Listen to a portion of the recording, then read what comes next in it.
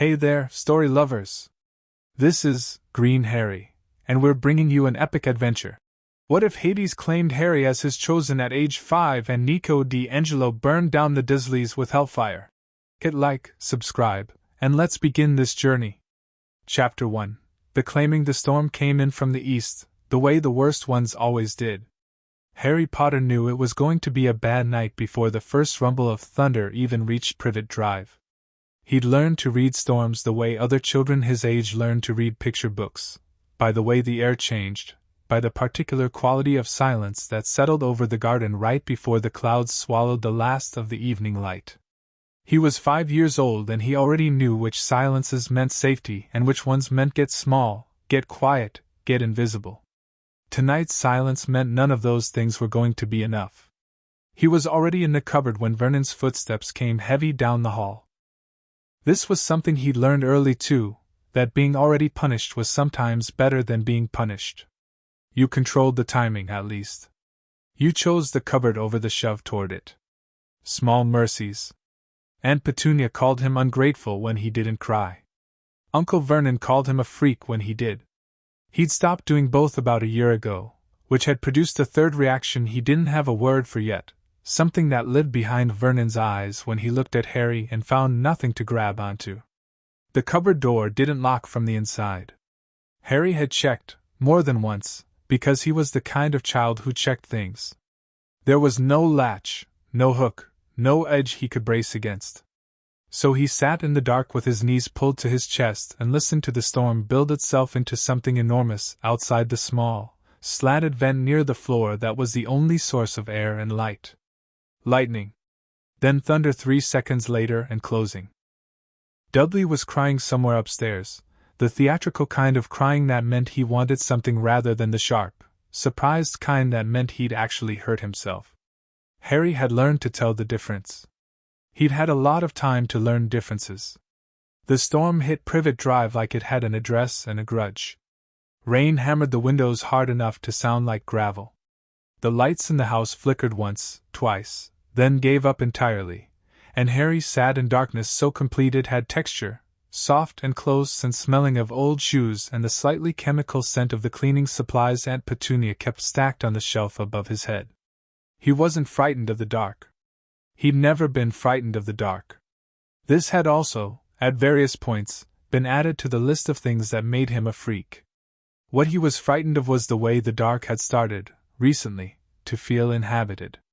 Not in a bad way. That was the part he couldn't explain, even to himself. Every child knew the dark was where monsters lived. Dudley had 3 nightlights and a hall lamp left burning specifically to address this. But the dark in Harry's cupboard didn't feel like monsters. It felt like the moment right before someone spoke your name. A quality of attention. Like being seen by something very large and very patient that was in absolutely no hurry at all. It had started about 6 months ago. A Tuesday, he thought, though the days blurred at the edges when you spent most of them trying not to be noticed. He'd been lying on his cot listening to Dudley's television through the ceiling and the darkness had simply shifted. Like a curtain moving when there was no wind. And he'd felt it, something looking back. He hadn't told anyone. Obviously. He hadn't told anyone anything since he was 3 and had told Aunt Petunia that the flowers in the garden spoke to him sometimes, just colors, not words, and she looked at him with an expression of such naked horror that he'd filed the entire category of things Harry notices. Under. Never ever share. Tonight the darkness moved again, but bigger. The storm outside was doing something strange.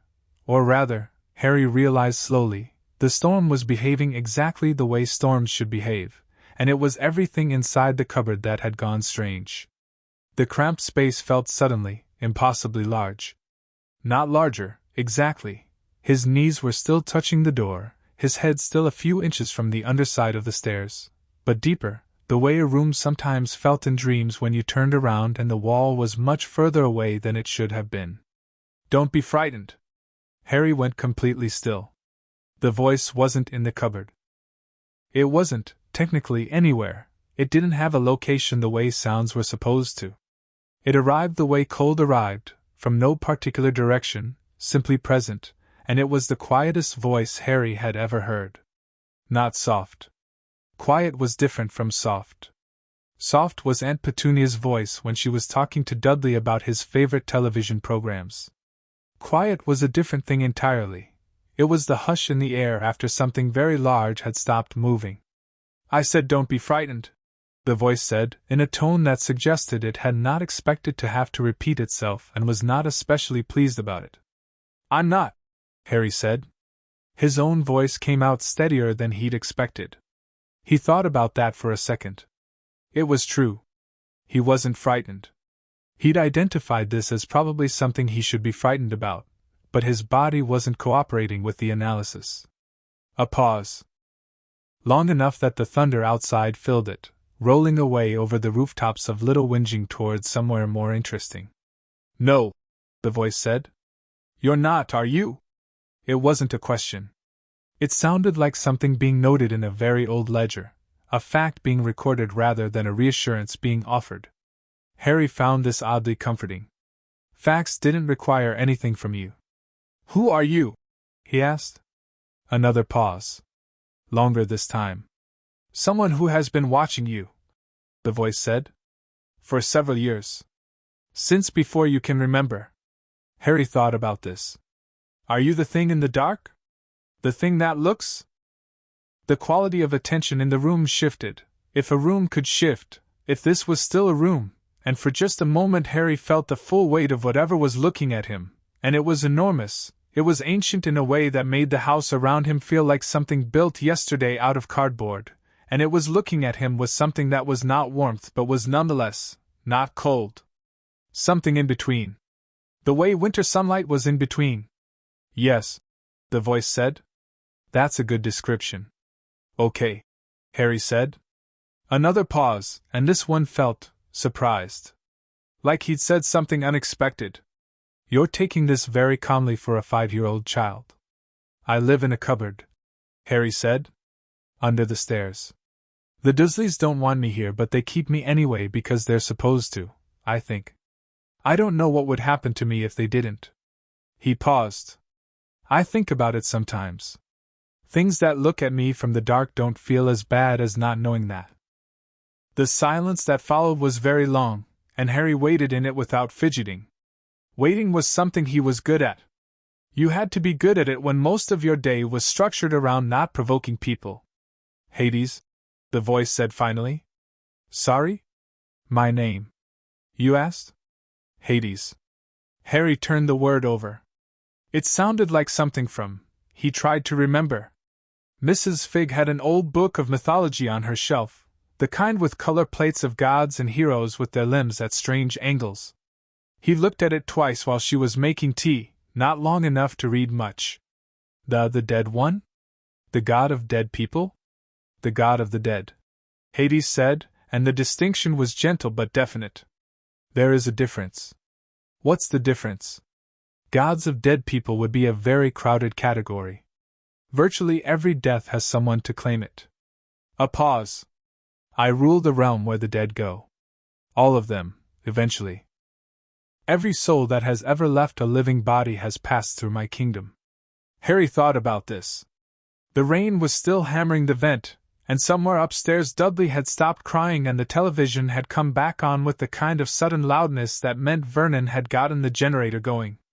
Life outside the cupboard resuming its ordinary shapes while inside it Harry sat with the god of the dead who had been watching him for years. "Why me?" he asked. "Because," Hades said, and his voice did something complicated, not softer, but more layered, like a chord instead of a single note. "You died, Harry Potter. When you were 15 months old you died.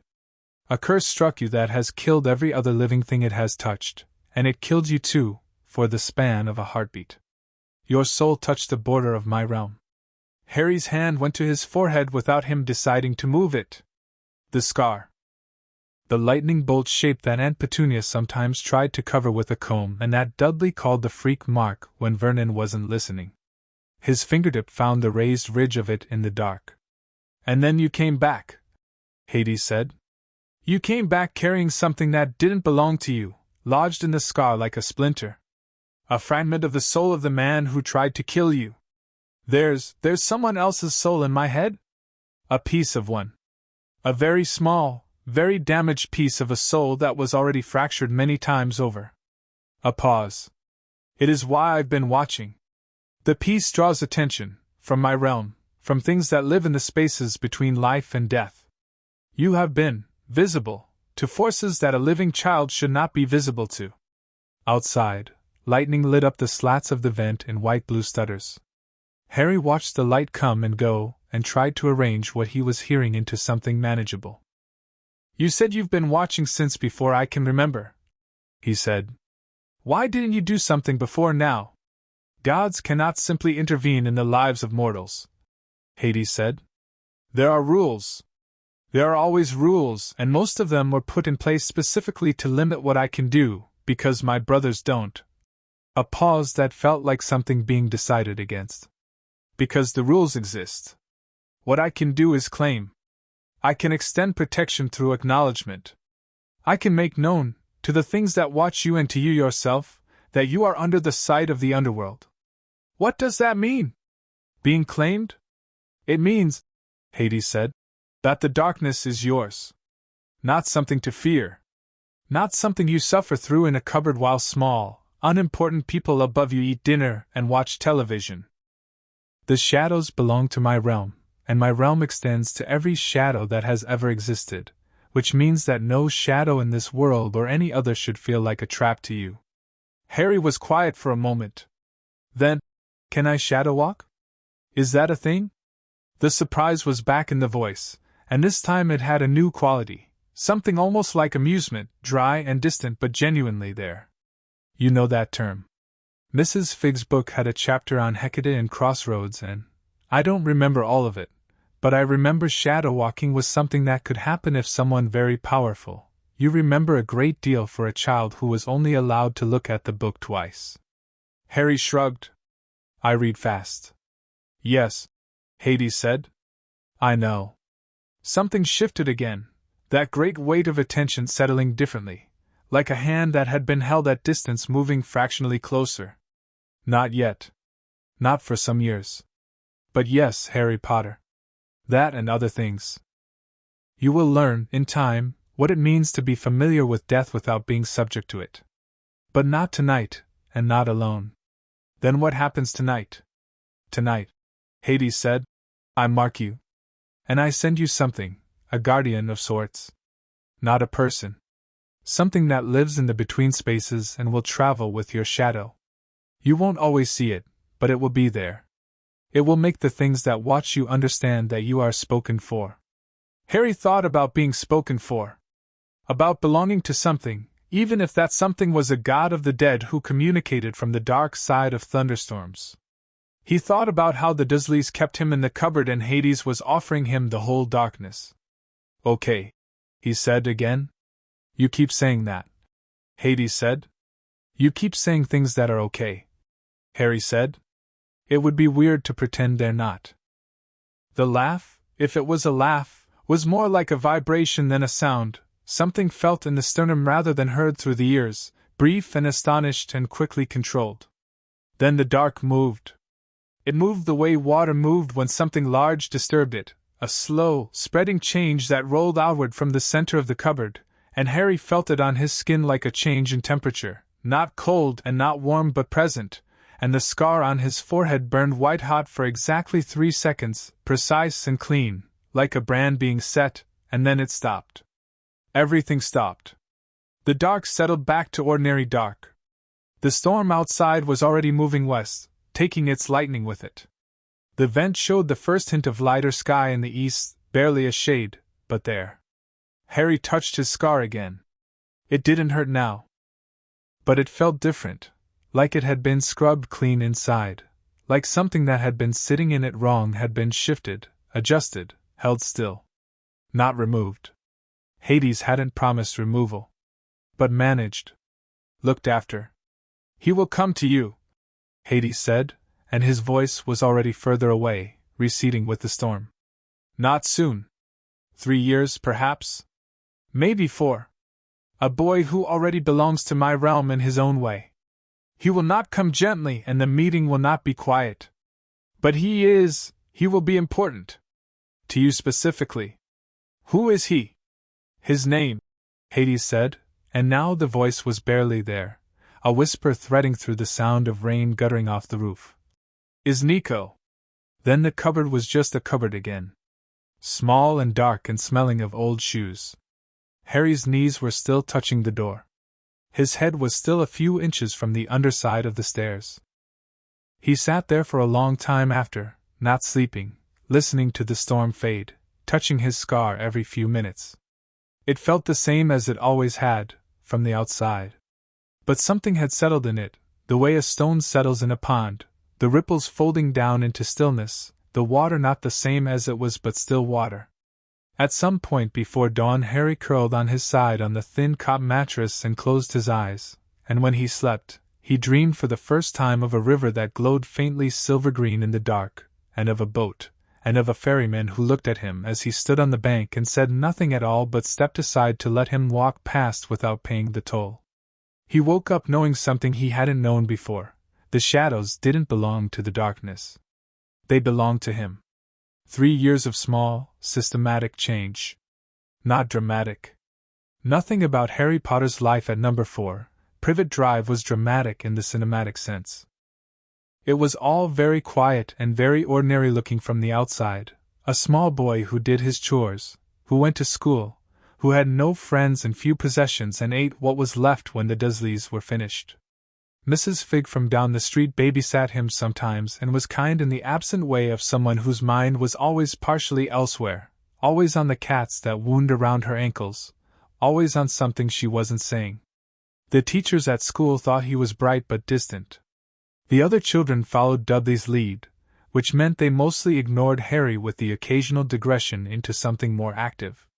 None of them noticed the way shadows bent toward him when he walked through a room.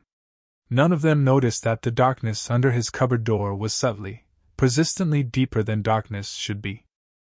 None of them noticed the shape that sometimes moved at the edge of his vision, a blur of something, not large, that was there and then wasn't, that moved like smoke moved, that had eyes in the way oil on water had color, present if you looked at the right angle, gone if you looked directly. Hades had not spoken to Harry again. Not in words. But sometimes, in the in-between state before sleep or right after waking, Harry felt it, that quality of attention, that settled weight, looking at him the way a person looked at something they owned in the best sense of the word, something they were responsible for, something they were keeping track of. The shadow thing was always there. He named it, eventually, because he named things when he had them long enough. He called it Nyx, after the goddess of night in Mrs. Figg's mythology book, which he now read twice cover to cover. Nyx moved with him through Privet Drive, through school, through the garden when he was made to weed it, and once, memorably, through the kitchen when Vernon was shouting and Nyx had pressed itself against Harry's back like a shield made of cool air, and Vernon had stopped mid-sentence, gone pale, said nothing, and left the room. That had been a good day. He was 8 years old when he figured out he could do it himself. Not shadow walk. He hadn't managed that, not fully, not yet, but pull shadow. Draw it around himself like fabric, thick enough to make him genuinely hard to see, not invisible but overlooked. Like a smudge in peripheral vision. He was doing it instinctively at first, the way he'd flinched and ducked to avoid being hit before he even consciously registered what was coming. Then deliberately, with focus, the way he did most things, quietly and without drawing attention to the fact that he was doing them. He was in the garden on a Thursday afternoon in late July, 3 weeks before his 9th birthday, pulling weeds from around Aunt Petunia's roses under a sky that had gone the peculiar hazy white of midsummer, and he was doing that thing with the shadows, not hiding, just present in a particular way, a comfortable way, like wearing a coat that fitted right, when something fell out of the sky. Not literally. Or, mostly not literally. The air in the far corner of the garden, back where the dying hydrangeas met the fence, and the shadows were deepest even at noon, simply folded. Like paper being creased. And out of the fold came a boy, stumbling sideways, catching himself on the fence with both hands, and saying a word that Harry was fairly sure Mrs. Fig's cats would have found offensive. Harry dropped his trowel. The boy was maybe 12, 13. Dark hair cut in a way that looked like no one had meant it to look that way, just grown out past its welcome and then forgotten about. Olive-toned skin. Dark eyes, very dark, so dark they looked black at a distance, currently squeezed shut as he stood bent over his knees and breathed like he'd just run a race. He was wearing a black t-shirt with a skull on it that had definitely seen better decades and jeans that were torn in a way that wasn't fashion. There was something around his neck, a cord, some pendant. At his hip, something Harry couldn't quite look at directly, a flash of black that was both shadow and metal, there and not there in the same way Nyx was sometimes there and not there. Nyx had pressed itself to Harry's side and gone very still. The boy looked up. For a moment they just looked at each other, the boy who'd fallen out of a fold in the air and the boy who'd been kneeling in the garden talking to shadows and trying not to be seen, and both of them with the same expression, which was, "This is extremely unusual and I am choosing to assess before acting." "Hi," Harry said. The boy stared at him. "You can see me. You landed 8 feet away from me." "No, I mean..." He pushed off the fence, standing straight now, looking at Harry with an expression that had moved from startled to suspicious to something that wasn't quite either. "You can see me. Most people can't see me when I land. I come through wrong, displacement, my shadow arrives before I do, there's usually a window where I can, adjust.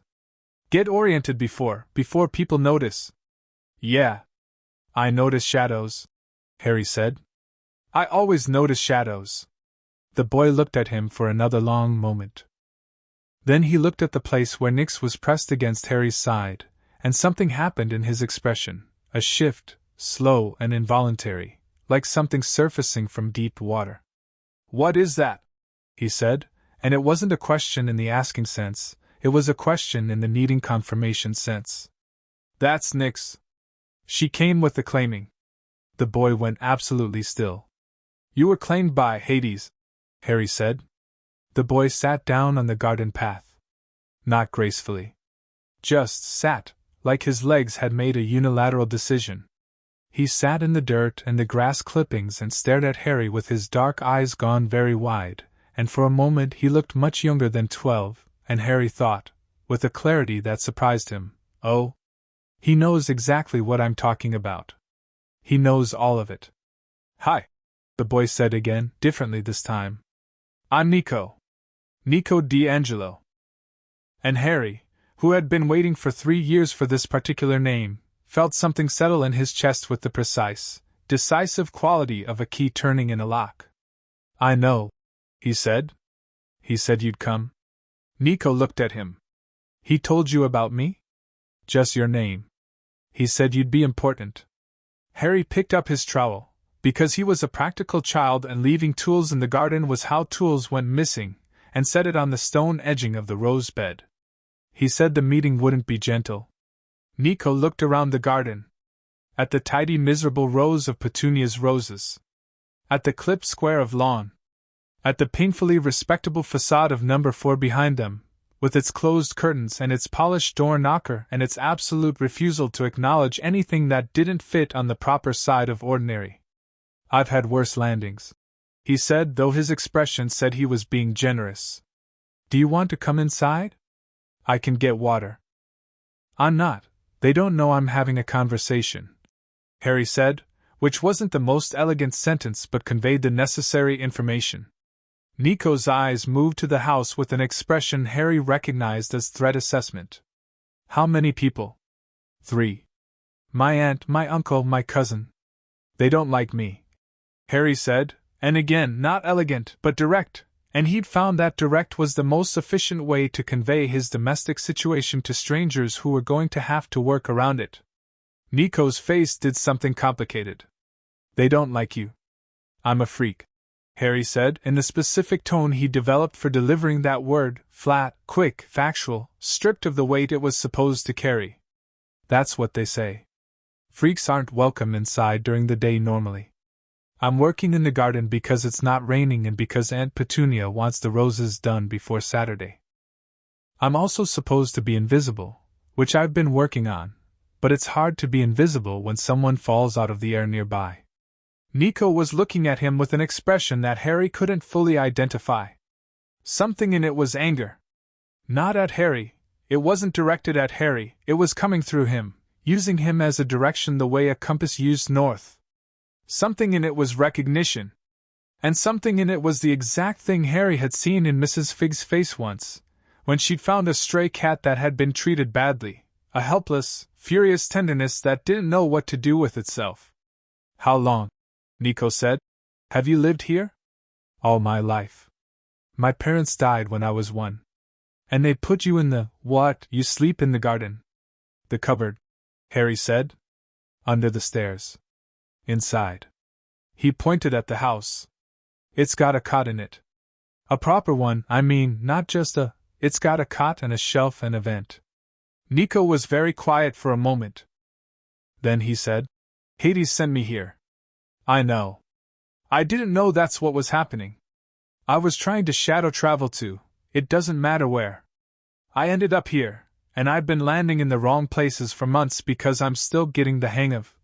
He stopped. Started again. I lost my sister. 8 months ago. Things have been off since then. My control. Everything.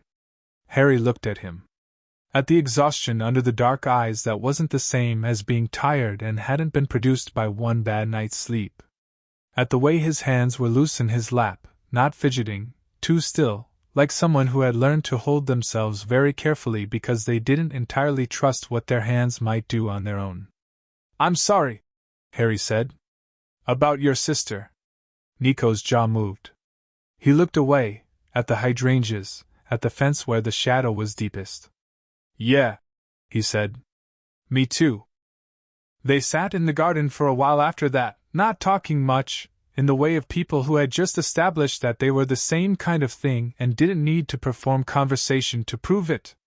Nick circled Nico once, investigating, and Nico held very still and let it happen, which told Harry more about him than any introduction could have. Then the back door of number 4 opened, and Aunt Petunia stepped onto the patio with a glass of water for herself and the specific expression of a woman who was about to find something to be appalled by, and she found it instantly in the form of a scruffy dark-haired child sitting in her garden path where no scruffy dark-haired child had been invited to sit. What? She said. Is this? This is Nico, Harry said. He's visiting. He most certainly is not. Who let you in? What are you? She was advancing on them in the particular way of Petunia's displeasure, which was less about physical threat and more about the deployment of social disapproval as a weapon, voice climbing, neck going the color it went before something bad was decided about Harry. You are not to bring children here without permission, you know that I fell over the fence. Nico said, standing up and brushing dirt off his jeans with the calm of someone who had looked at far more genuinely frightening things than a thin blonde woman in gardening gloves. An accident. I was going. You were most certainly. You have no business being. Petunia was looking at him now, really looking at him, and Harry watched her register the darkness of him, the strangeness of him, the quality of his eyes that was not quite right, not quite. What are you? She said, and it came out the way it always did, that word in her mouth, what are you, like a judgment instead of a question. Nico tilted his head slightly, looked at Petunia dizzily with his black eyes and said, very quietly, Sorry? Petunia took a step back. This was new. Harry watched it happen and filed it away, the way Nico had said that single word not louder but heavier, the way the shadow of the patio overhang had leaned slightly forward when he did, the way Nick's had pressed to Nico's side exactly the way it pressed to Harry's. I think, Nico said, still quiet, you should go inside. I live here, Petunia said, thin and furious, but she'd gone the other color now, the white one, and her hands were in fists at her sides. I know, Nico said. And in a minute I'm going to have a conversation with Harry that you're not going to like overhearing. Petunia looked at Harry. Harry looked back at her, and tried something he hadn't tried before, gathering shadow the way he'd learned, pulling it toward himself, not hiding exactly, but present in the way that made people want to look somewhere else, and Petunia Dursley, who had spent 8 years telling herself there was nothing wrong with her nephew that couldn't be addressed with discipline and ignorance and firmly closed doors, looked at Harry and took another step back. She went inside. She closed the door. Harry heard the lock turn. He looked at Nico. "You didn't do anything," he said. "You just looked at her." "I've been to the Underworld," Nico said, like that explained it. And then, because Harry's expression asked the obvious question, "The actual Underworld?" "I've been there. I've talked to the dead. I've walked the fields of Asphodel and been to Elysium, and I've stood in Hades' court and argued with him." He paused. She looked at me, and some part of her brain recognized something that all living things recognize on a very basic level. She wasn't sure what she was looking at, but she knew she didn't want to find out. "Right," Harry said. "I need to tell you something." "I know about the scar," Nico said. "My father told me." "When?" "Dream. About a week ago." "He didn't say much," he said. Nico paused, and looked at Harry with a directness that was its own kind of weight, not the weight of a god but the weight of someone who had been carrying heavy things for long enough that they'd stopped pretending they weren't. "He said you'd been waiting? That you'd been managing? For years? Alone? I've had Nyx. A shadow companion isn't the same as a person." Harry was quiet. "He said," Nico went on, "that you needed someone who understood what you were. Not what the scar makes you. Not the chosen one or the boy who lived or any of the other things. There's a whole magical world, isn't there? With its own whole mythology about you? I didn't know until recently," Harry said. "Mrs. Fig told me a bit. Not much, but some. She knows. There are people looking for you," Nico said. "My father said that too. People with plans. Plans about who you're going to be and what you're going to do and how you're going to do it. People who decided all of that before you were old enough to have an opinion." Harry was looking at Nyx, who had curled in the shadow of the rose beds and was watching both of them with its old slick eyes. "I know," he said. "I figured that part out. Does it bother you?" Harry thought about it. "It used to," he said. "It used to bother me a lot. But Hades told me the shadows were mine, not something I was stuck in. And I've been thinking about that since I was 5. And I think—" He stopped. Tried to find the right words for something he'd been working out slowly for 3 years in the dark under the stairs. "I think the difference between a trap and a home is whether you chose to be there. And I haven't chosen anything yet. But I'm going to." Nico was looking at him with that expression again. The one that was anger and recognition and something else. "Yeah," he said. "Yeah, okay. That's—" He stopped. Ran a hand through his hair. "Okay. My father sent me here. I don't usually just do what he says, but I think you trust him," Harry said. "I don't entirely trust anyone," Nico said. "But I trust him more than I trust most gods. Because he doesn't pretend. He tells you what it's going to cost, and he doesn't apologize for it." He paused. "He told me something else. About you. About the piece of Voldemort's soul." And that was when the back door opened again and Vernon Dursley came out.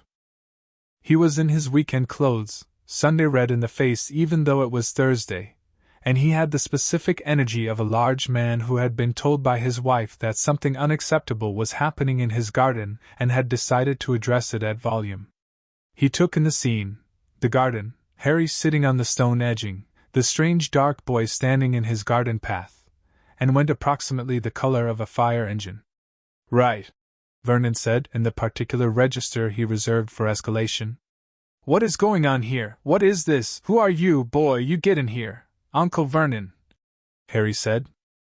"Don't you Uncle Vernon me, you get Uncle Vernon," Harry said again, and he did the thing with the shadows, but bigger than he'd done it before, bigger than he meant to, pulled it up around himself the way you might pull up a wave, and for a moment he was very hard to look at and very easy to look away from and very present in the way that Hades had been present in the cupboard 3 years ago, that weight, that attention, and Vernon Dursley, large and loud and terrible in the way of small, frightened people given just enough power to do damage, looked at his nephew and stopped talking.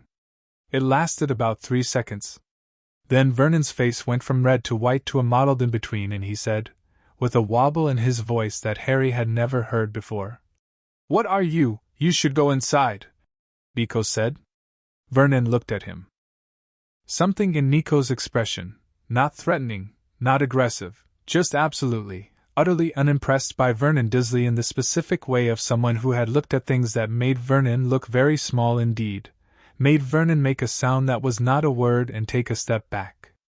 "I'm calling the police," Vernon said, his voice recovering its authority by several degrees. "Trespassing, I'll have you know." The shadow in the corner of the garden moved. Not Nick's. Something else. Something that had been coiled in the deepest part of the shadow where the fence met the wall. Something that unfurled slowly at Nico's attention the way a large animal raised its head, and it didn't have eyes that Harry could see, but the direction of its regard was absolutely clear, and Vernon Dursley, who had spent 40-odd years being the largest, loudest thing in every room he walked into, looked at the corner of his garden and made a sound like air leaving a balloon. He went inside. He didn't run. But he moved with the specific urgency of a man who had decided that being inside was, in fact, where he needed to be, right now, quickly, yes. Nico and Harry looked at each other. "Was that you?" Harry said. "Sort of," Nico said. "I can call shades sometimes. Dead things. Not all the way back, just enough to be present. And you just leave one in the garden? It'll go when I leave," Nico said. He paused. "He does that often?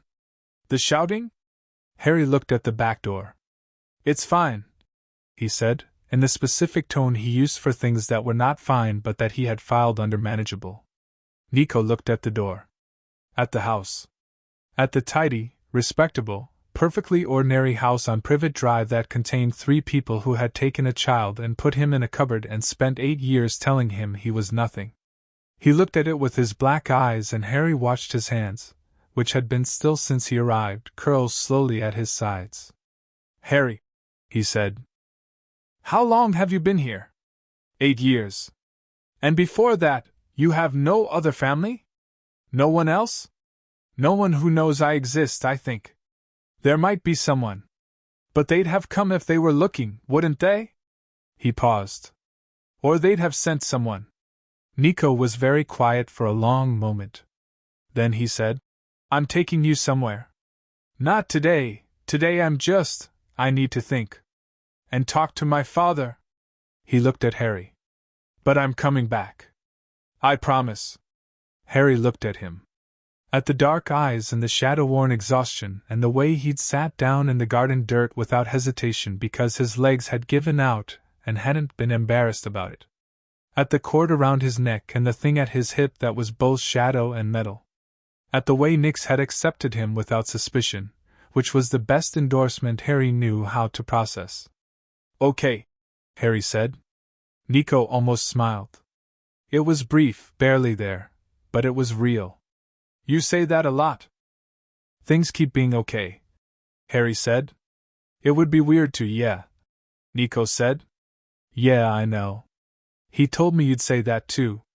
He stepped back toward the fold of shadow at the fence. It was already there, waiting for him, deepening at his approach like a door swinging open on a room that was larger than the space it was carved into. He looked at Harry once more. "Don't let them." He stopped. Started again. "Be careful. While I'm gone. Be careful and don't. I know how to be careful," Harry said. "I know," Nico said. "But someone should still say it." And then he was gone, back into the fold, back into the between spaces, and the shadow in the corner of the garden slowly unwound itself and vanished, and the garden was just a garden again, ordinary and hot and smelling of cut grass and someone's barbecue from 2 houses down. Harry picked up his trowel. Finished the roses. Petunia watched him from behind the kitchen curtain for the rest of the afternoon and said nothing at all at dinner, and Vernon ate his food in a silence that had more to do with the garden than with Harry, and Dudley, who had not witnessed anything, complained loudly about his programs and was given extra pudding. Harry lay on his cot in the dark of the cupboard that night, and felt Nyx pressed close and the shadow of the whole house leaning slightly in his direction, and thought about the word Nico had used, somewhere. Not a destination. Not yet. Just a direction. Away. For the first time in his memory, away felt like it had a shape. He closed his eyes and slept, and dreamed of the silver river and the ferryman who stepped aside, and this time he walked a little further and before turning back.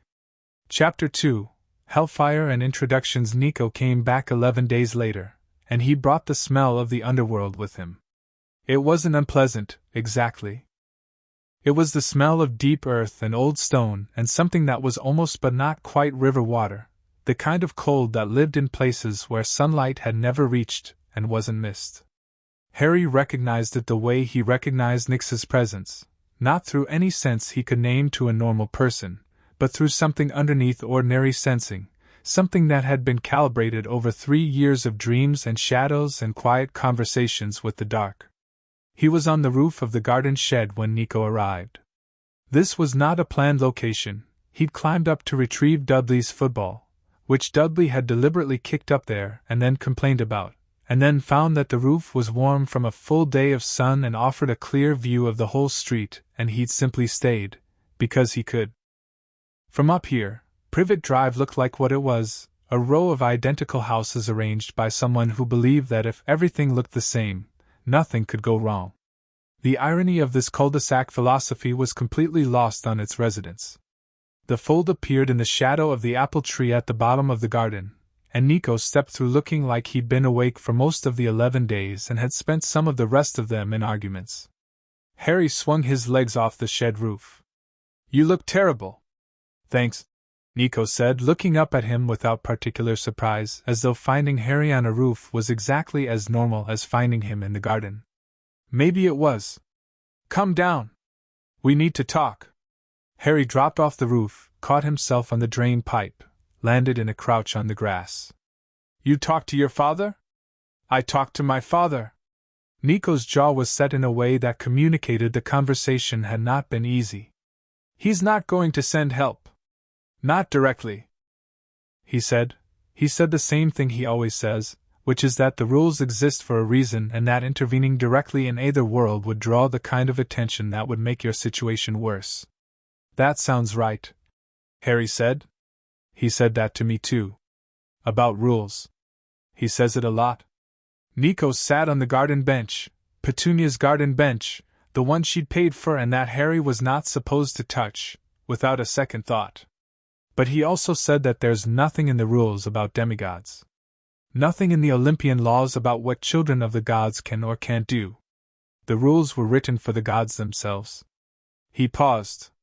"So he's not sending help." "But he said..."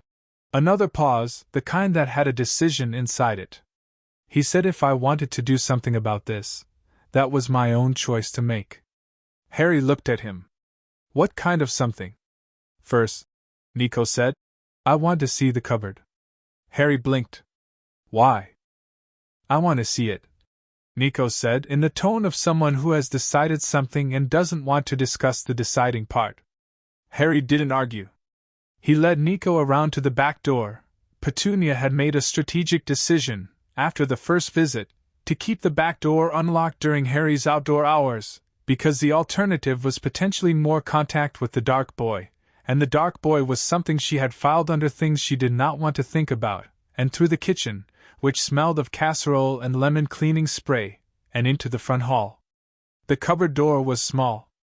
It looked smaller, somehow, when you were standing in front of it with someone else, seeing it through the measure of another person's reaction. Harry was used to it.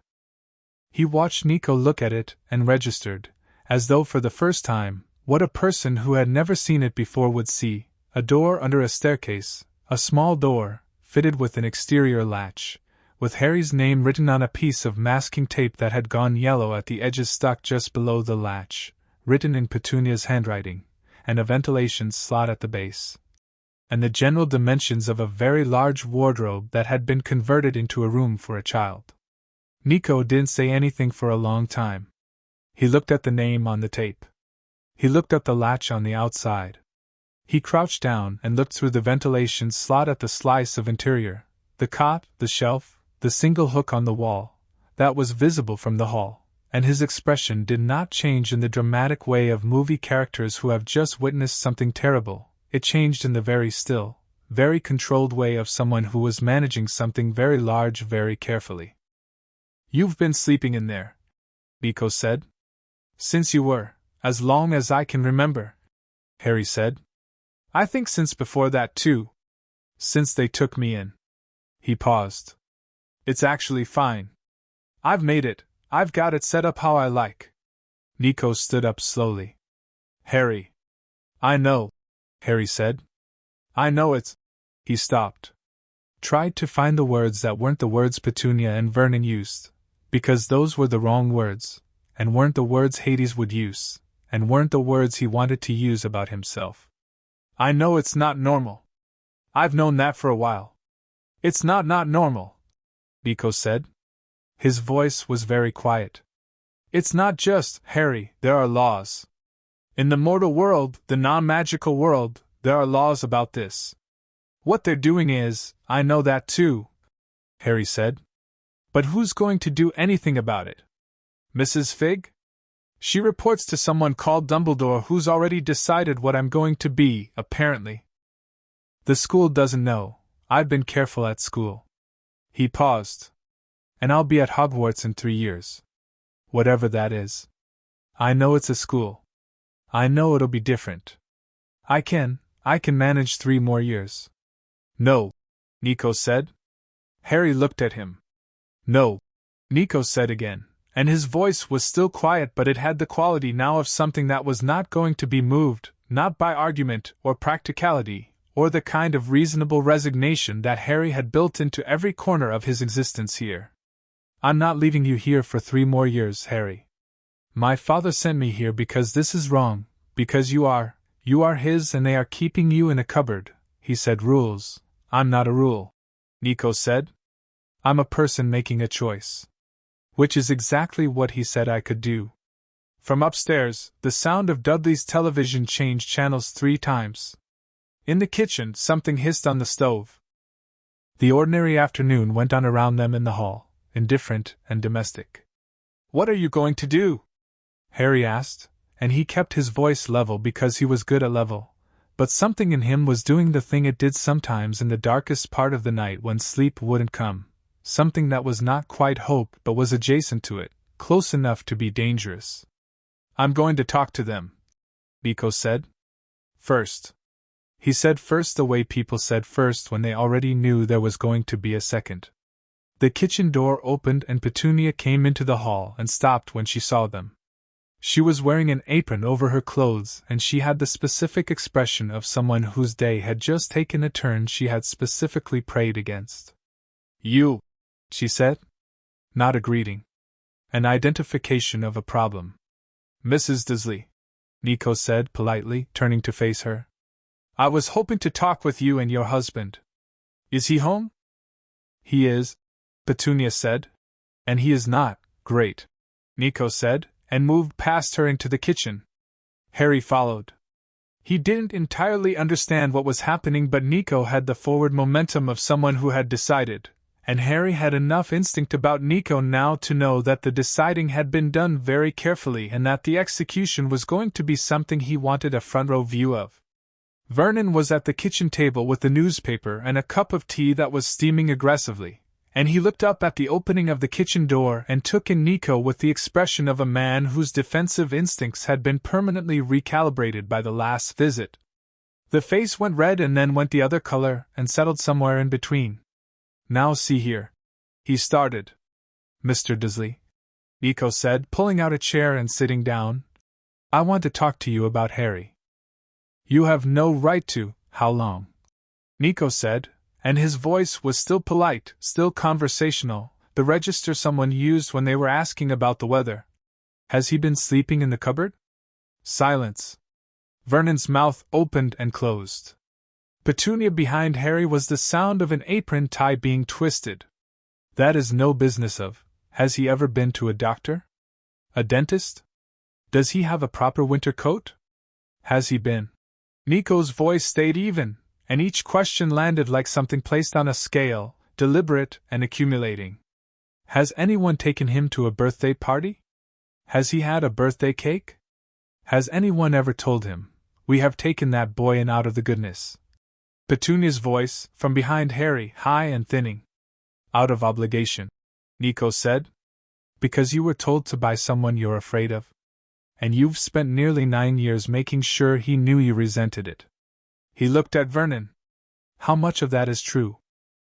Vernon's face had completed its journey back to red. I don't have to sit in my own kitchen and be, you're right, Nico said. You don't. He leaned back. So I'll make this simple.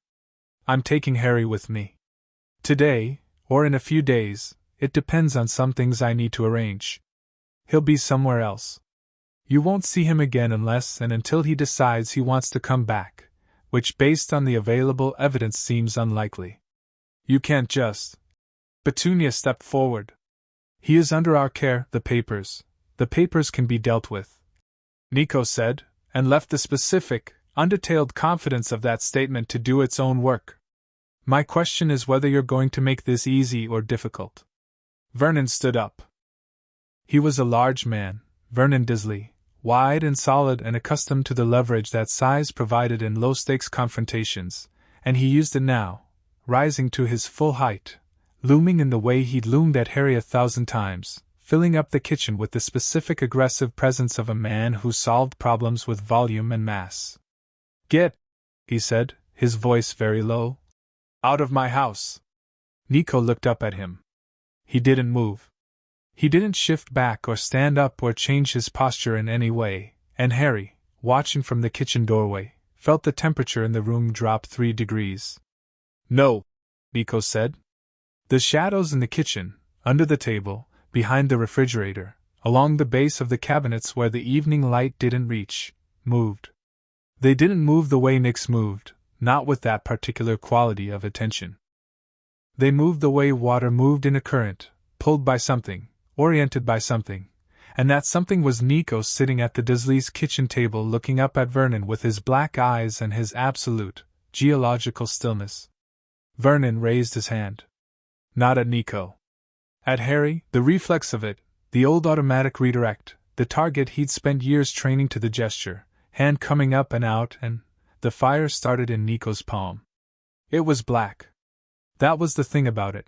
It was black fire, or something so dark a red that it registered as black, and it didn't leap the way ordinary fire leaped. It unfurled, slow and deliberate and completely silent, no crackle, no hiss, just the opening of something that had been folded up, a dark flower coming apart in his hand. It lit his face from below in colors that shouldn't have existed, deep violet and absolute black, and somewhere at the core of it a red so pure it looked like an open wound. Vernon froze. Petunia made a sound that was not a word. Don't, Nico said very quietly. Do that. Vernon's arm lowered. Slowly. The way arms lowered when the brain running them had been entirely overridden by something more fundamental. Nico looked at his hand for a moment, at the black fire, curling lazy in his palm as though it had no particular intention and all the time in the world, and then closed his fingers. The fire went out. Not blown out, not smothered, simply recalled, returned to wherever it lived in him when he wasn't using it. I was told about that, Harry said from the doorway. Nico looked at him. By him? By the mythology book, Harry said. Hellfire. It's different from regular fire. It burns what needs burning and leaves the rest. That's a more poetic description than the one I usually use, Nico said. But yeah. Vernon had sat down. He hadn't decided to sit down. His legs had made the decision independently, and the rest of him had gone along with it. Petunia was against the counter, both hands white-knuckled on the edge, and she was looking at Nico with the expression of someone who had suspected for a long time that magic was real and was not remotely pleased to have it confirmed in her own kitchen. He's a freak, Vernon said, but it came out wrong, too thin, too quiet, the word deflated of its usual certainty. He does things. Unnatural things, things that aren't natural, Nico said. Harry is exactly what nature made him. Your discomfort with that is not his problem. He paused. Here's what's going to happen. Harry is going to pack what he wants to take. I'm going to stand here while he does it. When he's ready, we're going to leave. You're not going to call anyone, you're not going to report anything, because you have spent 9 years, treating a child as something less than human, and the last thing you want is official scrutiny of that. You can't threaten us, Petunia said. Her voice had found a thin, desperate version of its usual authority. You're a child, I'm a son of Hades, Nico said. I've been to the Underworld and back. I've walked the fields of Asphodel and argued with my father in his own throne room. I've raised the dead and I carry Hellfire and I shadow travel between worlds. He looked at Petunia with his dark eyes, and his voice was almost gentle now, which was somehow more frightening than the fire. You kept my father's chosen in a cupboard for 9 years. If I were angry, you would know it. The implication of if I were, the suggestion that what they were seeing was Nico not angry, sat in the kitchen like a stone dropped in still water. I'll pack, Harry said. He went to the cupboard. He didn't have much, he'd always known he didn't have much, but the process of deciding what to take brought it into sharp focus. 3 changes of clothes, all slightly too small, all hand-me-downs from Dudley that were wrong in every way. His school books, which he'd read and reread until the spines were soft. The mythology book he'd borrowed from Mrs. Figg 3 years ago and never returned, partly because she never asked for it back and partly because it felt like the most important thing he owned. A photograph, small, creased, slightly water-damaged, of a woman with dark red hair and green eyes exactly like his, sitting in a garden with light all around her. He tucked the photo carefully inside the mythology book, picked up the small pile of school books, put on his trainers. That was everything. 9 years in a cupboard and that was everything. He stood in the hallway for a moment looking at the door of the cupboard. At the masking tape label with his name on it. At the ventilation slot. At the latch on the outside that had never been about keeping anything out. Then he went back into the kitchen. I'm ready, he said. Nico stood up from the table. Vernon and Petunia both watched him stand with the careful stillness of people who had decided that watching was the safest available option. He looked at Harry's pile, the books, the clothes bundled under one arm, and something in his expression tightened briefly before going smooth again. Is that? He stopped. It's enough, Harry said in the tone he'd developed for things he needed to be enough. Nico looked at him. Nodded once. Then he looked back at the Dursleys, at the kitchen table with its cup of cooling tea and its newspaper spread open to the business section, at the respectable, ordinary, carefully maintained life that had not, in 9 years, found room for the child sleeping 6 feet from the front door. One more thing, he said. Vernon flinched. I thought you said not for you, Nico said. Harry. He looked at Harry. Is there anything you want to say to them? Anything you've never been able to say? Harry looked at Vernon. At Petunia. At the people who had kept him in a cupboard and called him freak and had, in 1,000 small and large ways, spent 9 years telling him that the best thing he could do was be as little as possible. He thought about what he wanted to say. There were a lot of words, actually, a considerable backlog of them, years of them. But when he sorted through them, looking for the ones that mattered, he found that the ones with the most weight were also the simplest. I know you hate me, Harry said. I know you've always hated me. I don't need you not to. I just need you to know that it didn't work. He paused. I'm not nothing. I never was. Petunia's face did something complicated and quickly suppressed. Vernon's face just went red again, but it was a different kind of red, not the red of anger, or not only that. Harry turned away from them and followed Nico out of the kitchen. They went out through the back door into the garden, and the evening sun was low and golden and the roses were done and the garden was just a garden, and Harry stood in it with his small pile of belongings and felt the house behind him like a weight that was slowly, incrementally, being put down. Thank you, he said.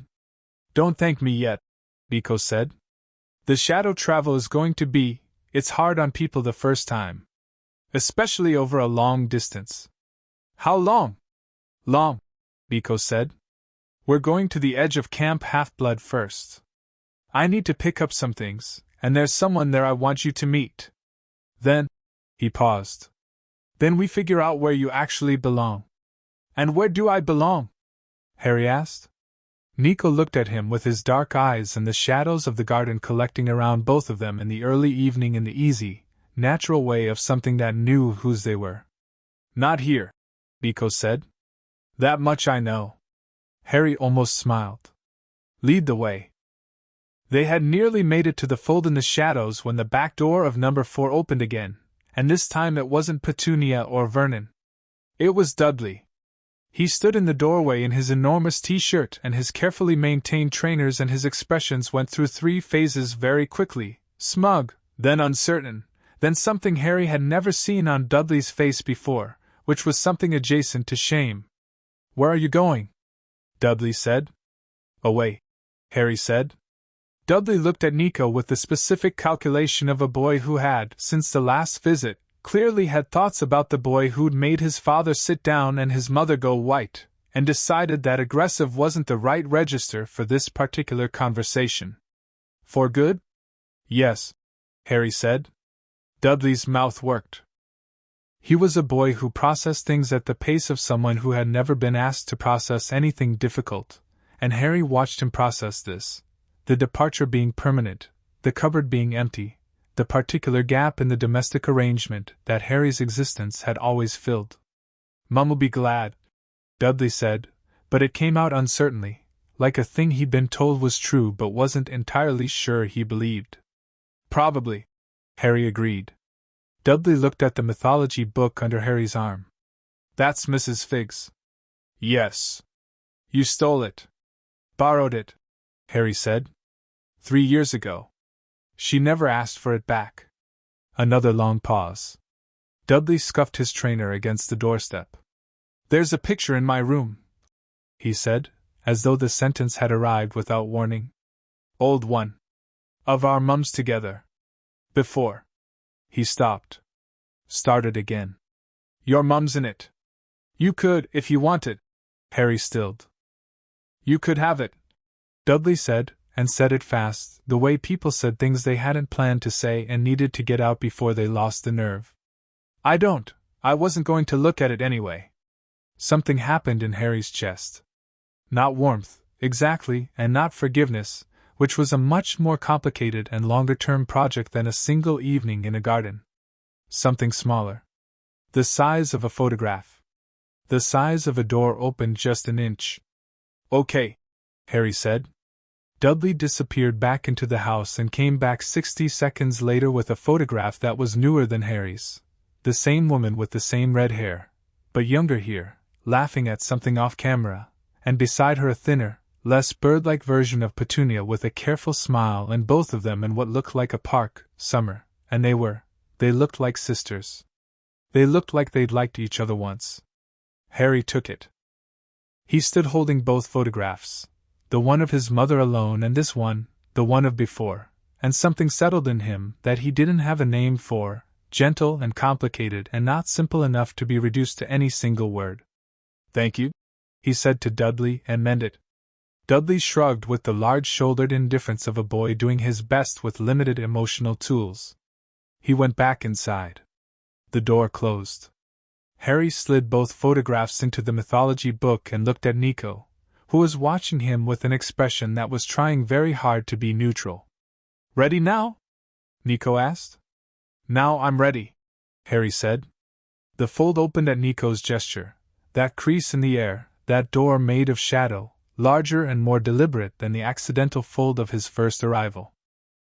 Up close it had a quality Harry hadn't been able to assess from a distance.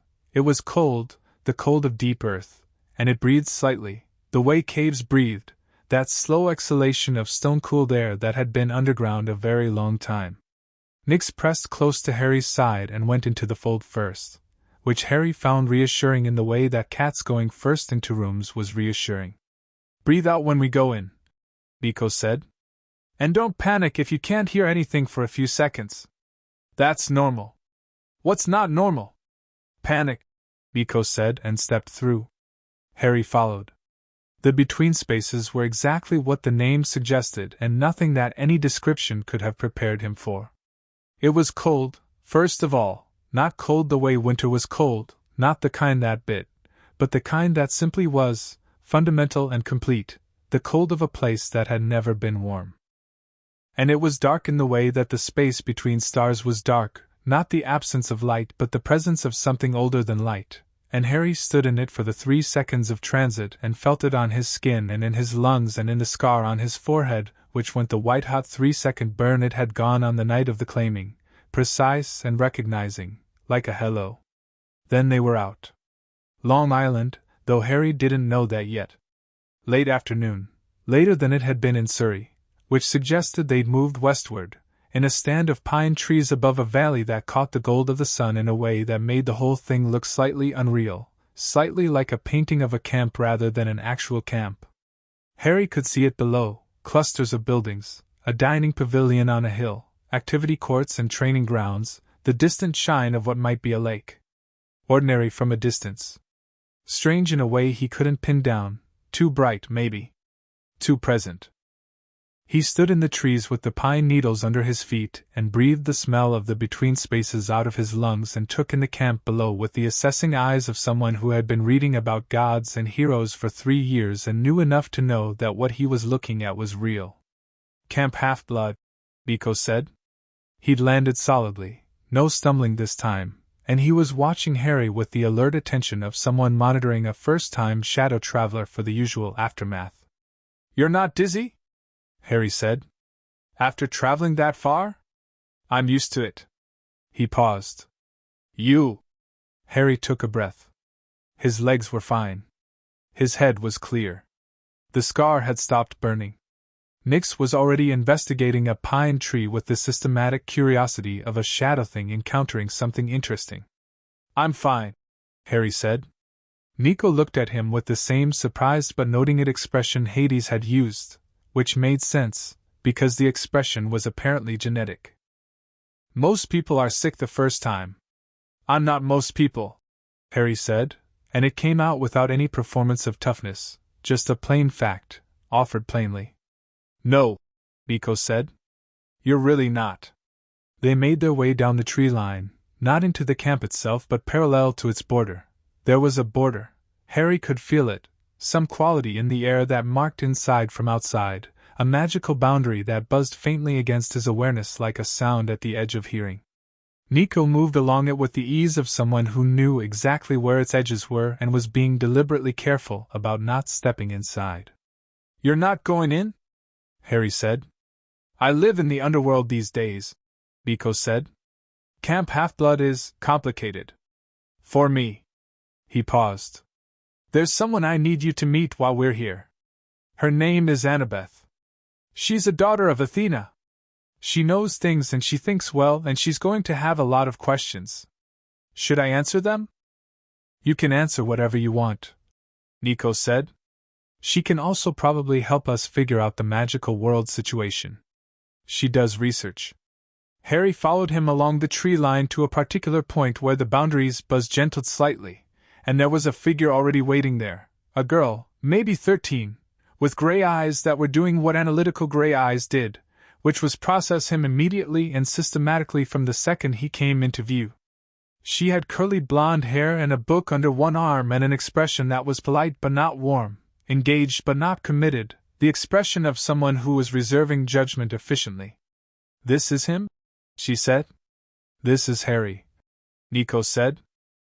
The gray eyes moved across Harry in a way that was not rude but was comprehensive, taking in the 2 small clothes, the pile of books, the shadow that moved with him in a way shadows didn't normally move, the quality of stillness that he carried, and the scar, which even at this distance and in this light was visible as a wrong note on his forehead.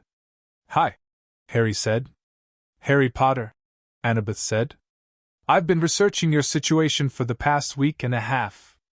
I have some questions." "Okay," Harry said. Annabeth pulled a battered notebook from her jacket pocket. "The Horcrux in your scar, you know about Horcruxes?" She gave him a look that communicated she'd known about Horcruxes for 4 days and had already read everything available on the subject. The Horcrux is being deteriorated by Hades' claim. Slowly, not quickly enough to solve the problem, but enough to compromise it. Do you feel it? Sometimes, Harry said. When I use the shadows. It's like something pushes back for a second, and then stops. Annabeth was writing. What does it feel like when it pushes back? Cold, Harry said. But wrong cold. Not the between spaces cold. More like the cold of something that shouldn't be there. Can you feel the difference between your own shadow work and the Horcrux resisting it? Harry thought about this. Yes. Mine feels clean. The resistance feels like a splinter. Like Hades said? Annabeth looked up from her notebook. Hades described it to you. When I was 5. Harry said.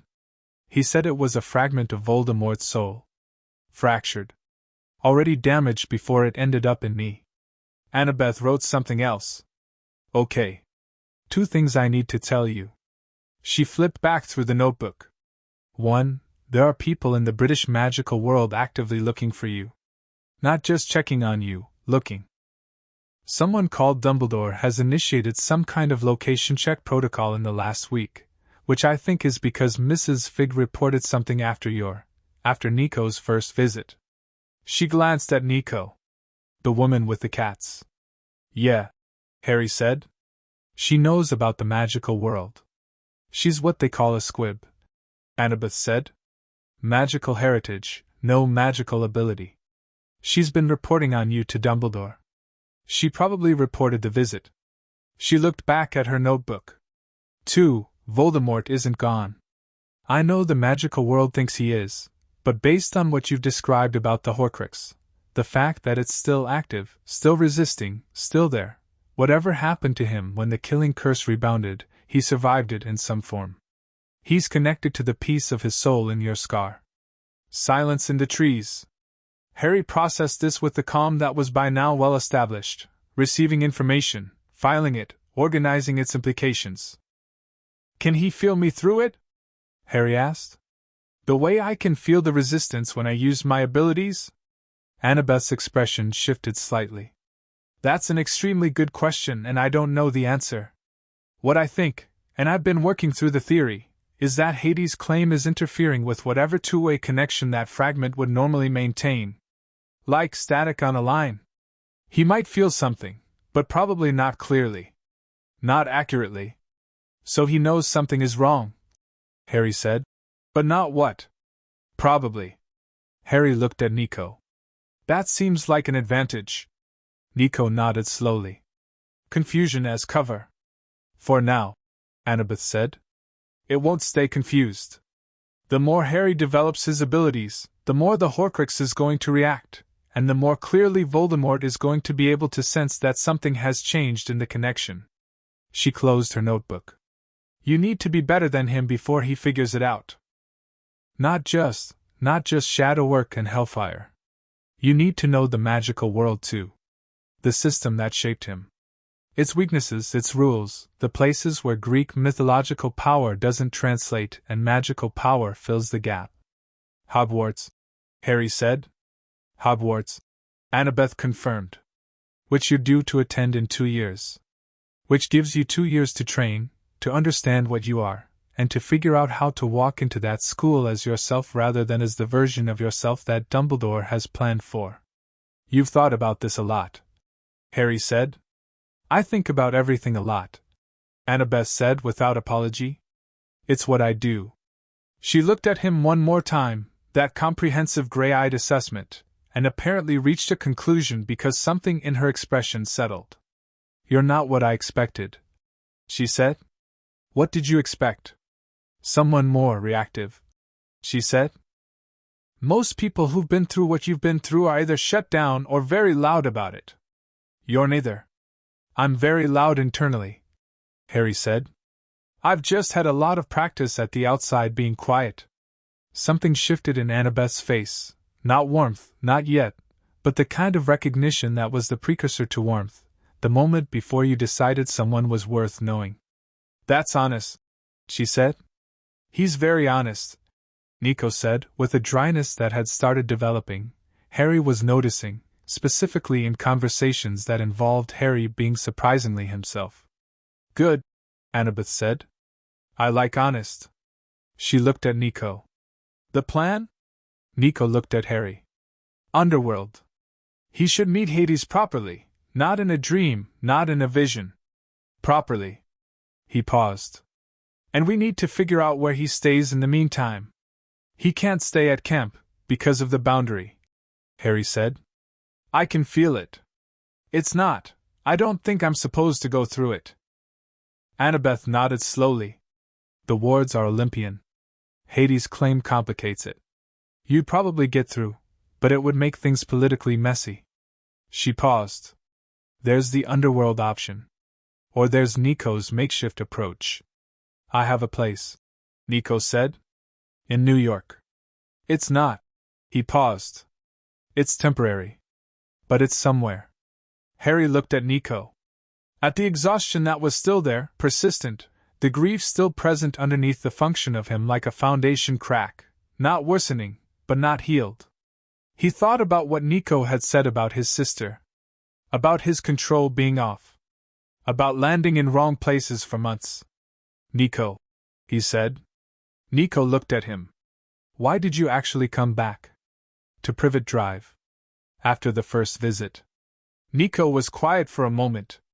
Long enough that Annabeth looked between them with her analyst's eyes and said nothing, which told Harry she understood something about the shape of the pause. Because, Nico said, I know what it's like to be in the wrong place. Not a cupboard, not exactly, but, after Bianca died, everything I was supposed to be and do and become God. He stopped. Tried again. I ended up in the wrong places for 8 months. Shadow traveling and landing somewhere I didn't mean to be and having to figure out where I was and get back and try again. And every wrong landing felt like... He paused. You know that thing where you're falling in a dream and you wake up right before you hit?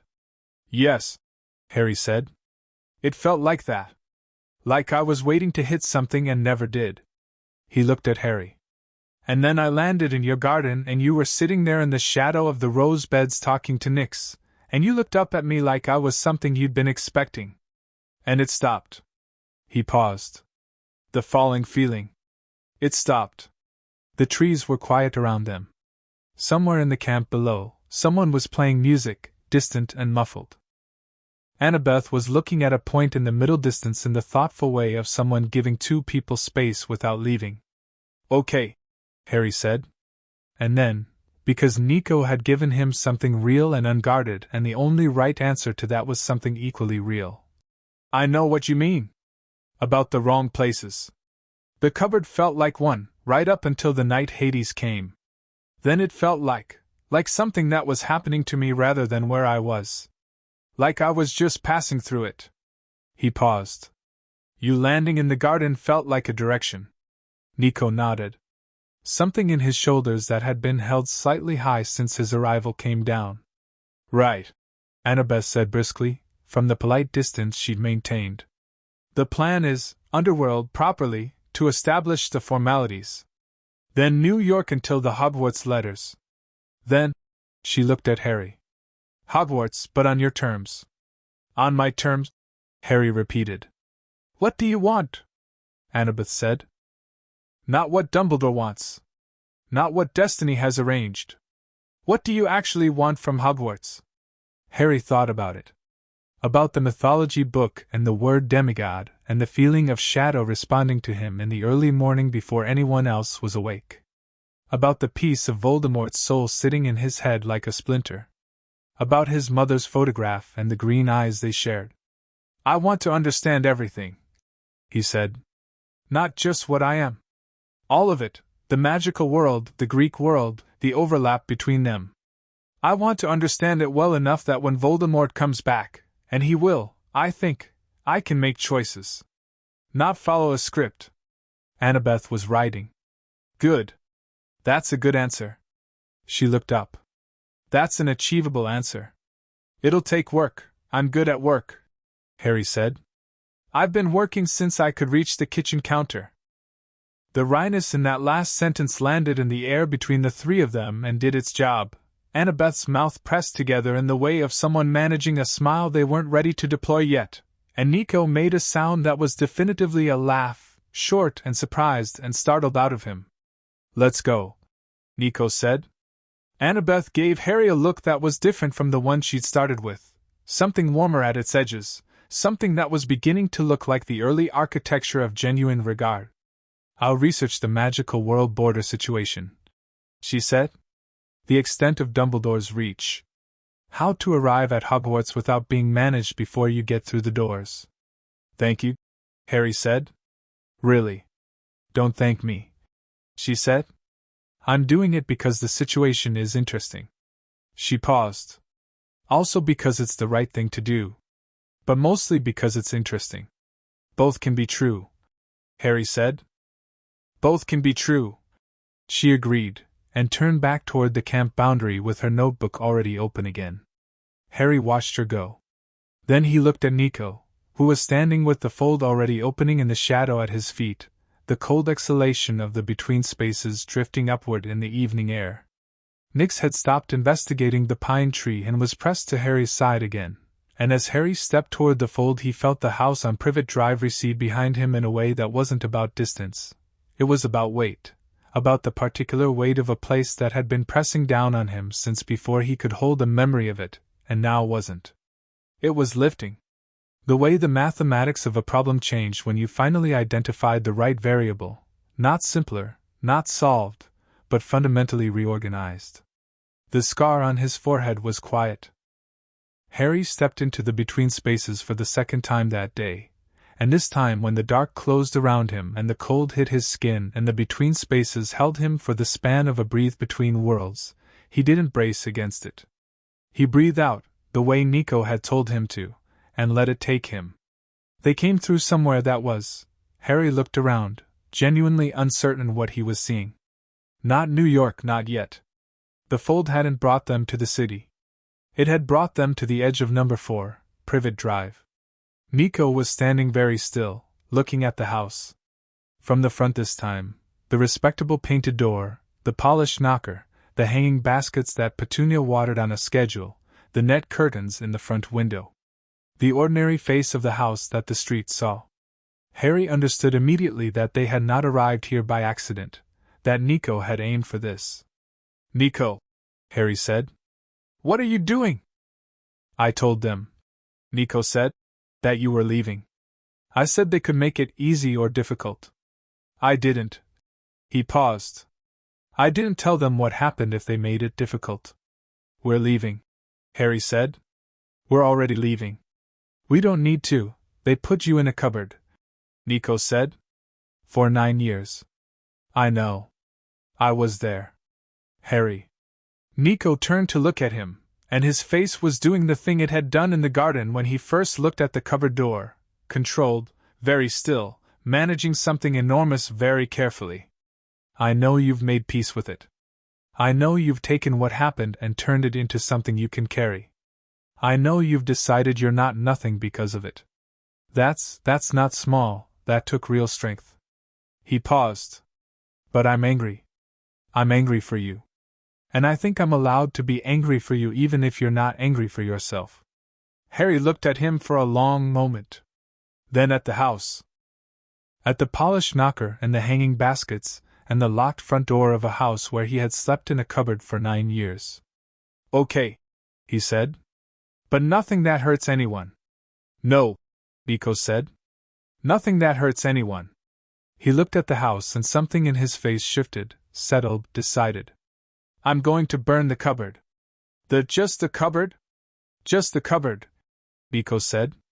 "Hellfire burns what needs burning and leaves the rest." "You said so yourself?" Harry thought about this. About the masking tape label with his name on it. About the latch on the outside. About the thin cot in the dark and the vent, and the smell of old shoes and 8 years and 9 birthdays, and the dreams of the silver river that had been the only light in it. He thought about Hades saying the shadows were his. He thought about the between spaces and the cold of it, which was a good cold, which was the cold of something that was his and knew it. "Okay," he said. Nico looked at the house. He held out his hand and the black fire came, unhurried and absolute, and he was careful in the way that was most frightening about it, careful the way a surgeon was careful, precise and directed, with full knowledge of what he was doing. The hellfire gathered in his palm and he sent it thin and focused and exact through the front wall of the house like it was walking through a door, through the plaster and the bricks and the ordinary matter of number 4, Privet Drive, straight to the cupboard under the stairs. From outside, there was a brief, contained heat. No smoke yet. The front window of the house stayed intact. The hanging baskets swayed slightly in an unfelt breeze. Then the fire died. Done? Harry asked. Done, Nico said. Nothing structural. Everything else. Harry knew, without going back in to look, that the cupboard was ash. The cot. The shelf. The hook on the wall. The masking tape label with his name. Everything that had contained the idea of him as small and dispensable and barely there, gone, burned out clean by fire that knew the difference between the building and the thing inside it that needed to be ended. He exhaled. Long and slow. And felt 3 degrees lighter. Now New York, Nico said. Now New York, Harry agreed. The fold opened in the shadow of the garden hedge, and this time when they stepped through, neither of them looked back. Chapter 3. The road below New York was loud. Harry had known, intellectually, that it would be loud.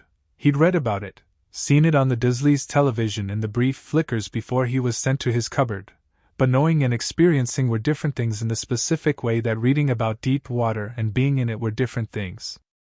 The between spaces spat them out onto a fire escape on the Lower East Side at 7 in the evening, and the city hit Harry like a physical thing. The smell of it first, exhaust and food and hot pavement, and something indefinably urban that had no single source, and then the sound, layered and constant, and then the scale. The buildings going up in every direction with the absolute confidence of things that had never questioned their right to exist. He stood on the fire escape gripping the railing and looked out at all of it, and felt Nick's press close to his side and thought, yes. Okay. This. First time in a city? Nico asked, already moving toward the fire escape ladder. First time anywhere, Harry said.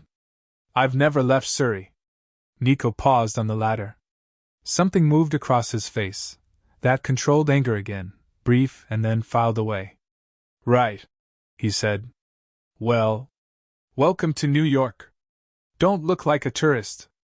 How do I look like a tourist? You're gripping the railing like it might fly away. Harry let go of the railing. The apartment was 3 floors up, access through a window that Nico opened with a touch that was half physical and half something else, the lock responding to him the way shadows responded to Harry, with recognition rather than resistance. Inside was small and dark and furnished in the way of someone who had acquired things based purely on function and had no particular feelings about aesthetics. A mattress on the floor with actual blankets on it, a camp stove on a counter next to a box of food that was mostly non-perishable, a table with maps pinned to the wall above it, and books everywhere, the kind of books that had been opened and closed repeatedly with purpose. You live here? Harry asked. Sometimes, Nico said. When I'm not in the Underworld. When I'm not elsewhere. He moved through the space with the ease of someone who had arranged it for their own specific needs, and those needs didn't include comfort in any conventional sense. You can have the mattress. I don't need much sleep. I'm fine on the floor. Harry said, which was true, he'd slept on worse. Nico gave him a look. Take the mattress, Harry. Harry took the mattress.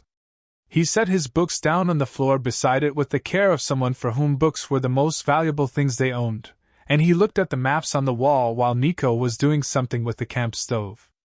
They were not ordinary maps. He could see that immediately.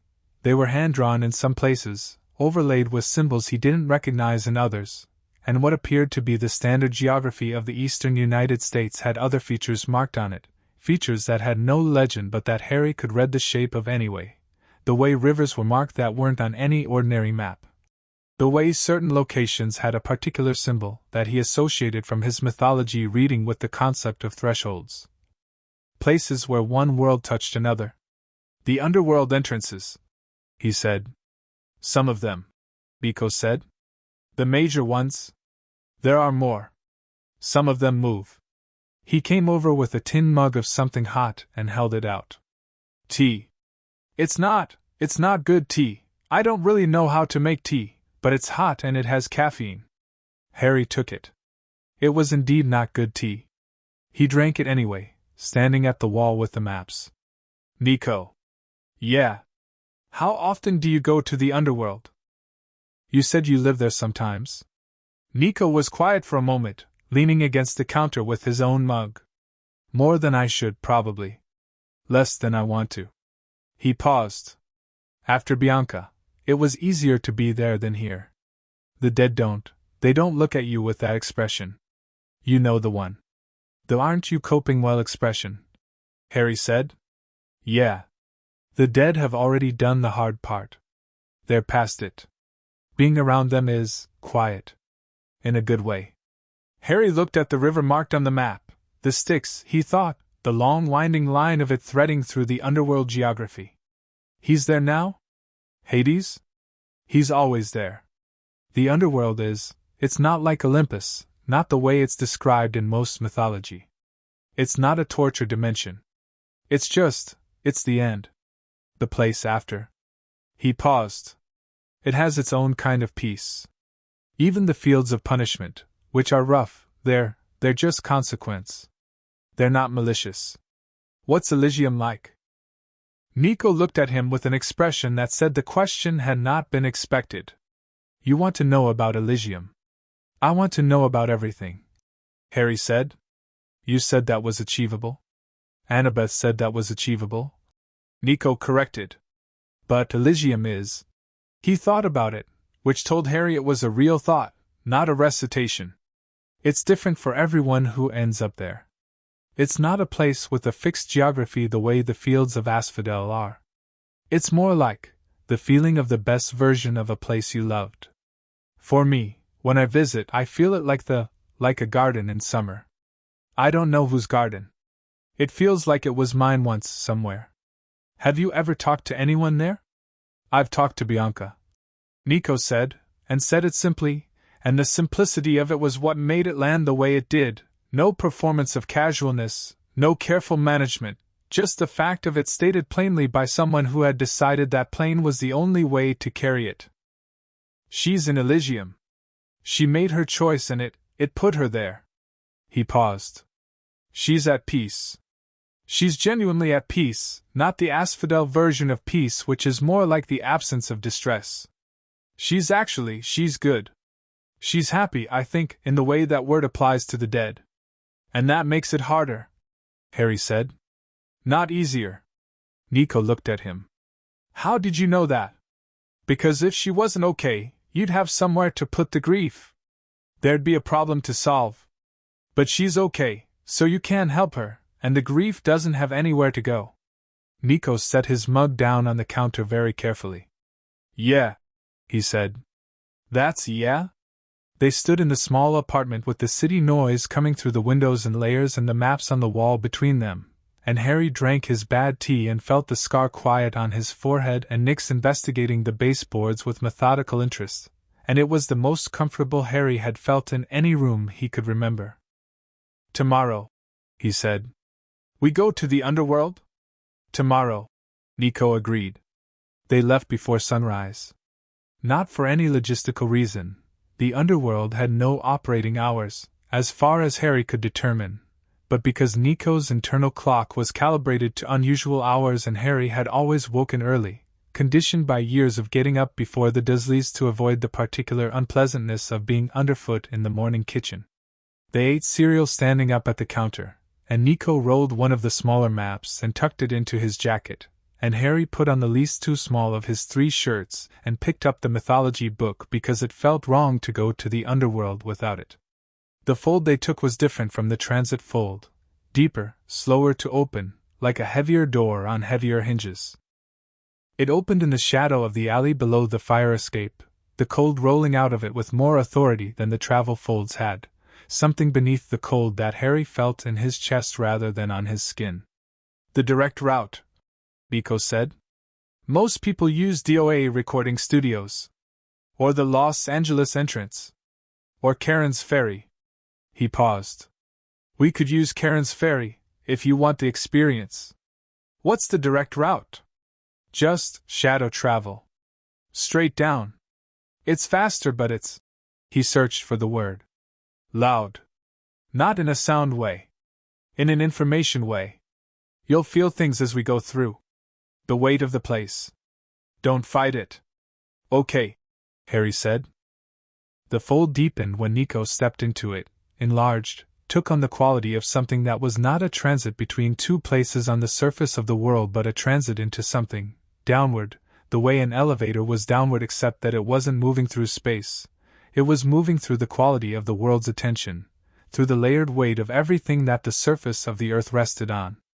Harry stepped in after Nico and felt it immediately. The information Nico had described, it came in waves, and it wasn't loud in any sense that hearing could register, but it was present the way a crowd was present even in the dark, the sense of many things nearby, and each one of them was, he understood, in the transit, what Hades had meant by the realm of the dead. Not as a concept. As a reality. He felt the weight of every soul that had passed through this space going back to the beginning of the world, felt it the way you felt the age of a cathedral, not in any single stone but in the accumulated quiet of everything that had happened there, and it didn't frighten him, it didn't make him want to run, it made him feel the way the between spaces made him feel, present.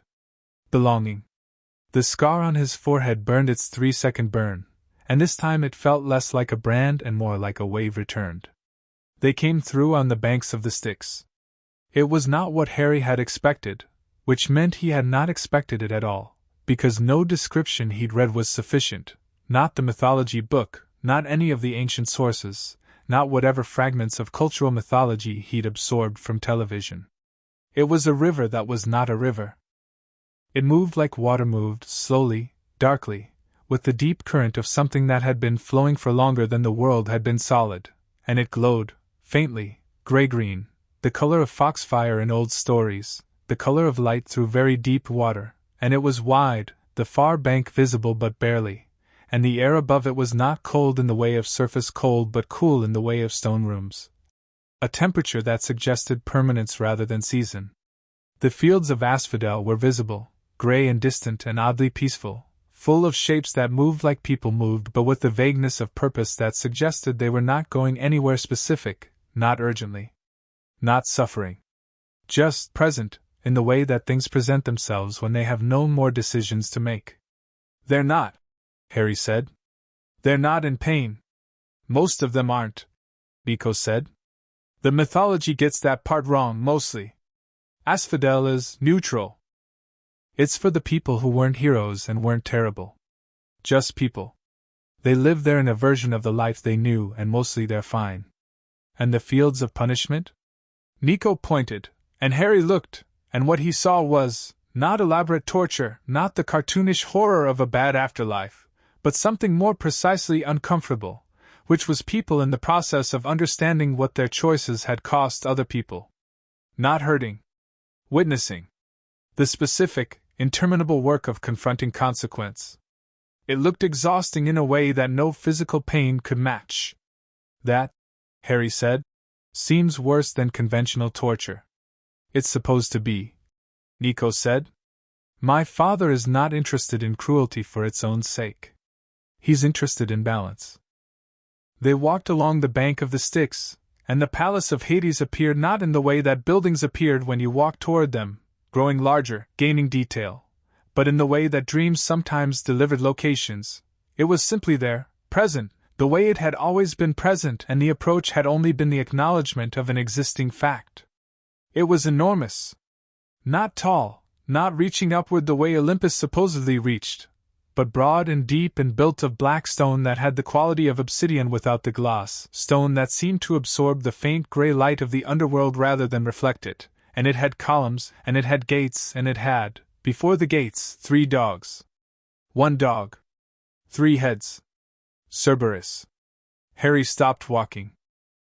The 3 heads were each the size of a reasonable pony, and each of them was looking at Harry with an intelligence that was canine in structure but had, behind the eyes, the additional quality of something that had been doing its job since the beginning of the world and knew everything that walked through these gates. 6 ears. 6 eyes, all trained on Harry. Harry looked back.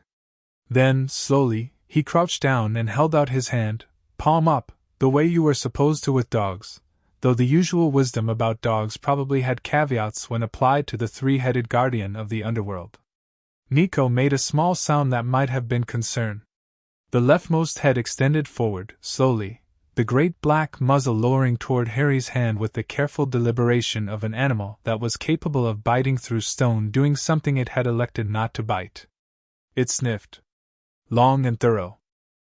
Then the middle head came down and did the same, and then the right, and Harry held completely still through all of it, palm up, not flinching. The leftmost head pushed its nose against his palm with the sudden decisive affection of a dog that had made up its mind. "Okay," Nico said in a tone that suggested he was revising several assumptions. "He likes you." "He?" Harry said, looking at all three heads, who were now in various stages of having opinions about him, the middle one pulling back thoughtfully, the right one making a sound that in a smaller animal would have been a whine. "Traditionally he," Nico said. "I used to give him mythomagic cards. He likes the skeletal warrior ones." He paused. "You can stand up. He's not going to bite." Harry stood. The three heads watched him stand with the attentive focus of very large animals tracking movement they'd decided to be interested in rather than alarmed by. He looked at the palace gates, wrought iron, worked in patterns that were not decorative exactly but were informative, dense with imagery that told stories he wanted to stop and read, but which swung inward of their own accord as they approached, recognizing Nico and, by extension or by claim, Harry. Inside the palace was the echo. Not a sound echo, not the way marble halls echoed footsteps, but something Harry could only describe as the reverberance of scale. The palace was enormous, yes, physically, the ceilings vaulting upward in the dark to heights he couldn't quite see. But more than the physical scale was the weight of everything that had happened here, every judgment, every sentence, every soul that had passed through this court. And it had accumulated in the stone the way meaning accumulated in old words. Persephone was in the first antechamber. Harry had read about Persephone. He had not been prepared for Persephone. She was not what he expected, which again meant he had not been able to expect her at all. She was young-looking in the way of very old things that had stopped counting their years, and she had the quality of spring and winter, not the warm spring but the early one, the sharp cold and green of the first week of March, and she looked at Harry with eyes that were green in a way that was not quite the green of living things, and then she looked at Nico. "You're late," she said to Nico, which meant she'd been expecting them. "We came directly," Nico said. "I know. I felt you on the sticks." She looked back at Harry with an interest that was not the same as the assessment interest Annabeth had applied. It was warmer and more complicated, the interest of someone who recognized something. "Harry Potter," she said. "You look like your mother." Harry went very still. "You knew my mother?" "I know all the dead," Persephone said. "Not personally, there are too many. But she is notable. She is in Elysium." A pause. "She died with her name on her lips, your name. That kind of love marks a soul. It's visible, from here." Harry's hand went to the mythology book in his arms without thinking, to the photograph tucked inside it. "Can I?" He stopped. The question was too large for the sentence he'd started. He tried again. "Will I be able to see her? While I'm here?" Persephone looked at him with her early spring eyes. "That is for my husband to decide," she said not unkindly. "But I think yes. I think so." She turned slightly, looking further into the palace, and there was communication in the look that was not a gesture or a sound but was understood. "He's been waiting," she told Nico. "He says he's not waiting, but he's been in the throne room for 3 hours and he never sits in the throne room voluntarily." Nico's expression did something brief and complicated that was not quite a smile but was related to one. They went through 3 more rooms that were each, in their own way, overwhelming in the way that everything in the underworld was overwhelming, not through spectacle but through weight, through the accumulated significance of the spaces. And then they came to the throne room. Hades was not sitting on the throne.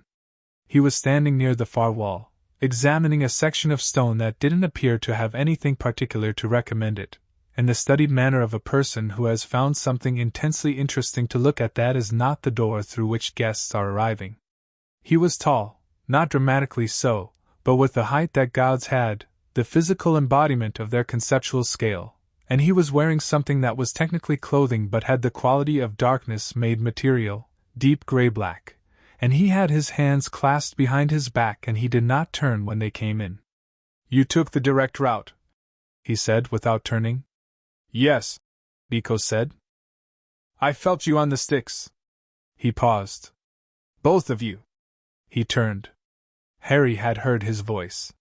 He'd felt his presence in the cupboard, the enormous weight of that attention, the quality of being looked at by something older than the house and the street and the whole sleeping world above it. None of that had prepared him for the direct reality of the gods standing in his own throne room looking at Harry with eyes that were the color of very deep water in the dark. The eyes went to the scar first. Then to the shadow that moved with Harry, the way it moved, the slight lean of it toward the darkness of the walls. Then to Nick's, pressed close, watching back with its oil-slick gaze. And then, last, to Harry's face, and the look there was. Harry spent a moment trying to identify it, and found the word was recognition, not the first meeting kind but the long-established kind, the kind you had with something you'd been watching for years. "Sit down," Hades said. There were chairs. Harry hadn't noticed them on the way in, but they were there. Actual chairs, not thrones, pulled to a table that was not formally grand, which told Harry someone had prepared this space for a conversation rather than an audience. He sat.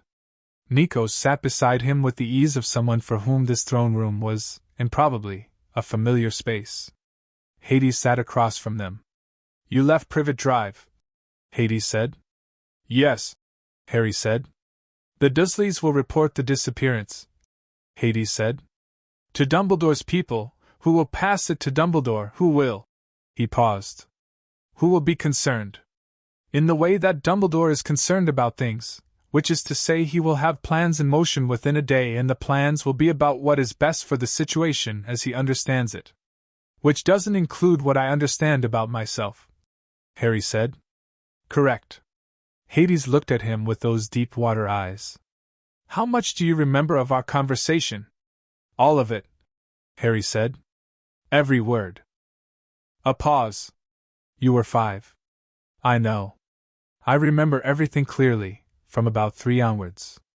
Before that it's fragments." He paused. "I remember the storm. I remember you saying the darkness was mine. I remember Nico's name." He paused again. "I remember you saying it would cost." Hades was quiet for a moment. Something in his posture shifted, not relaxing, because the architecture of the man was not built for relaxation, but settling, the way old stone settled. "It will," he said.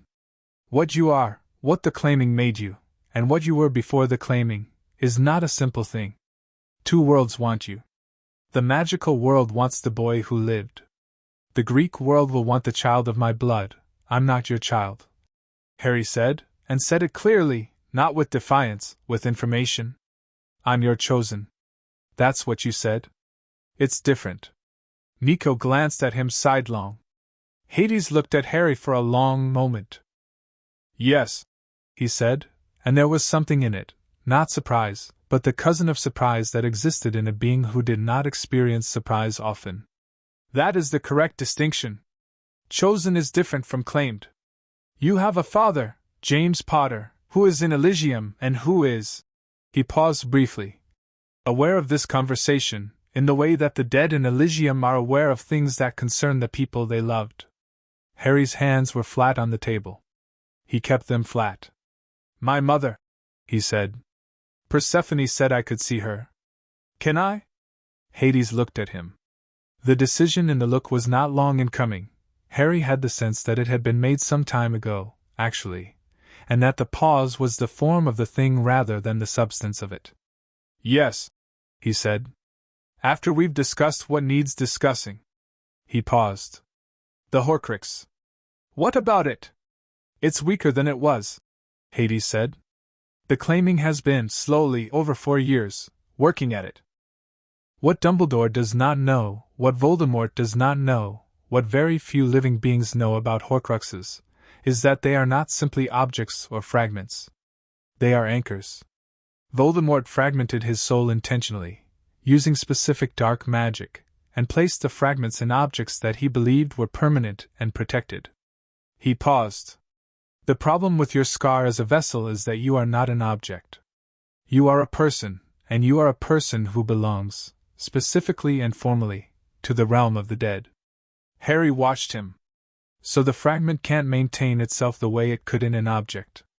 It's deteriorating, Hades said. Slowly. But the process cannot be rushed without risk to you. The fragment and your own soul are, not merged, but proximate.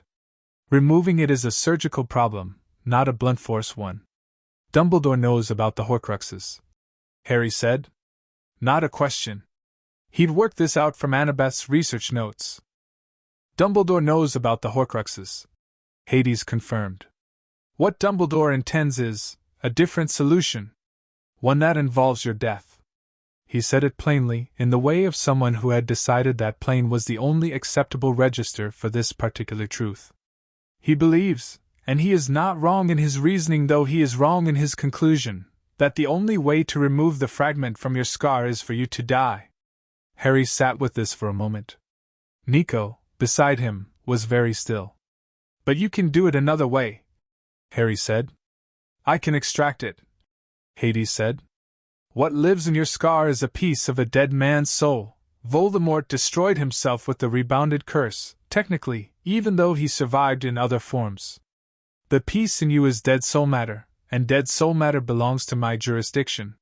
He paused. Not today. Not soon. When you are strong enough, when the claiming has progressed far enough, when you have learned what you need to learn. When you come back to me ready, I can pull it out of you the way I can pull any soul from any place and bring it here for judgment. And then? Harry asked. And then, Hades said, what remains of Voldemort's soul will face judgment.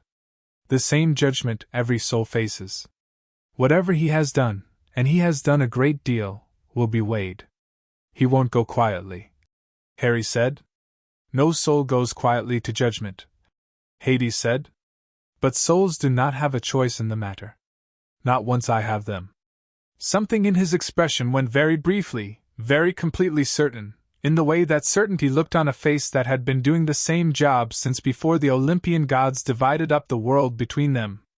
What has been put in motion by his choices will be answered for. By him. In this court. Harry nodded once, slow and deliberate, and felt something in him settle into a shape he hadn't had before. Not peace, not yet, but the precursor to it, the architecture of understanding what was coming and believing it was survivable. Okay, he said. What do I need to learn before I'm ready? Hades looked at him, and the look had in it the weight of a god looking at a project that had been carefully planned and was now, finally, in active execution. Annabeth Chase's assessment was accurate, he said. Both worlds. Magical training and shadow work in parallel. Not one and then the other, simultaneously, because the interaction between the two is part of what makes you what you are. He looked at Nico. You will train the shadow work. I know, Nico said. You are not an ideal teacher, Hades said, and said it without cruelty, with the frank honesty that was apparently his dominant mode. You are still learning yourself. You are grieving and your control is erratic and you have not yet made peace with what you are. He paused. These are all things that will make you a better teacher than an ideal practitioner would be. You know what it costs. You know what the mistakes feel like. Harry does not yet know either of those things. Nico's jaw tightened fractionally. He didn't argue. The Hellfire, Hades said, looking at Harry now. You've seen it. Yes. It is not a weapon to be deployed casually. It burns what needs burning, as you've apparently been told, which means it exercises judgment, and Nico's judgment, at present, is colored by grief. Harry said. I know. I'll be careful around it. Hades looked at him. You will also develop something like it, eventually. Not the same. But Shadowfire, which is adjacent. The distinction between Nico's Hellfire and your Shadowfire is the distinction between offense and precision. Nico's fire burns outward. Yours will burn inward, toward a target, against soul matter specifically. Against Horcruxes, Harry said. Against the pieces of a fractured soul, yes.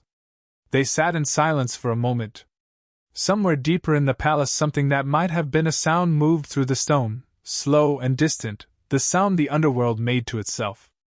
Then Harry said, Can I see her now? Elysium was reached through a door in the eastern wing of the palace, a door that was not physically different from the other doors except in the quality of what came through it when it was opened, warmth, which was not a feature of the underworld generally, and light that was not the gray light of the surface realm but something softer, more internally generated. As though the light in Elysium came from the contentment of the place rather than from any external source.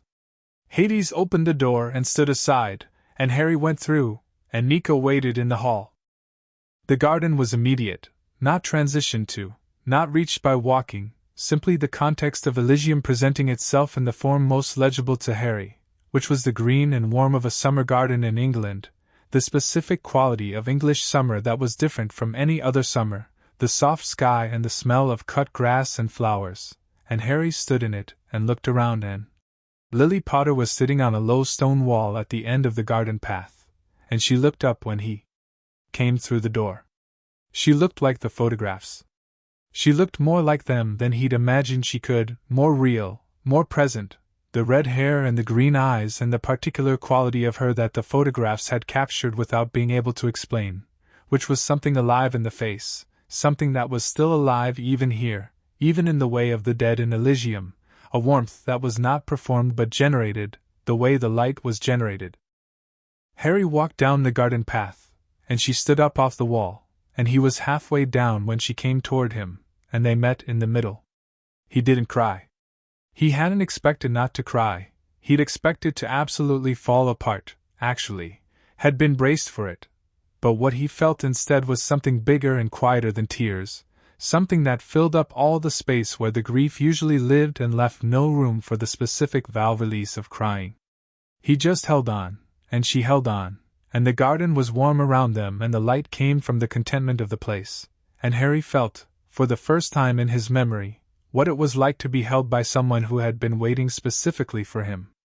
They sat on the wall for a long time.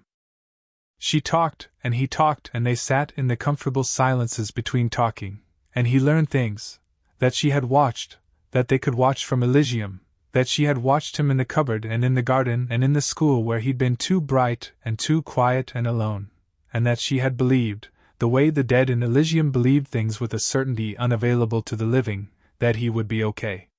You're not angry? She asked at one point, looking at him with her green eyes, his green eyes, with the clarity of the dead, who asked what they meant to ask. About what? About me not being there. About James not being there. About all of. She gestured, a gesture that covered 9 years of cupboards and Dursleys and managed aloneness. No, Harry said, and found it was true. You didn't choose to leave. And I'm. He thought about Hades in the cupboard. About Nyx. About Nico landing in the garden. About Annabeth's notebook and the maps on the apartment wall. About the between spaces and the cold of the sticks and Cerberus pushing his nose into Harry's palm. I'm okay. I'm actually okay. She looked at him for a long time. The green eyes reading him the way a mother's eyes read a child, not for information, because the information was there in his face and his posture and the settled quality of how he was sitting, but for confirmation of what the reading had found. Yes, she said softly.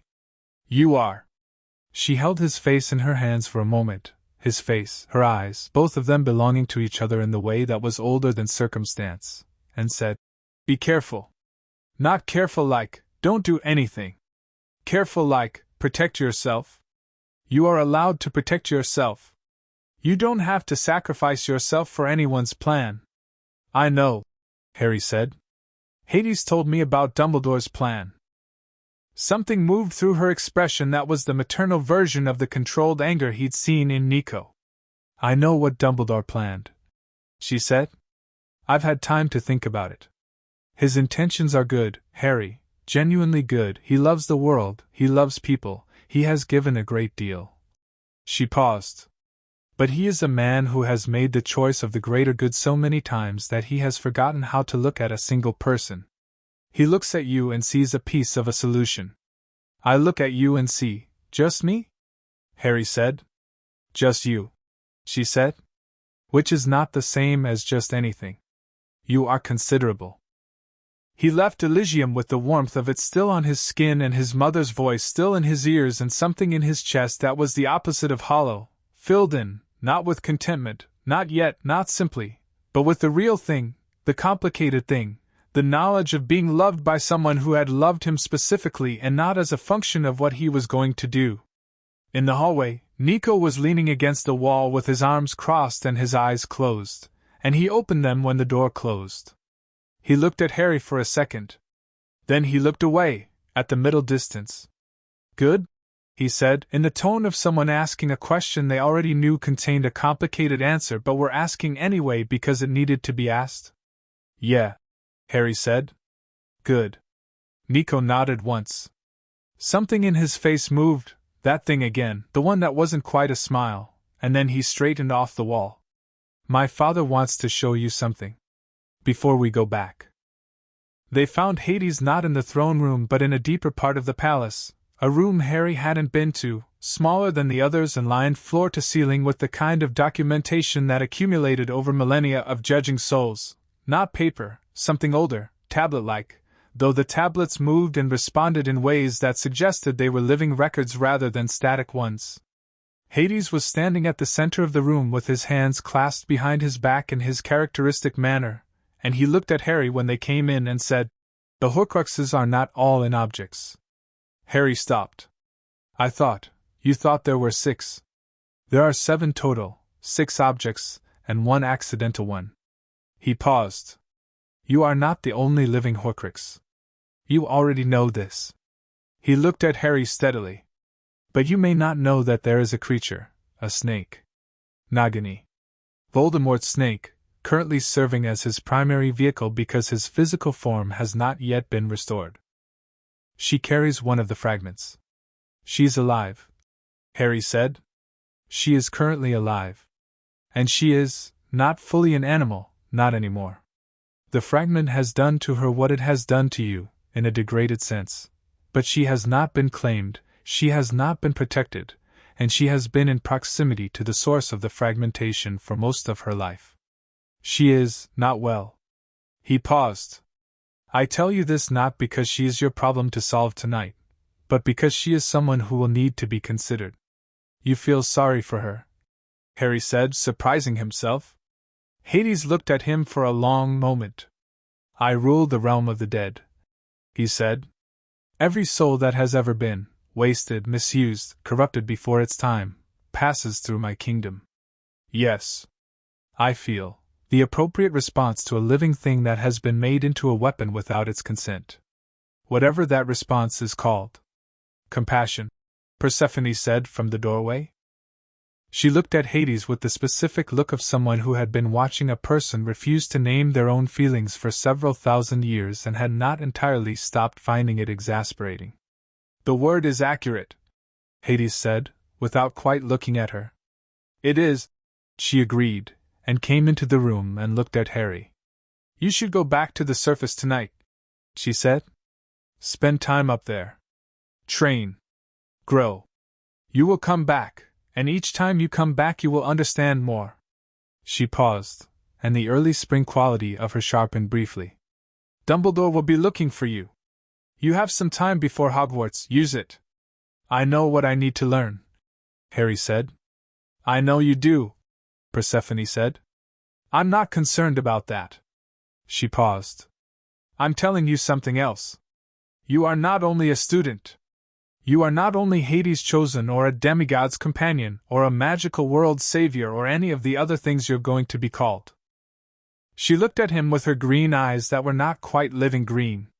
You are allowed to eat food you enjoy and read books you like and sleep past dawn and laugh when something is funny.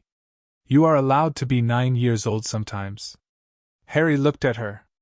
Then, slowly, something in his face did something it didn't usually do, which was relax, not the managed stillness of practiced self-control, but actual ease, the face that belonged to someone who had been told they were allowed to be a child and for once, in this enormous cold palace at the bottom of the world, believed it. Okay, he said. Persephone smiled. It was warm in the way that early spring was warm, not the full heat of summer, not yet, but the specific, vital warmth of the first day you didn't need a coat. Nico, beside Harry, made a sound. Harry glanced at him. The expression on his face was one Harry filed quickly and didn't comment on, something seen in private, a person looking at something they needed and had not, until this moment, entirely allowed themselves to recognize they needed. They left the palace as the underworld's particular light was at its most gray-green, the hour that was not day or night but the permanent in-between of the realm. Cerberus watched them go with 3 sets of patient eyes, and the rightmost head made the sound again, the almost whine, and Harry stopped and went back and spent a moment with the great black nose pushing into his palm. He really likes you, Nico said from the path. I like him back, Harry said. Is that strange? In the context of everything else today? No, Nico said. Not remotely. The fold opened at the banks of the Styx, and Nyx pressed close, and the river moved in its slow, deep, ancient way beside them, glowing its gray-green glow, indifferent and timeless and not unkind, and Harry looked at it one more time before the fold took them, at the river that had been the first thing he dreamed of, 4 years ago in the cupboard, when the darkness first shifted and Hades first looked back. He'd stood on that bank in the dream, and the ferryman had stepped aside without asking for the toll. He understood why, now. He was not dead. He was not a soul passing to judgment. He was something in between, something that carried the mark of the underworld while living in the world above it, and that was not a curse. It was the exact kind of complicated, specific, improbable thing that was his alone, that no one had planned for him and no one could take from him, and it was his. He stepped into the fold and went back up, into the noise and the warmth and the living world, carrying everything the underworld had given him. It was, he thought, quite a lot. Chapter 4, 2 Worlds, 1 Scar. The Hogwarts letter arrived through shadow mail. Harry had been expecting a letter. He had not been expecting it to come the way it came, not through the post, not delivered by an owl navigating its way to a New York apartment with the stubborn geographical certainty that magical owls apparently possessed, but sliding out of the shadow under the door at precisely 7 in the morning on a Tuesday in late July.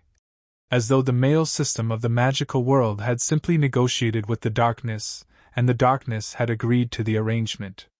He picked it up off the floor. Thick cream envelope, green ink, addressed in handwriting that was formal without being elaborate. Mr. H. Potter, The Shadow Apartment, Lower East Side, New York. He sat down on the mattress with it, and turned it over. The seal on the back was wax, purple, stamped with a coat of arms he recognized from the mythology book's appendix on magical institutions, Hogwarts School of Witchcraft and Wizardry, for animals, 1 for each house, a motto in Latin that translated roughly to never tickle a sleeping dragon, which Harry had always thought was either excellent advice or very strange institutional branding depending on your perspective. He opened it. The letter was standard. Places had been reserved. Term began September 1st.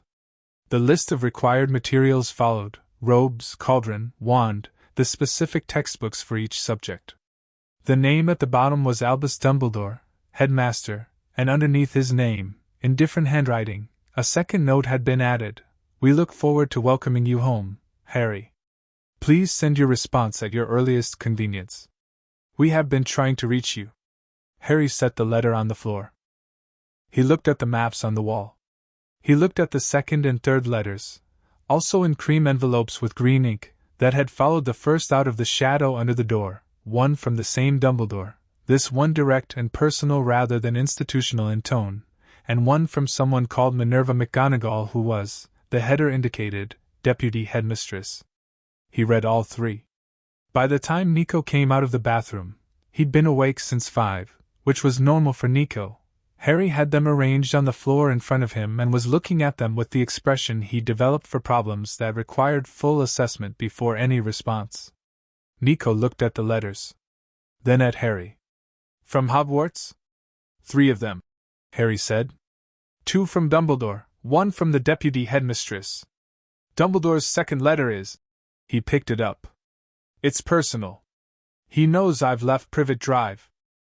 He says he has concerns about my welfare and that there are people, he doesn't say who are actively trying to find me, and that it would be safer for everyone if I allowed him to arrange the circumstances of my arrival at Hogwarts.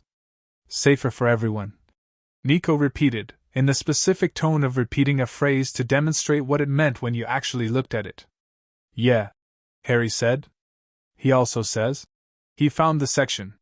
He says he has information about my parents that he would very much like to share with me in person, and that there are things about my history that I deserve to know, and that he hopes I'll give him the opportunity to explain. He has information about your parents, Nico said, that you deserve to know. That he's been holding since you were 1 year old. Yes. And he wants to give it to you in person, Nico said, under circumstances that he arranges. Yes. They looked at each other. I'm going to write back, Harry said. I'm not going to pretend I didn't get the letters. That would put him off balance in the wrong way. I want him uncertain, not panicked. He paused. And I do want to know what he knows. I'm just not going to receive it the way he plans to give it. What are you going to say? Harry picked up a pen from the table. He thought for a moment, and then he wrote, not the formal version, not the managed careful version that would give nothing away, but something direct and brief. Dear Professor Dumbledore, I received your letters. I am well and not in any danger. I will attend Hogwarts as planned. I look forward to meeting you.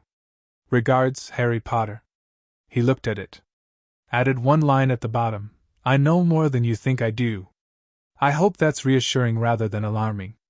He handed it to Nico, who read it and said, You're going to give him a mild cardiac event. I'm being honest, Harry said. He said I deserved to know things. I'm letting him know I've been learning them. You're 11 years old. I'm nearly 11, Harry said. Nearly. Still. 11-year-olds can be direct, Harry said. He'll know I'm not the person he prepared for. I want him to know that early. Before Hogwarts.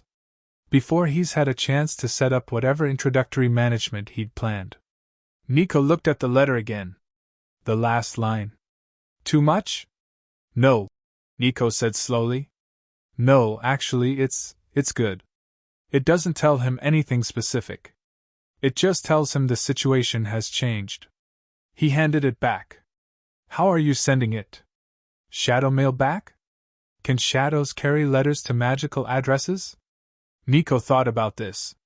We could ask Annabeth. They called Annabeth. She answered on the second ring, which meant she'd been awake for hours and had been doing research, which was confirmed by the background sound of books. Already read the magical post situation, she said before either of them could explain. I've been tracking the owl routing patterns for the past 3 days. They've been trying multiple addresses.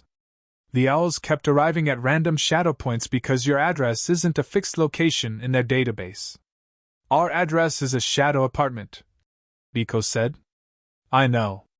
It's a fascinating system. Magical owls navigate by magical signature, not by physical address, which means they were finding Harry's magical signature through the shadow mail system by accident, and then getting confused because they'd arrived inside a shadow rather than at a window. She paused. You can send the letter back via shadow mail. I'll route it through a shadow junction near Hogsmeade.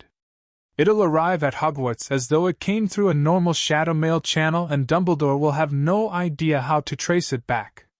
Thank you, Harry said. Also, Annabeth said, and her voice had shifted into the register she used when she had a significant amount of information to deliver and had been waiting for the appropriate moment. I've finished the research on Dumbledore. Full profile. You should probably read it before you decide how much you're trusting him with. How long is it? Nico asked. 42 pages, Annabeth said. Of course it is, Nico said. The 42 pages arrived by shadow mail at noon. Annabeth had clearly been already preparing the document, and Harry read all of it sitting cross-legged on the mattress while Nico made something that was technically lunch on the camp stove. It was thorough in the way that Annabeth's work was always thorough, not just facts but analysis, not just events but patterns, not just what Dumbledore had done but what his choices revealed about the structure of his thinking and the hierarchy of his priorities. The picture that emerged was, Harry took his time with it, because he'd learned from Hades that plain-stated truths deserve plain-stated reception, not flinching and not denial. Dumbledore was genuinely brilliant. That was clear in every page. He was also genuinely good, in the sense of caring about the well-being of people in aggregate. He had made choices that saved many lives and had spent decades building a world that was safer than the one he'd inherited.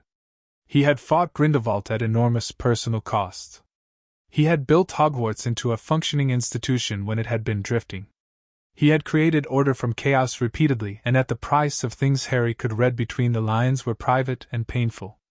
And he had put Harry in the cupboard. Not with cruelty, not like the Dursleys, but with calculation. He had assessed the risk and decided that Harry's safety was best preserved through obscurity, through being hidden and kept ordinary, and he had put a child in the house where that child was treated as less than human and had made a judgment about the greater good that had not included asking what the cost was for the specific person bearing it. He had also, Annabeth's research made clear, known about Voldemort's survival almost from the beginning. Had tracked the evidence of it. Had begun assembling information about the Horcruxes 3 years ago. And had developed a theory, neat and logical and terrible in the specific way of logical terrible things, about how the last Horcrux would need to be destroyed. Harry put the research down. He looked at the ceiling. Nico brought over 2 bowls of something that was pasta in some technical sense. He sat on the floor across from Harry with his own bowl and looked at the document, and at Harry's expression, and said, "Bad?" "Complicated," Harry said. "He's not a villain." "I know. He's something harder than a villain," Harry said. "He's a person who loves the world so much he's stopped being able to see the individual people in it. And his plan for me isn't evil, it's just." He thought about his mother's hands on his face. "About you don't have to sacrifice yourself for anyone's plan. It's a plan in which I'm a piece, not a person. What are you going to do about it?" Nico asked. "Go to Hogwarts," Harry said. "On my terms. Learn everything. Be ready." He picked up his bowl. "And not let him manage me into anything before I'm ready to manage myself." "You sound like Annabeth." "I've been reading her research for 2 months," Harry said. "It seeps in." Nico almost smiled. She'd be pleased to hear that. The 2 years passed the way significant time passed when it was being used properly, which is to say not slowly or quickly but fully, each day leaving a mark, each week producing something that hadn't been there at the beginning of it. Harry learned shadow work the way Nico taught it, which was by doing it until it broke and then doing it again differently. Nico was, Hades had been right, not a perfect teacher in the technical sense, but the best possible teacher in the practical sense, because every mistake Harry made, Nico had made first, and every consequence Harry experienced, Nico could contextualize from the other side of having survived it. Shadow travel between fixed points became reliable within 3 months. Pulling shadow for concealment was already there. He'd been doing it instinctively since he was 8, and formalizing it with Nico's guidance was mostly about learning the edges of it, learning when he was pulling too much and starting to slip into the between spaces accidentally, learning when he wasn't pulling enough and was simply making himself marginally harder to notice rather than genuinely unseen. The shadow reading was the part that surprised him most. He hadn't known it was a thing until Nico showed him. The ability to feel the shadows in a space and read what had happened there, the way shadows held impressions of events that had occurred in them, like snow holding footprints. Harry was better at it than Nico almost immediately, and Nico stood back and let this happen without making it strange, just adjusted his teaching accordingly. You feel the impressions as, what? Nico said the day they established that Harry was reading shadow impressions that Nico couldn't access. They were in Central Park in the shadow of an old oak, late afternoon, October. Like voices? Harry said. Not words, but the emotional register of words. Argument or fear or... He paused, his hand flat against the shadow of the oak. Someone sat here who was very sad, not long ago. A few days. And before that someone sat here who was happy in a still, uncomplicated way. Like they had nowhere to be. Nico watched him. Shadow memory, he said. My father talked about it. It's not something most demigods can access. I can barely feel the top layer. He paused. For you it's like reading print. Is that unusual? For you? No, Nico said. You're not just my father's chosen, Harry. You died. Your soul touched the edge of the realm and came back.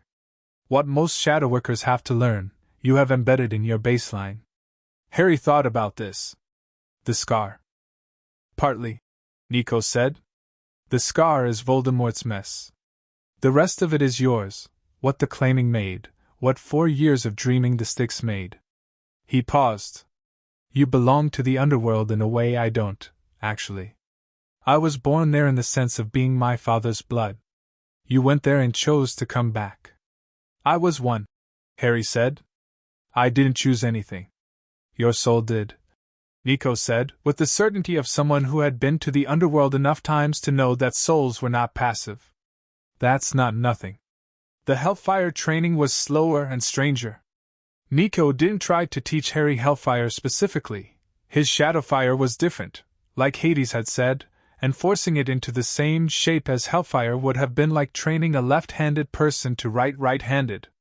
Instead they worked on what Harry's fire was, colder than Nico's, quieter, specifically drawn to soul matter and Horcrux-adjacent magic with the precision of a compass drawn to north. The first time Harry produced Shadowfire intentionally, he was sitting in the apartment with a piece of Voldemort-adjacent magic that Annabeth had sourced, a fragment of an object with a dark mark cast on it, a practice dummy for magical training that had been exposed to Voldemort's magic decades ago. He placed his hand near it and reached for the fire, and what had come was a small, contained ribbon of it, near black, and it had gone directly for the fragment of corrupted magic in the dummy and burned through it in 3 seconds, precise and complete, leaving the rest of the object entirely untouched. Nico had stood back with his arms crossed and said nothing for a long moment. Was that right? Harry asked. That, Nico said, was exactly what my father described. And it's already more controlled than anything I could do at your age. He paused. Don't tell anyone I said that. I'm not telling anyone anything, Harry said. I'm 11. You stopped being 11 in every meaningful sense about 18 months ago, Nico said. Physically you're 11. In here. He tapped his temple. You're something else. Old soul? Harry offered. Old soul. Nico agreed, wryly.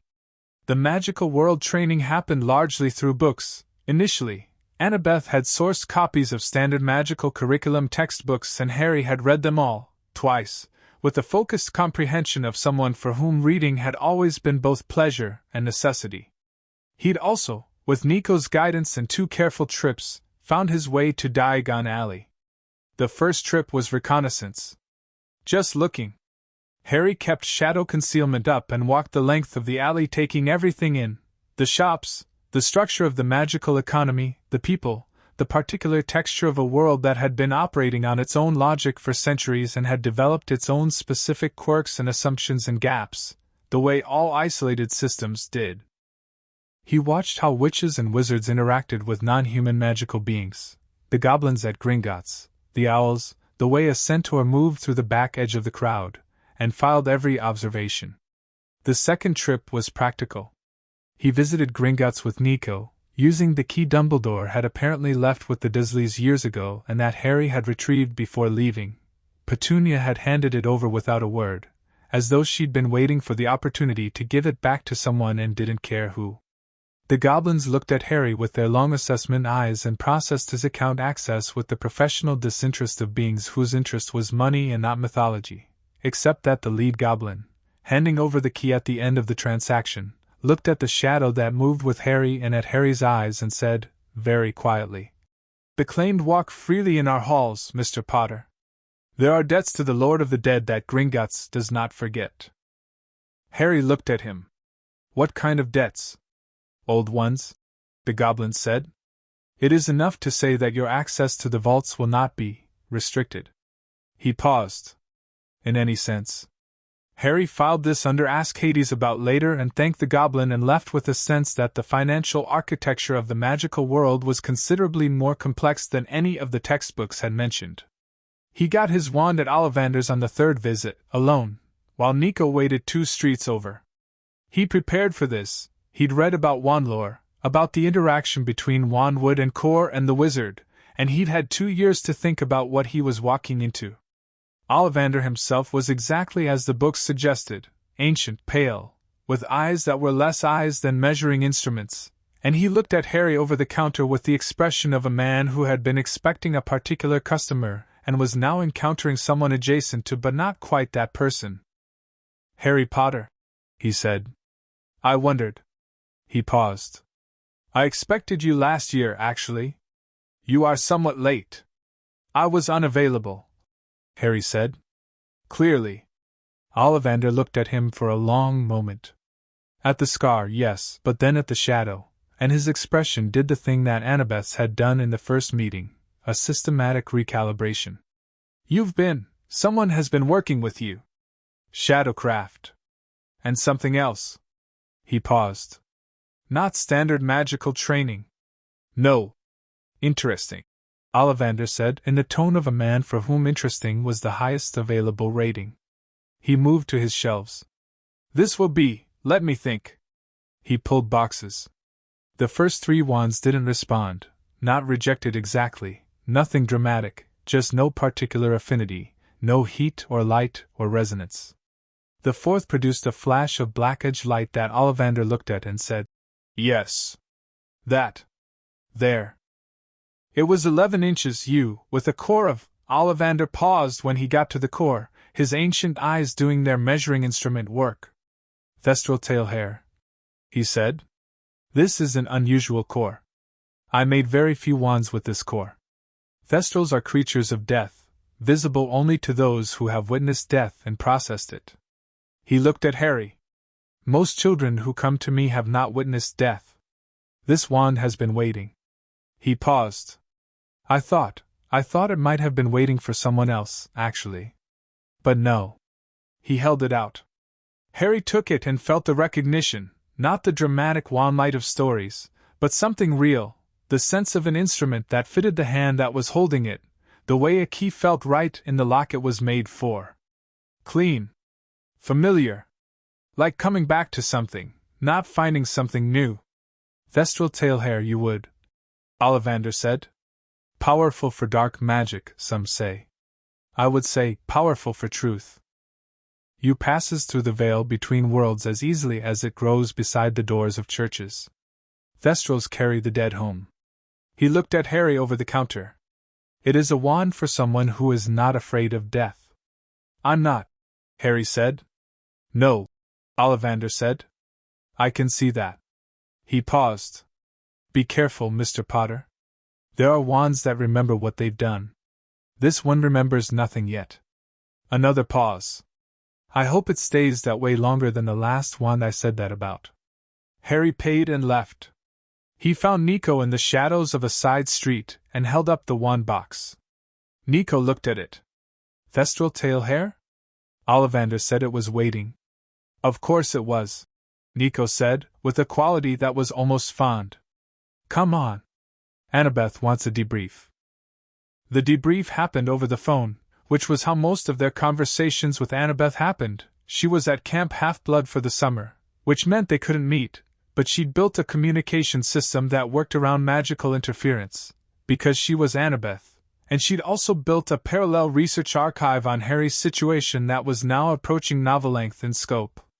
"Voldemort's back," she said, skipping hello entirely.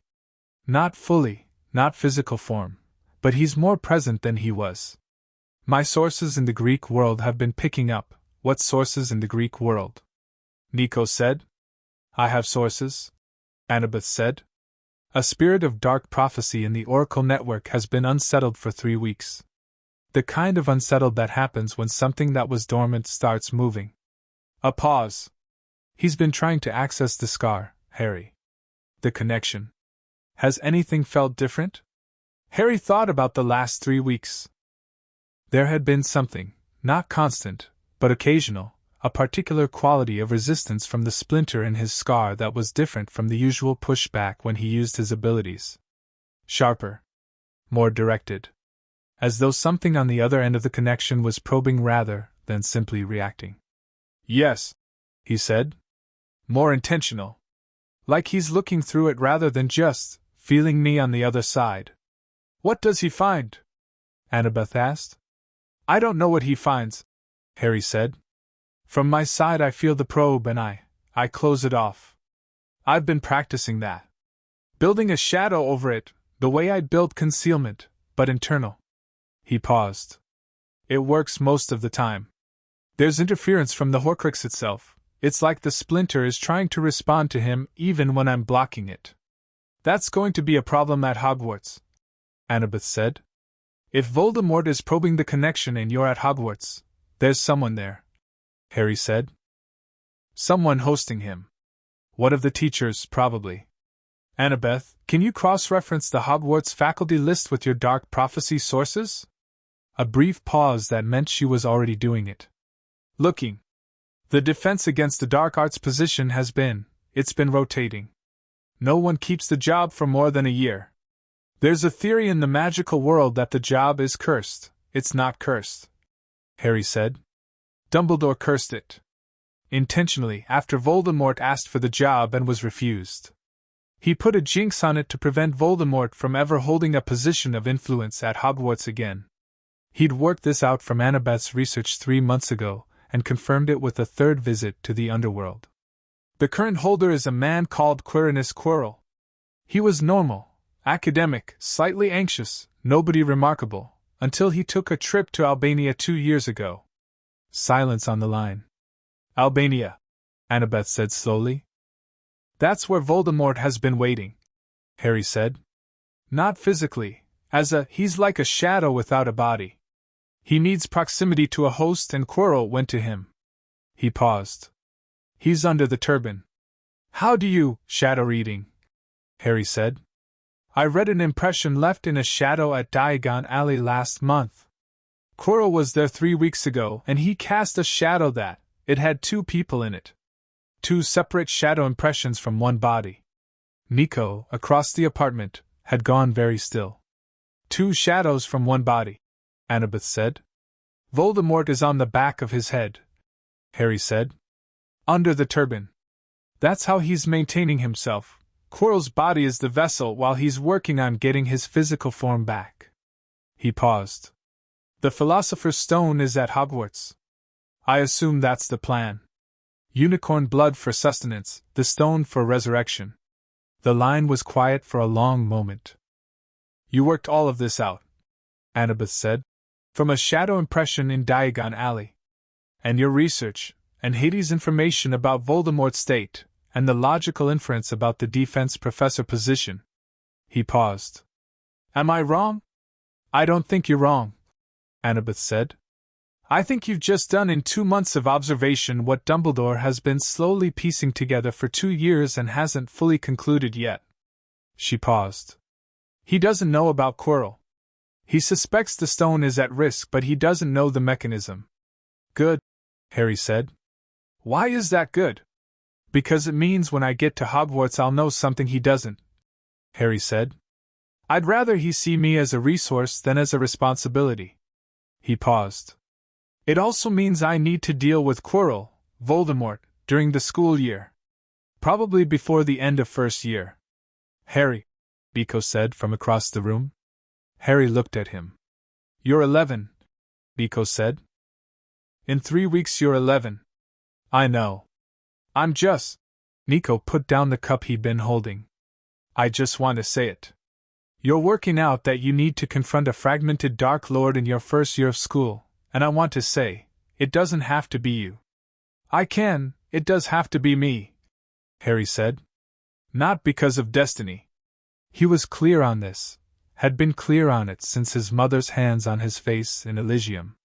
Because the Horcrux in my scar connects me to him in a way no one else is connected. Because my Shadowfire targets soul matter. Because I've been preparing for 2 years and I understand the specific shape of this problem in a way that nobody else does yet. He paused. Not because Dumbledore's plan requires it. Because my own assessment says it. Nico looked at him for a long time. Then he said, "Okay," and said it in the specific tone of accepting something that you'd decided to argue against, and then recognized, mid-breath, that the argument was wrong. Harry looked at his wand on the table. You ancestral tail hair, 11 inches, waiting for nothing else before this moment. Annabeth, he said. The protection on the stone, Dumbledore will have layers. Multiple enchantments from multiple faculty members. What do we know about the current faculty? Already on it, Annabeth said, and the sound of rapid note-taking resumed in the background. The 1st of September arrived the way significant days arrived, with total indifference to their own significance, the sun no brighter, the air no different, the city going about its business with the thorough disregard for personal milestones that New York specialized in.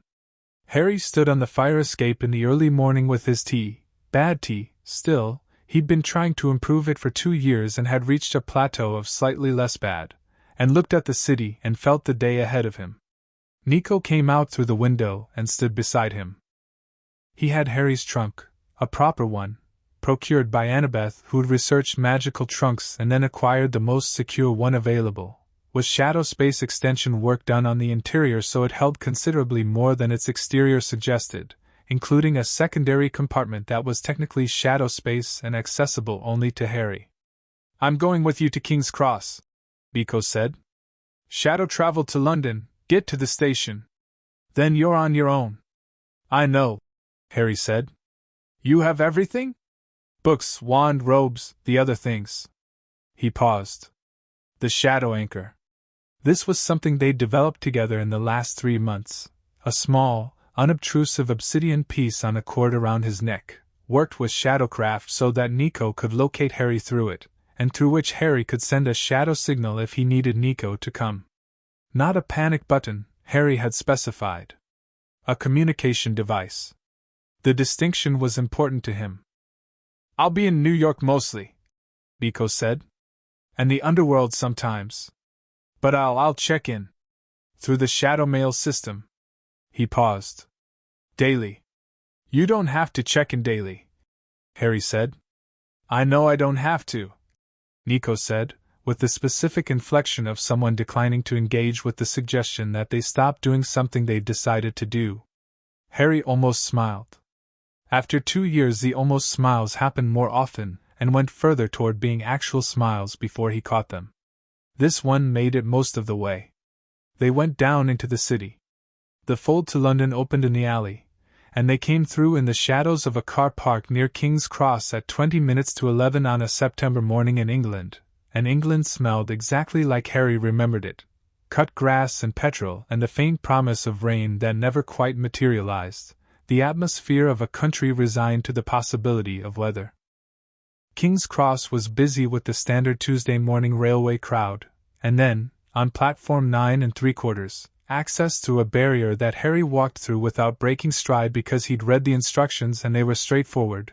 It was busy with a different crowd entirely, families with trunks and owls and robes and the particular excited chaotic energy of children going somewhere significant. Harry walked through it taking everything in, the scarlet steam engine, the children in all stages of anticipation, the parents with their varied expressions of pride and fear and the specific loss-adjacent emotion of watching a child walk away from you towards something you can't follow them into. He found a compartment near the back of the train and settled in and watched the platform through the window. A family of red-haired children in various ages were navigating the platform with the efficient chaos of people accustomed to moving in a large group. A girl with very bushy brown hair was going carriage to carriage looking for a toad, Harry thought, listening to the adjacent conversation. He went back through. Found the girl. If you're looking for a toad, he said, there's one 3 compartments back, sitting on top of a trunk. The girl turned and looked at him with large eyes that were already performing assessment. Thank you, she said, with the formality of someone for whom manners were important, and who had decided to apply them comprehensively as a matter of principle. I'm Hermione Granger. Harry Potter, Harry said. The name landed in her expression the way it landed in most people's, the slight recalibration, the flash of recognition, the brief working through of implications. And then something happened that distinguished her from most people, which was that she reorganized past all of that almost immediately, and arrived at, I've read about you. There's a chapter in modern magical history and another one in the rise and fall of the dark arts. Both of them are probably inaccurate. Almost certainly. Harry agreed. Do you want to come and sit down? I have the compartment to myself. She looked at him for another moment, another assessment pass, this one quicker because she'd already processed the basic information and was now getting to the finer grain of it. Then she said, Yes, thank you, and followed him back to the compartment, and the toad was returned to its owner on the way, and she sat down across from Harry with the organized efficiency of someone who had prepared for this journey and settled into it with purpose. She asked him questions. He answered them, not all of them the way she expected, because her questions were based on modern magical history and the rise and fall of the dark arts, and his answers kept diverging from the sources in ways that she found initially surprising and then increasingly interesting. He told her he'd spent the last 2 years studying. He told her he had, he thought carefully about how to describe it, an unconventional education in some areas that weren't covered by the standard Hogwarts curriculum. What areas? She asked. He thought about thestral tail hair wands and shadow reading and Hellfire, and the banks of the Styx. Metaphysics, he said. She processed this. That's not on the standard curriculum. No, he said. I know. She was quiet for a moment, looking at him with an expression that had moved fully into the territory of genuine intellectual interest. You're not what I expected, she said. People keep saying that, Harry said. What did people expect? I think, Harry said, they expected someone who didn't know things. Hermione looked at him. That seems like a significant miscalculation. Yes, Harry said. I'm hoping Dumbledore makes it at least a few weeks before he adjusts. She looked at him with gray eyes that were not Annabeth's gray but had a quality in common with them, the engaged intelligence of a mind that moved quickly and didn't like being underestimated. Why? Because I need to establish what I am before anyone gets to decide what I should be, Harry said, and said it simply, the way he said most true things. Hermione Granger looked at Harry Potter on the Hogwarts Express in the early afternoon of September 1st, and said nothing for a long moment, and then said, I think we should be friends. I think so too, Harry said. The compartment doors slid open and the red-haired boy from the platform stuck his head in, looking for a seat, wearing an expression of cheerful mild chaos, and said, Sorry, everywhere else is full, can I come in? Harry said. The boy came in and sat down and looked between them and said, I'm Ron. Ron Weasley. Harry Potter, Harry said. Hermione Granger, Hermione said. Ron's eyes went to Harry's forehead, and then, he was clearly a person for whom the immediate reaction was authentic rather than managed, to the shadow that was doing something in the corner of the compartment that shadows technically shouldn't be doing. What? He said, pointing carefully. What's going on with the corner? The shadow? Harry said. It's moving, Ron said. On its own. There's no draft. I know, Harry said. Ron looked at him. Then at the shadow. Then back at Harry, with the expression of someone running a rapid assessment of whether this was something to be alarmed about. He landed on, not alarmed, but very interested. Wicked, he said. How? Harry looked at the shadow. Nyx, who had been perfectly still since London, raised its oil-slick gaze briefly in Ron's direction, considered him, and settled back. "Long story," Harry said. Ron stretched out comfortably, apparently perfectly content to receive a long story, because he had the easy sociability of someone from a large family for whom most situations were improved by talking through them. "We've got, 7 more hours? I've got loads of time." Outside the window, England rolled past in its green and grey way, and the train moved north, and Harry Potter sat in a compartment with 2 people he would, he thought, count as friends before the journey was over, and felt the scar quiet on his forehead and the shadow anchor warm against his chest and the wand in his trunk and 2 years of work settling into readiness. And thought about Dumbledore waiting at the other end of this journey with plans that needed revising. He was ready to revise them. Dumbledore met the first years at the Great Hall doors. Harry had been expecting a first proper look. He'd seen photographs, but photographs were always interpretable in multiple directions. You could read strength as arrogance, kindness as manipulation, age as wisdom or calculation depending on your frame. The real thing was different. Dumbledore was very tall, very old, and had eyes that were blue in the specific way of something that had been blue for a very long time and was blue in a manner that included everything it had seen. He looked at the line of first years filing past him with the warmth of someone who genuinely loved children. Harry could feel it. It was real, it was not performance. And when his gaze reached Harry, it did the thing that Harry had predicted it would do and stopped. The blue eyes processed the scar. The shadow. The quality of the stillness. The way Harry's gaze came back at him with the calm of someone who had expected to be assessed and had prepared for the assessment. A flicker of something moved through Dumbledore's expression. Too quick for most people. Not too quick for someone who'd spent 2 years reading shadow impressions. He recognizes that I am not what he expected. Harry held his gaze for a moment, not challenging, not aggressive, just present, just himself, and then moved on past him into the Great Hall, and felt the flutter of the sorting ahead of him, and felt the scar quiet, and felt the shadow anchor warm, and felt ready. He sat under the sorting hat, and the hat put its mind to his, the old, wide, encyclopedic mind of a hat that had sorted 10 centuries of students, and went quiet for a long time. "Interesting," it said in Harry's head. "Very, very interesting. You've been trained by someone who doesn't quite belong to this world." A pause. "Or this mythology. Does that affect the sorting?" Harry asked. "It affects everything," the hat said. You're not simply one thing. Bravery, yes, like the lions. Ambition, certainly, like the snakes, not for power, but for knowing, which is ambition's best form. Cleverness like the eagles. Loyalty like the badgers. A pause. But underneath all of it something that doesn't quite map to any of the 4 houses. Something that belongs to a different sorting entirely. Which one? The kind that happens at the end of everything, not the beginning. The hat said. But that's not an option I can offer, so. Another pause. Gryffindor. The red and gold table erupted. Harry lifted the hat off his head and placed it on the stool and walked toward the cheering table, and at the head table he felt rather than saw Dumbledore watching him, and he sat down between Ron and Hermione, who had both sorted into Gryffindor minutes before him, and the feast began.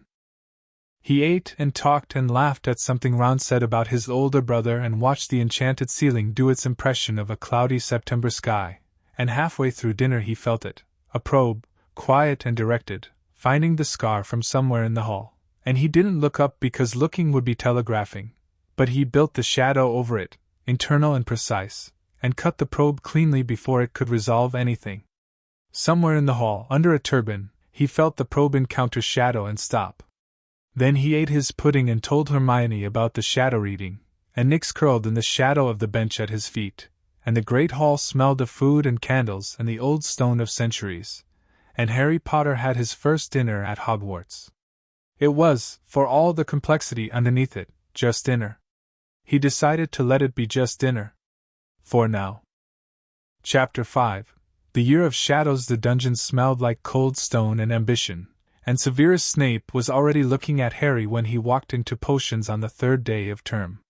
Not the way other teachers looked at him, not the fascinated nervous of Flitwick or the warm appraising of McGonagall, or even the carefully managed interest of Dumbledore, who'd had Harry in his office twice already under the guise of welcome and had asked questions that were really other questions. Snape looked at Harry the way someone looked at a problem they'd been prepared for and found unexpectedly different from the preparation. Harry sat down. Ron sat next to him, already radiating the particular wariness of someone who'd heard things about potions and potions teachers. Hermione sat on Harry's other side with her notebook already open. Snape began his register and reached Harry's name and paused. "Harry Potter," he said, and the pause had something in it, a quality Harry couldn't immediately categorize, which was unusual. He filed it. "Here," Harry said. Snape looked at him for a long moment. "Our new celebrity." Harry didn't react. He'd been called things with more creative hostility by Vernon Dursley before breakfast. He held Snape's gaze with the polite neutrality of someone who had noted the content of the word and the intent behind it, and had decided either required a response. Something shifted in Snape's expression. Barely. He moved on through the register. The questions started 20 minutes in, the Socratic ambush method, questions thrown at students without warning to assess what they knew or, in most cases, to demonstrate what they didn't. Neville Longbottom had already been reduced to silence by 2 in a row. Harry watched it happen and noted the specific mechanics of the technique. Not cruelty for its own sake, exactly, more like a test with deliberately uncomfortable conditions, the kind of test that told you less about the knowledge and more about how the person handled pressure.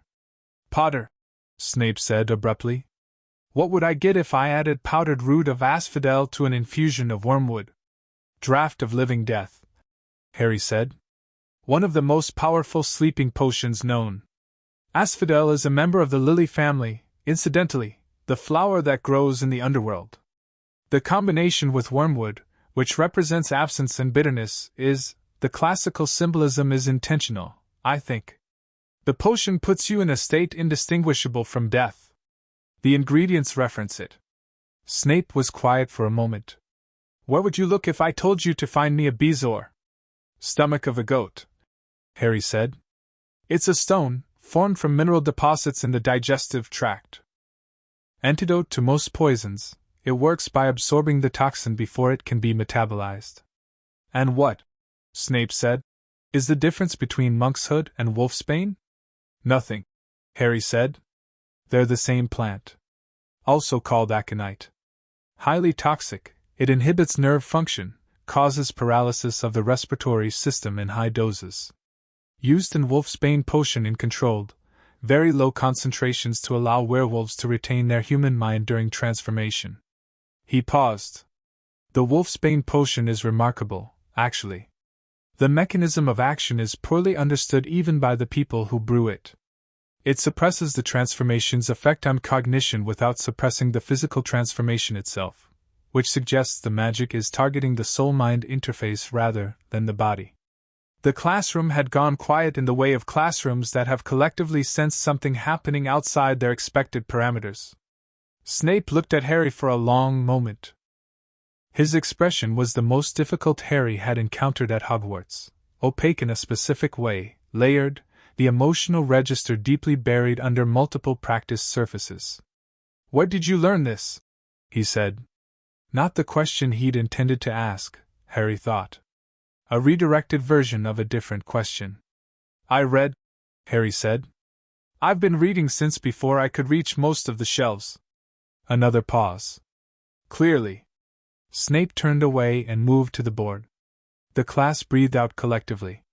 Ron, beside Harry, let out a very quiet sound of relief that wasn't quite a word. Hermione's pen was moving. After class, in the corridor, Ron said, "Wicked. How did you know all of that?" "The asphodel and wormwood one was interesting," Hermione said, not quite agreeing with Ron's wicked, not quite disagreeing, processing her own reaction. "The point about the symbolism being intentional, that's not in any of the standard texts." "It's not," Harry agreed. "I worked it out from the classical mythology. The relationship between the ingredients and what the potion does, magical chemistry isn't arbitrary. Someone chose those ingredients for reasons that go beyond efficacy. He paused. Snape knows that. He was testing whether I did. Was he? Ron said. He didn't look surprised that I got the first two, Harry said. He looked surprised at the third one. The analysis, not the fact. You're saying he expected you to know the standard answers, Hermione said. I'm saying someone briefed him on what level to expect from me. Probably Dumbledore. Harry paused. He adjusted when I went further than the briefing. Hermione looked at him with the expression she'd been developing over 3 days that meant she was revising an assessment upward. Ron looked at him with the expression he'd had since the train, which was the comfortable, uncomplicated look of someone who'd decided early that Harry was interesting and reliable and hadn't seen any evidence to make him revise that. Right, Ron said. Breakfast? I want bacon. Yes, Harry said, and let the analysis rest, because Persephone had told him he was allowed to be 11 sometimes, and 11 wanted bacon. The castle was, in the most literal possible sense, alive. Harry understood this by the second week. Not alive the way Hogwarts, a history described it, not the vague animated quality of enchanted architecture, but genuinely, organically alive in the way that very old things were alive, accumulated experience and intention and memory stored in stone, and the stone responded to him the way shadows responded to him, with recognition, with a slight lean toward his presence. The first time he noticed it was in the third-floor corridor. He'd gone exploring on a Tuesday evening after dinner, mapping the castle's geography the way he'd mapped New York, systematically, noting what corresponded to the maps and what didn't, which was more than most students realize because Hogwarts shifted, corridors relocated themselves on Thursdays, certain staircases led somewhere different after midnight. He was on the third-floor corridor that Dumbledore had specifically told the students to avoid, and he wasn't going through the door. He was reading the shadow of the corridor itself, feeling for the impression of what had happened here. Recent. The shadow impression was recent, a week ago, maybe less. Multiple presences in the corridor, urgent and anxious, moving from the door to here. One of them had the shadow signature he now recognized as Quirrell, the doubled quality of it, 2 people and 1 shadow, and something about the impression was fear, not surface fear, the deep kind. The door at the end of the corridor had a 3-headed dog behind it. Harry could feel it in the shadow of the door, not Cerberus. That was not quite the same, this was something rawer and younger, a magical creature, but the family resemblance was there in the shadow impression. He felt the creature through the door and felt it feel him back, felt the recognition move both ways, and made a note to think about that. He was walking back when Nyx, at his side, went very still. Harry went still with it. The shadow of an alcove ahead of him was wrong. Not dangerous wrong, not in the way of Quirrell's double presence or the probes through his scar. Different. The shadow had a shimmer in it, a particular kind of distortion he'd felt before but in a different context. Magical concealment, not shadow work, something else, an enchanted object rendering the space under it invisible. He reached out with shadow reed and found a mirror. Large. Framed ornately. In the alcove behind an invisibility spell, currently in use. He filed this too. What he found over the next 4 weeks of systematic exploration was a castle that was considerably more layered than any of the published histories admitted. There were rooms that Hogwarts, a history didn't mention. Passages that connected parts of the castle in ways that would have been architecturally impossible. Spaces that seemed to exist only when they were needed. He found one, on a 6th-floor corridor, that contained exactly what he'd been looking for an hour earlier and nothing else, and he stood in it for a long moment and thought about a castle that was old enough to have developed something like intention. He mentioned it to Hermione one evening in the library. "The castle has a will," he said. She looked up from her charms reading. "What do you mean?" "It's not just enchanted. It adapts. It's been here for 1,000 years and it's processed everything that's happened in it, and it has a perspective. When I use shadow reading in it, I don't just get impression residue. I get something more coherent. Like reading a book rather than a photograph." Hermione was quiet for a moment, the quality of her quiet that meant she was genuinely processing rather than organizing a response. That's not in any of the standard texts either. No, Harry said. But it's consistent with some of the foundational theories about magical architecture. She said slowly. The idea that sufficiently enchanted spaces develop a kind of quasi-consciousness over time. It's theoretical, it's never been. Has anyone ever actually demonstrated it?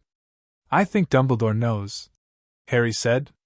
The way he talks about the castle, he doesn't talk about it the way people talk about buildings. He talks about it the way people talk about a person, Hermione said. A very old, very patient person, Harry agreed. She looked at him.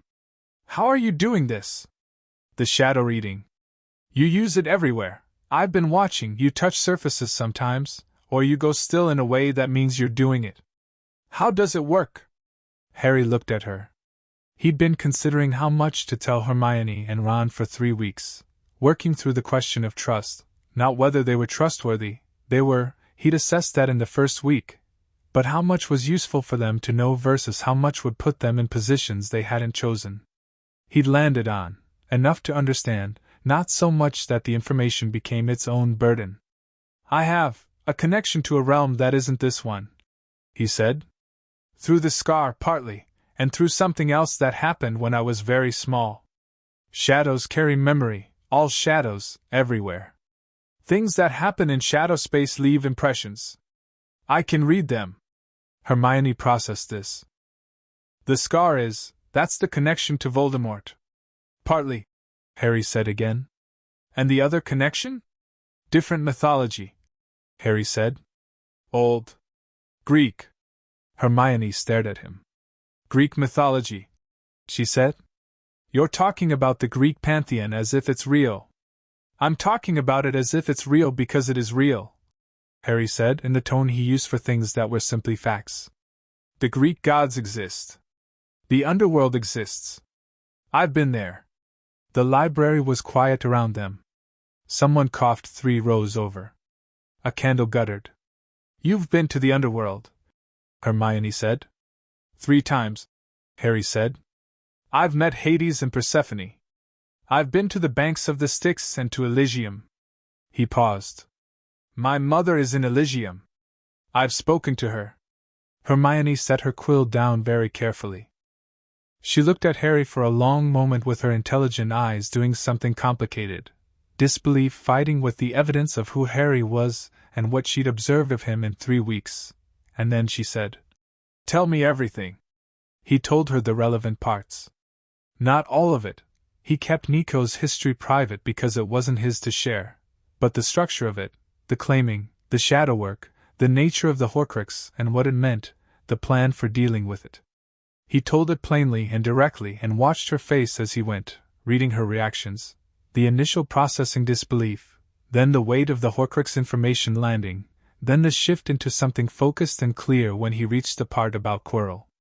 Quirrell is hosting Voldemort, she said. Yes. Under the turban. Yes. And he's after the Philosopher's Stone. Yes.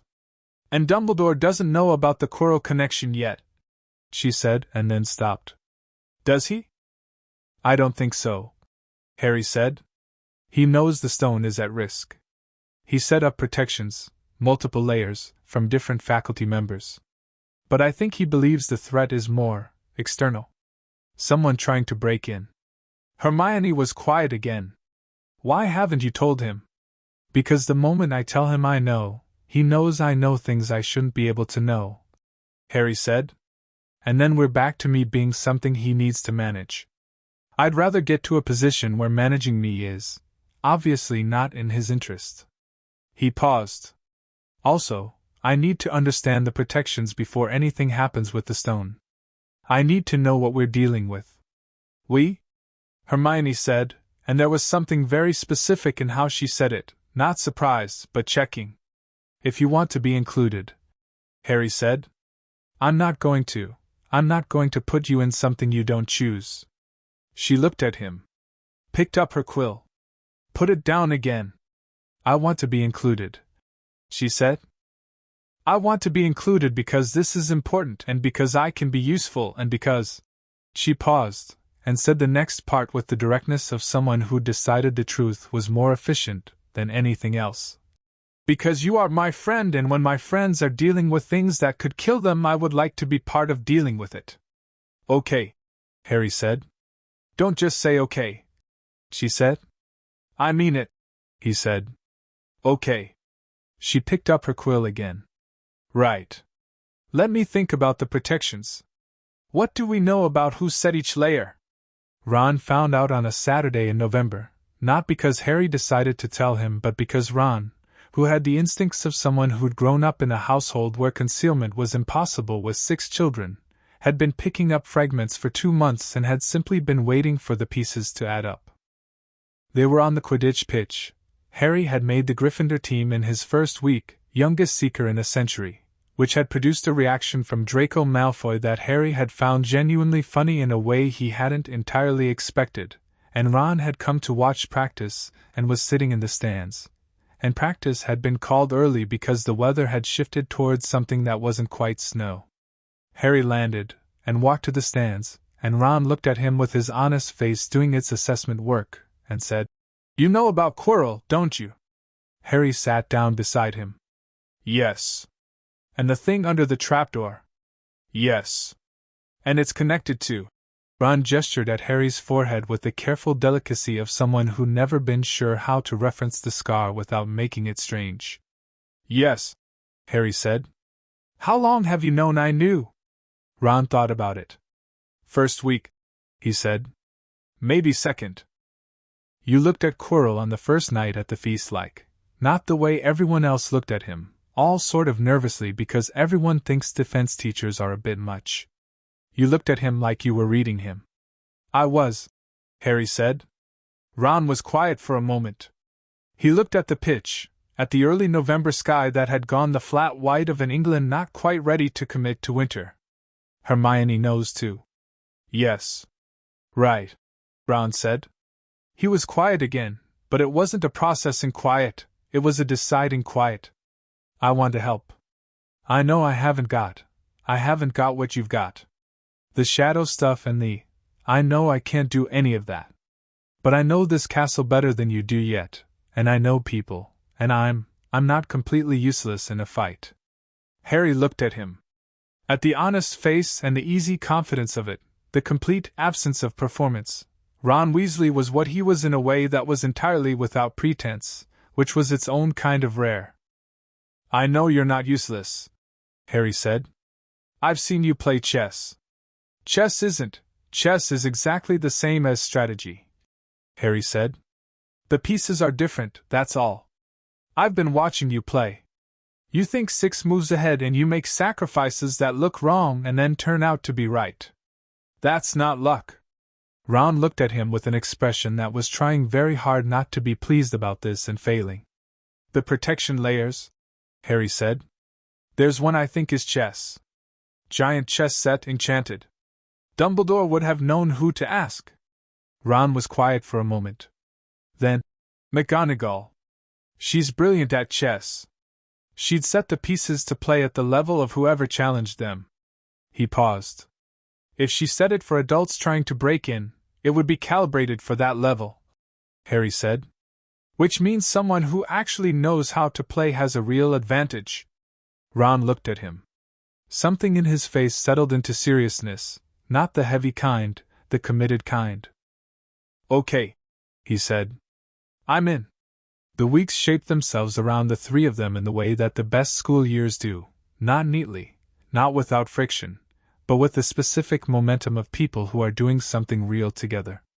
The studies ran alongside the investigation, ran alongside the ordinary texture of first year, which was, Harry found, genuinely interesting in ways he hadn't fully predicted. Charms was delightful. The intersection of intention and physics, the way magical spells were really a formalization of what magic did naturally. Harry caught on fast and went further fast, and Flitwick squeaked with pleasure in a way that was charming and made Hermione narrow her eyes slightly because she'd been frontrunner in charms up to that point.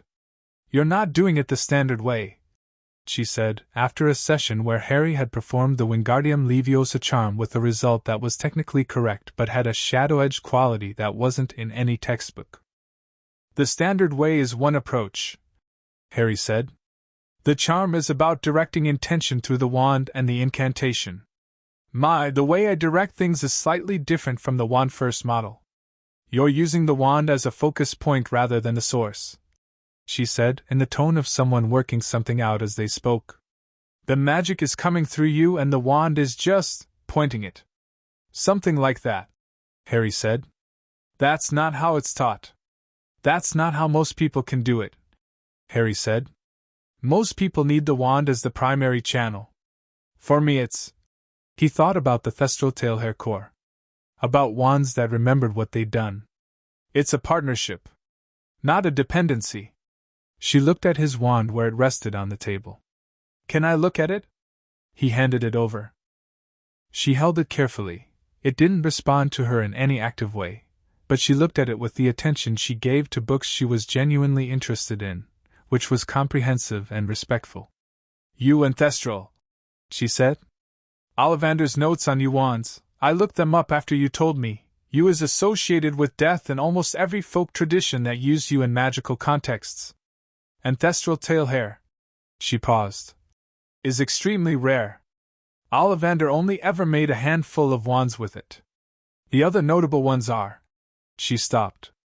Voldemort's wand has a phoenix feather core, Harry said, so she didn't have to. Not the same. But the point stands, my wand is configured for the space between life and death. Same as the other notable dark magic adjacent wand cores. He paused. The difference is what you do with that configuration. She handed it back carefully.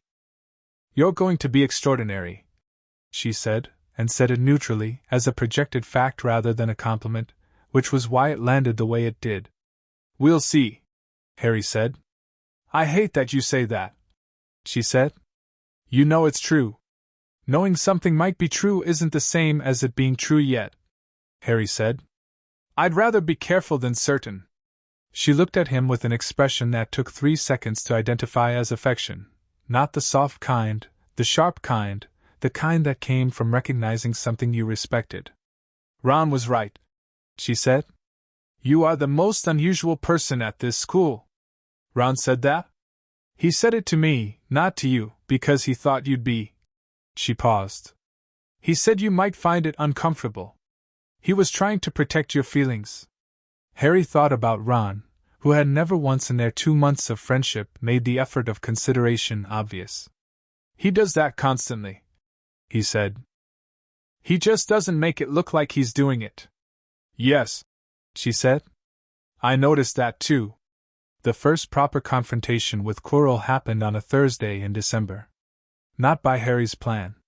He'd intended to manage the timeline more carefully, wait until after Christmas, when the castle would be mostly empty and the protections under the trapdoor more accessible to assess. The timeline moved up because Quirrell made a mistake. Harry was in the library after dinner, shadow reading the castle's impression of the defense corridor, when he felt it, not a probe through the scar this time, but something active and reaching, a magical signature moving through the castle with directed purpose, and underneath it the doubled shadow of Quirrell. He stood up.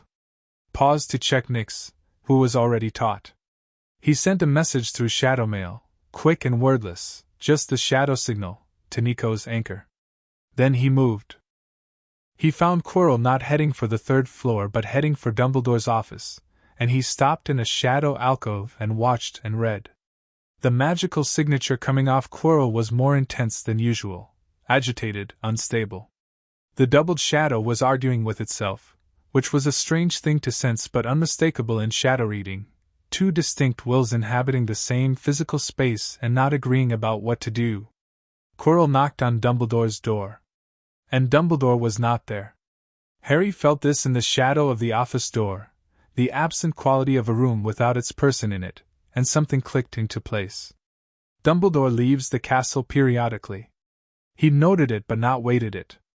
And something has been waiting for him to leave. He moved quickly. The 3rd floor corridor was empty when he arrived. He went through the door, not physically, Not through the door's physical structure but through its shadow, which was different and required the specific skill of shadow walking through fixed-point surfaces that he developed in New York, and landed inside. The dog was awake. All three heads tracking him immediately, and Harry crouched and held out his hand and said very quietly, "It's okay. I'm not here to hurt anything."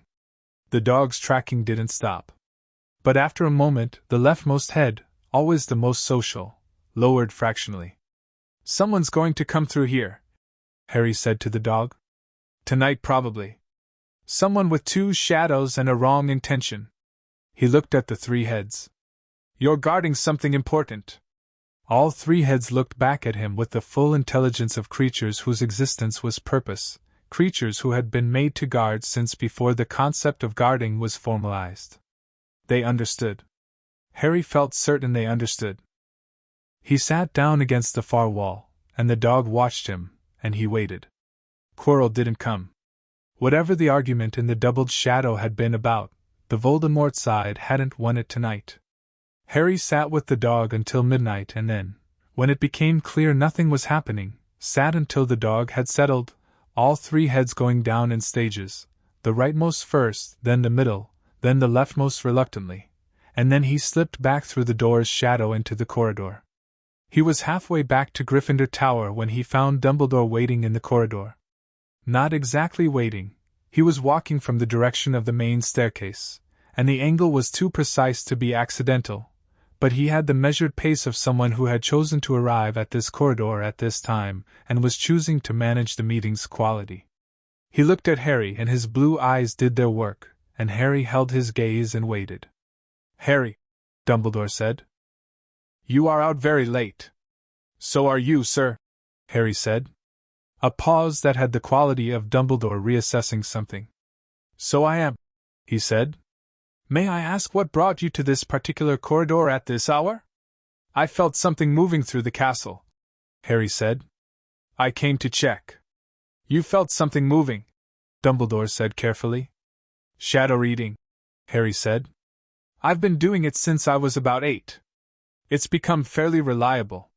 He paused. "Quirrell was heading here. He changed his mind before he got this far, I think. He came toward your office first." The blue eyes were very still. "How long have you known about Quirrell?" 3 months, Harry said. "I read his doubled shadow in Diagon Alley in August. 2 people in 1 shadow. And you didn't come to me." Harry looked at him. Not challenging. Not apologetic. Just, honestly. "I didn't know enough yet about what I was walking into to have that conversation productively," he said. Dumbledore was quiet. The corridor was dark except for the headmaster's wand, and in the wand's light his face had the quality of a man doing several kinds of calculations simultaneously. "What do you know now?" he said, and said it differently, not the questions that were other questions approach, not the managed version, just directly. Harry looked at him for a moment. Decided that this was the conversation, not a trap, not a management attempt, not tonight. Just 2 people in a dark corridor at midnight who both knew more than they'd said. "He wants the stone," Harry said. "For physical resurrection. He's been using Quirrell as a vessel while he rebuilds enough of himself to manage a body. The stone gives him life force, philosopher's gold, the elixir, extended life, which is the foundation he needs to anchor a restored form. And the specific problem," Dumbledore said quietly. "With your scar. You know what's in the scar," Harry said. "I have a theory," Dumbledore said. "A theory that I have been deeply reluctant to confirm, because the confirmation leads to a conclusion that I find." He stopped. "Unconscionable," Harry said. "You find it unconscionable now. When you were making the plan you found it necessary." Dumbledore was very still. "My mother told me," Harry said. Not with anger. With the plain-stated quality of a fact that had been received and processed, and placed where it belonged. "She's in Elysium. I visited her. She's known about the plan for a while." Something moved through Dumbledore's expression that was large and quiet and had the quality of things that didn't often surface being surfaced. "How is she?" he said, and it came out with a weight that was not the weight of a headmaster asking a student, but the weight of a person who had known Lily Potter and carried that knowledge for 11 years. She's at peace, Harry said. She's happy, genuinely. Elysium is. He thought about the warm garden and the light that came from the contentment of the place. It's the best version of everything she loved. She's okay. He paused. She asked me to tell you. I'm paraphrasing because she didn't know I'd have this conversation tonight, but the substance of it was that she doesn't blame you for all of it. Just the parts that were a choice when they didn't have to be.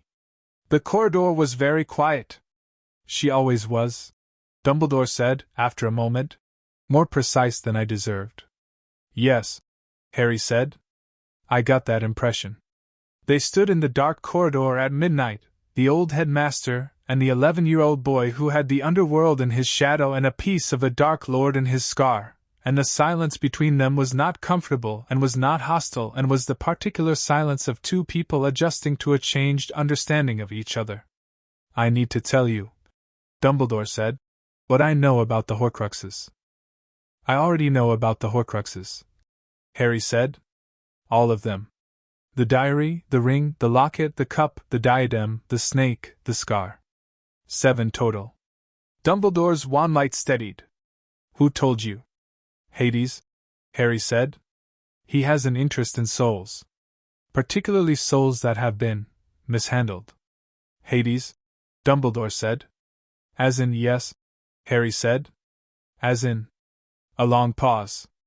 I need to sit down, Dumbledore said, with the absolute certainty of a man who had had many surprising conversations in his long life and recognized when he was having one of the more significant ones. They sat on the corridor floor, which was cold and stone and entirely undignified, and talked for 2 hours, and it was the most honest conversation Harry had had at Hogwarts, and also the most honest conversation Dumbledore had had in years, which was visible in his face by the end of it, something worked through and arrived at. The specific expression of a person who has been carrying something heavy and has set it down. Not solved it but acknowledged it, which is sometimes the necessary first step. By the end, Dumbledore knew about the extraction plan, that Hades could pull the Horcrux from Harry's scar without Harry's death, that this had been the Underworld's intention since the claiming, and Harry knew the full scope of what Dumbledore had been building, the network of protections on the stone, the research into the other Horcruxes, the full extent of what Voldemort had made of himself. The possession of Quirrell, Dumbledore said. It needs to end. Before the stone is accessed, Harry said. Yes. You shouldn't be the one to. I'm not going to do it alone, Harry said. I'm not stupid, and I'm not a sacrifice, and I'm not going to walk into the chambers under the trapdoor because a script says I should. I have people. He paused. But the final encounter is mine. The Horcrux in my scar will react to Voldemort. It already does. I can feel it when he probes. If we're going to end this cleanly, the person with the shadow fire has to be there for the last of it. Dumbledore was quiet for a long moment. You are 11 years old, he said. Everyone keeps saying that, Harry said. It keeps being true. I know, Harry said. But being 11 doesn't change the architecture of the problem. He looked at the headmaster. I'm not asking you to be okay with it. I'm asking you to trust that I've been preparing for it longer than you've been planning it. Another long quiet. I owe you a great deal, Dumbledore said finally. For the things that were choices.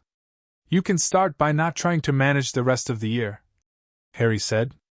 The blue eyes looked at him with something that was, finally, closer to the way his mother's eyes had looked at him than anything Harry had seen in the magical world, seeing him, specifically him, not the piece in the plan. I'll try, Dumbledore said. It wasn't everything. It was a start. Christmas came and most of the castle emptied. Ron stayed, surprising Harry. He'd assumed Ron would go home, and when Harry asked, Ron shrugged with the careful casualness of someone who had made a decision and decided not to explain it. Mum's fussing over Percy's exam prep. It's fine. I'd rather stay. They had Christmas dinner at a table that seated 3 and felt like it was exactly the right size. Hermione had gone home but sent books, which was the most Hermione gift imaginable, and landed with the particular warmth of a gift that understood the recipient. One of the books had a note inside. Chapter 6, What the Dead Remember. Summer arrived at Hogwarts the way it always did, gradually, then completely, the way all certain things arrived. The castle warmed by degrees, the grounds went green in earnest, and the last 2 weeks of term took on the specific quality of time that knew it was ending and had stopped pretending to move at ordinary speed. Harry noticed the shift in Dumbledore first. Not dramatic. Nothing between them was dramatic anymore. They'd burned through the dramatic in the chamber on the 28th, and what was left was the quieter, more complicated work of 2 people adjusting to a changed arrangement. But Dumbledore looked at Harry differently now, in the ways that mattered, longer, more directly, with the attending quality of a man who had decided that seeing clearly was more important than managing what he saw. He invited Harry to his office on a Tuesday afternoon in the last week of term, and this time the invitation was genuine rather than the careful orchestration of previous visits. Harry came, sat, accepted the lemon drop that was offered, and found that it was, actually, very good. He filed the confirmation of his mother's endorsement with private satisfaction. "I want to tell you things," Dumbledore said from behind his desk, which was its usual organized chaos of instruments and correspondence, and something that was emitting small, thoughtful puffs of silver smoke. "Things I should have told you a long time ago. About my parents," Harry said. "About everything," Dumbledore said. "Your parents. The war. The Horcruxes, what I know, which is more than I've shared with anyone and less than I should have assembled by now." He paused. "About you. What I knew and what I chose to do with knowing it." Harry looked at him. "You don't have to, I do," Dumbledore said, and said it with the quality of someone who has decided that have to is the wrong framing but the right feeling. "Not because you require it from me. Because I require it of myself." They talked for 3 hours. Harry learned things he'd suspected and things he hadn't. He learned about James Potter, not the mythology version that other people deployed when they thought they were honoring him, the brave and good and dead, but the specific person, the one who'd been arrogant at 15 and extraordinary at 17 and quietly terrified at 20 when he and Lily understood what was coming for them. Dumbledore talked about James the way people talked about someone they'd genuinely known, with the texture of real memory, the specific details that invented stories didn't have, the way he laughed too loudly when he was nervous, the way he'd been better than he knew and had never quite believed it. Harry sat with each piece of this and let it land and thought about the impression in the invisibility cloak, the shadow of his father carried in the fabric. He thought about Elysium and his mother's warm garden. He thought about asking Hades, on the next visit, to take him further. "James is in Elysium," Dumbledore said. "You know that." "I assumed," Harry said. "I haven't. I went to see my mother. I haven't gone to find him yet." "Why not?" Harry thought about it honestly. "Because I wanted to know him first," he said. "Before I met him. I wanted to have enough of the real picture that when I met him I was meeting the person, not the idea." Dumbledore was quiet for a moment. "That," he said, "is remarkable." "It's practical," Harry said. "The two aren't mutually exclusive," Dumbledore said, and looked at Harry with eyes that were doing something more than assessing now, something that was closer to the look Persephone had given him, which was seeing the person in front of you rather than the category they represented. "He would have." He stopped. "What?" Harry said. "He would have been so proud of you," Dumbledore said. "Not because of what you can do. Because of how you think. How you hold things." He paused. "Your mother, too. Though she would have expressed it by arguing with half your conclusions and making you defend every one." Harry almost smiled. Made it all the way, this time. The last day of term arrived on a Thursday with the specific golden quality of England in late June, the rare kind of day that made the climate seem like a deliberate choice. The train back to London was different from the train that had brought Harry north in September. 9 months of difference, accumulated in everyone on it. They were all slightly changed, slightly more than they'd been, the year having done what years did to people who were paying attention. Ron had beaten Harry at chess 4 times over the course of the year and lost 12, and was currently working on what he called his anti-Harry strategy, which Harry suspected was mostly persistence wearing a strategic name. Hermione had read everything in the library that had any bearing on any aspect of their situation and had produced, in the last week of term, a document she'd handed to Harry titled Strategic Overview, Year 2 and Beyond, which was 23 pages and included a section on Voldemort's likely next approach to acquiring a physical form, ranked by probability, and supported by citations. Harry had read it twice and made 3 margin notes. She'd looked at the margin notes and said, "Those are good points," in the tone of someone who was pleased to be challenged but wasn't going to say so directly. They sat in the compartment with the English countryside rolling past and talked about the summer, and Ron said his mum had extended an invitation to Harry if he wanted to come to the Burrow, which he'd said casually but with the specific attentiveness of someone who actually wanted the answer. "Yes," Harry said. "I'd like that. I need to go to New York first, a few weeks, and then yes." "Why New York?" Ron asked. "I have someone there," Harry said. "A friend. He'll want to debrief." He paused.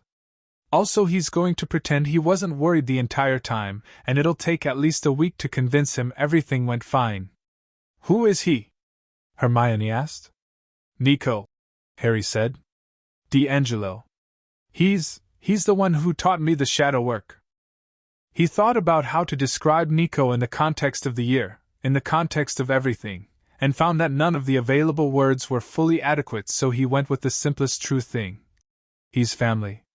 Ron nodded because Ron understood family in the comprehensive, uncomplicated way of someone who'd grown up surrounded by it.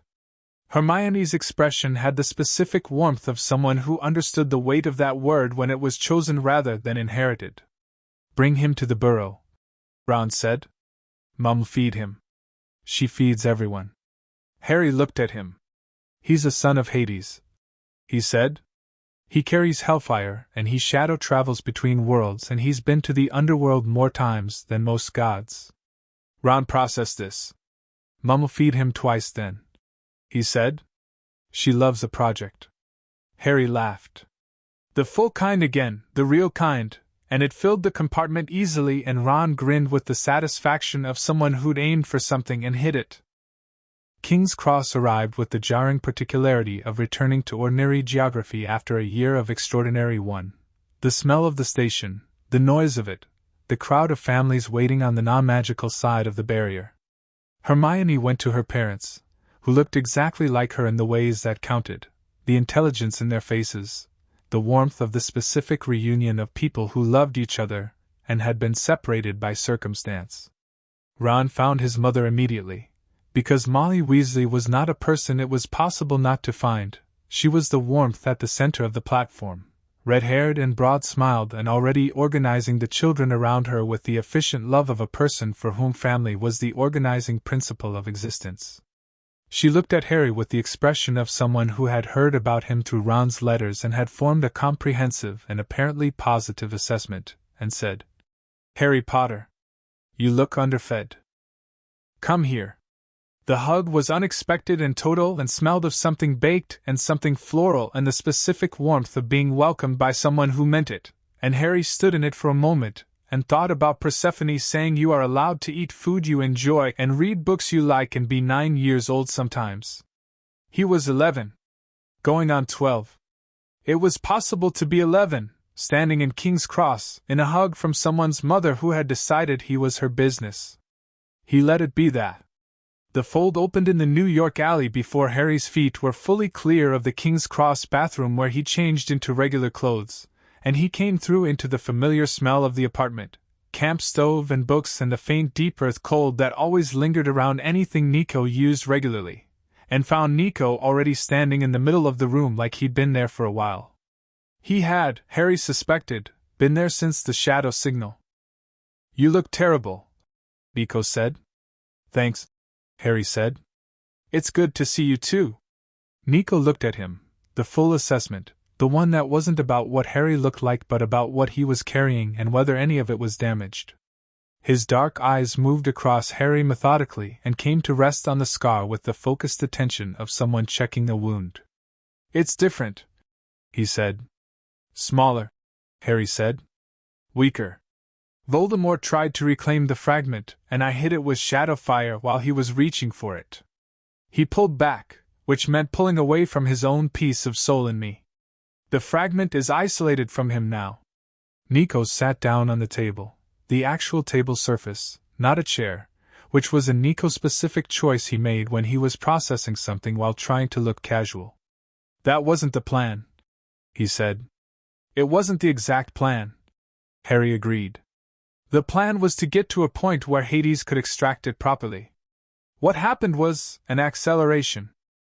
The isolation happened faster than expected because Voldemort pushed the connection, and I used that against him." He paused. "The extraction can still happen. It's just, the situation is cleaner now. The fragment has no backup. You could have been killed," Nico said. "The killing curse didn't hit me," Harry said. "I moved. And if you hadn't moved, I moved," Harry said. "I've been Seeker for a year. I can read the arc of things coming at me." Nico looked at him. "You're going to do this to me for the next 6 years, aren't you?" he said. "Just tell me about the things that almost happened afterward, when they're already over."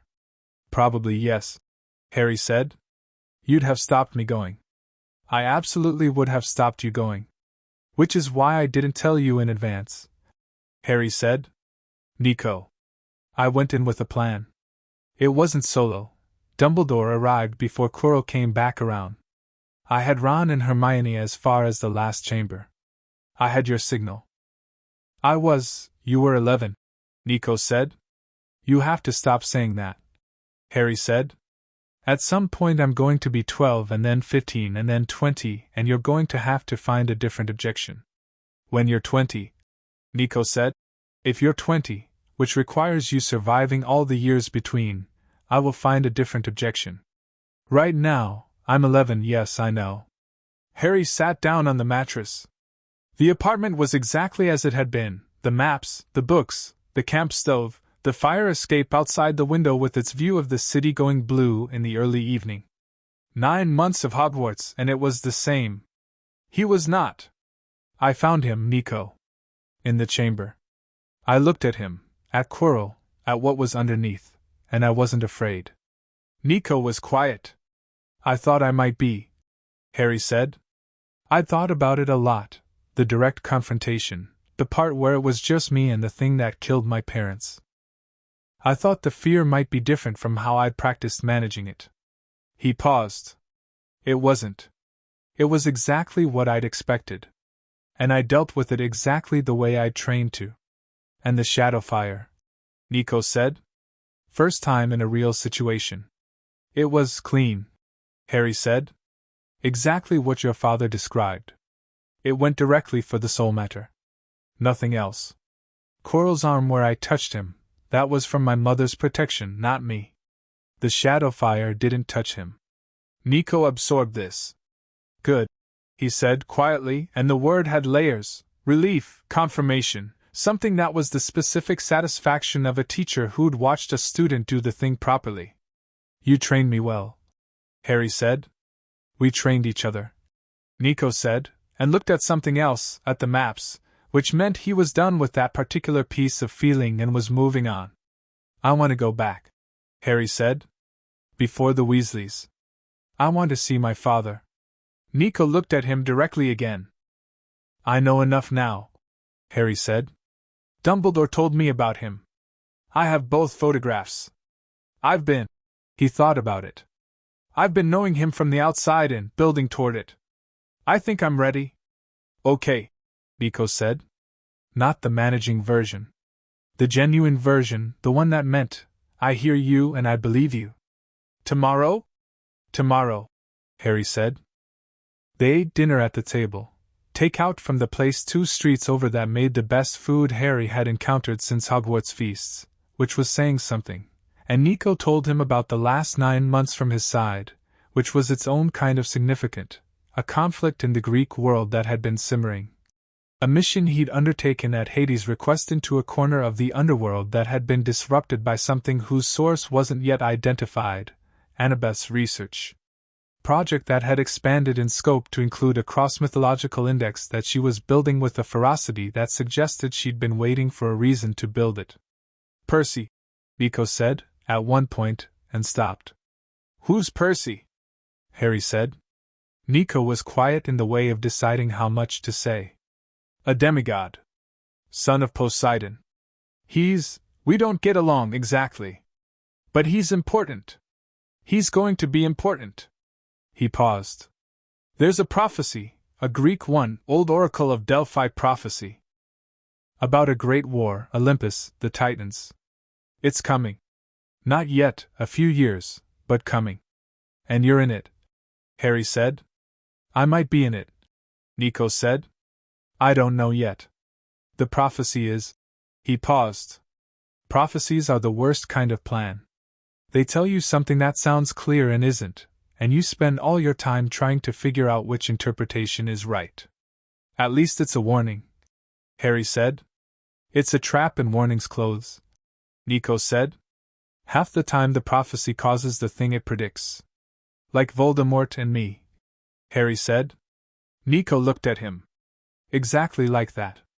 I've been thinking about that, Harry said. The prophecy that started all of this, the one that made Voldemort try to kill me. Dumbledore told me the wording.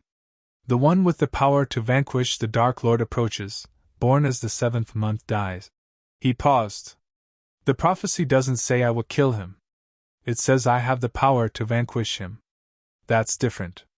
Very different, Nico said. And Hades already has a plan that isn't about me killing him at all, Harry said. It's about extracting the Horcrux and bringing what's left of his soul to judgment. He paused. The prophecy doesn't prevent that. It just says I have the power. Not the method. Nico was looking at him with the expression, the one Harry had learned to read as you just said something that I've been circling and couldn't articulate. You've thought about this a lot. On the train, Harry said. Hermione's overview helped. She mapped out the prophecy implications in Section 3. He pulled the document out of his bag and slid it across the table. Read it. She has notes on the Titan War prophecy too, actually. There are structural similarities. Nico looked at the document. She wrote 23 pages about this on a school train. She'd been working on it all term, Harry said. The train was just when she finished. Nico picked it up. Started reading. Got 4 pages in before looking up. This is genuinely good analysis. I know, Harry said. Don't tell her I said that. Or tell her. She'd prefer you tell her. The Underworld in summer had its own specific quality, different from winter, different from autumn, not warmer, not brighter, but more settled, the way old houses were more settled in summer when the wood had expanded into itself. Harry noticed it the moment they came through the fold and Cerberus was waiting at the gate with all 3 heads up. The rightmost head made its sound immediately. I miss you too, Harry said, crouching, and spent a proper amount of time with all 3 heads before they went in, which earned him a look from Nico that was resigned and fond in equal measure. Persephone met them in the first antechamber. She looked different this visit. Something in her had shifted toward the spring end of her spectrum, warmer, and she looked at Harry and said, You're here to see your father. Yes, Harry said. He knows, she said. He's been. She paused, in the way of choosing words for something delicate. He's been waiting in his way. The dead in Elysium know things that concern the people they loved. He's known you were coming since you decided to come. She looked at Harry. He's very like you. Or you're very like him. It's sometimes difficult to determine which direction resemblance runs. He's first, Harry said. I'm like him. Yes, Persephone said. But the part of you that's your mother. She smiled, the early spring smile. That's the part that knows it. Hades appeared at the inner door. He looked at Harry with those deep water eyes and nodded once, a greeting that was also a permission and also the specific acknowledgement between two people who have been in a significant situation together and have come through it to the other side. The fragment, Hades said. I know, Harry said. You felt the change. I felt everything that happened in that chamber, Hades said. From the moment Voldemort's presence entered the castle until he fled through the walls. He paused. The shadow fire was precise. You did it exactly right. I know, Harry said, and the confidence in it wasn't arrogance. It was the flat confirmation of someone who'd felt the thing working correctly and knew what correct felt like. How long until you can extract the fragment? 2 years, Hades said. Perhaps 3. The fragment needs to deteriorate further. It's still active enough that pulling it forcefully would damage the surrounding soul matter. Yours, not its. He paused. You will feel it more this year than last, because the isolation from its source has made it reactive. It will push against the shadow work sometimes. When it does, let it push and burn it back. Like an infection, Nico said. Like a splinter that knows it's being removed, Hades said. Not the same thing, but the analogy is sufficient. He looked at Harry. Go. He's been patient for 11 years. Don't make him wait longer. Harry went through the east wing door into Elysium. The garden was the same, the warm green of English summer, the soft sky, but different in specifics this time, the way Elysium presented itself in the form most legible to the person visiting it. His mother's garden had been sun-drenched open. This garden was late afternoon, the light going golden and long, the shadows stretching east, and it smelled of something, motor oil and parchment, and something else that Harry couldn't name but recognized at a cellular level the way you recognize things that had always been true. James Potter was standing near the stone wall at the garden's far edge, and he looked up when Harry came through the door. The resemblance was, Harry had been told about it, Dumbledore and the whole magical world had the phrase ready like a reflex, you look just like your father, but looking at James looking at him was not like looking in a mirror, because the mirror image had Harry's mother's eyes and that changed everything, changed the whole quality of the face, and what Harry saw was something more than resemblance. He saw the architecture of himself in someone else, and understood suddenly why people couldn't look at him without seeing both of them. James Potter had Lily's eyes the way Harry had them, not the same color but the same quality, the way certain traits were not physical but essential, passed down in the way that willingness and humor were passed down, genes of character rather than genes of body. They looked at each other across the length of the garden. Then James said, with the specific inflection of someone who has been waiting for something for 11 years and finds, when it arrives, that they'd imagined it correctly. Hi, kid! Harry walked down the garden path. He didn't cry again. He thought he might, this time, expected the full weight of it to finally arrive, mother, father, the whole shape of the loss, the physical reality of the two people he'd built from photographs standing in a garden in the underworld waiting for him. But what came instead was something steady and enormous and quiet, the feeling of a structure completing, a last piece going in, something that had been waiting a long time to be finished. He sat beside his father on the low stone wall, and James put a hand on the back of his neck briefly, a gesture that was not a hug and was not anything less than one, and they sat in the golden light and talked. James Potter was funnier than Harry had expected. That was the first surprise. He laughed quickly, easily, at himself specifically, with the self-awareness of someone who'd spent a significant portion of his abbreviated life learning that being the cleverest person in the room was less valuable than being the person the room could rely on. He asked questions and listened to the answers with the focus of someone who wanted the real thing, not the version managed for comfort. He asked about school and Harry told him about potions and Snape's ambush questions and his own answers, and James laughed at the asphodel and wormwood analysis, laughed properly, the too loud when nervous laugh that Dumbledore had described, and Harry felt the description arrive in reality and felt the rightness of that. Snape, James said after the laugh. How is he? Complicated, Harry said. He looked at me on the first day like he was prepared for one thing and got something else. He was prepared for me, James said. With your eyes. He knew exactly how that was going to feel, seeing you. He'd been steeling himself for it all summer. He paused.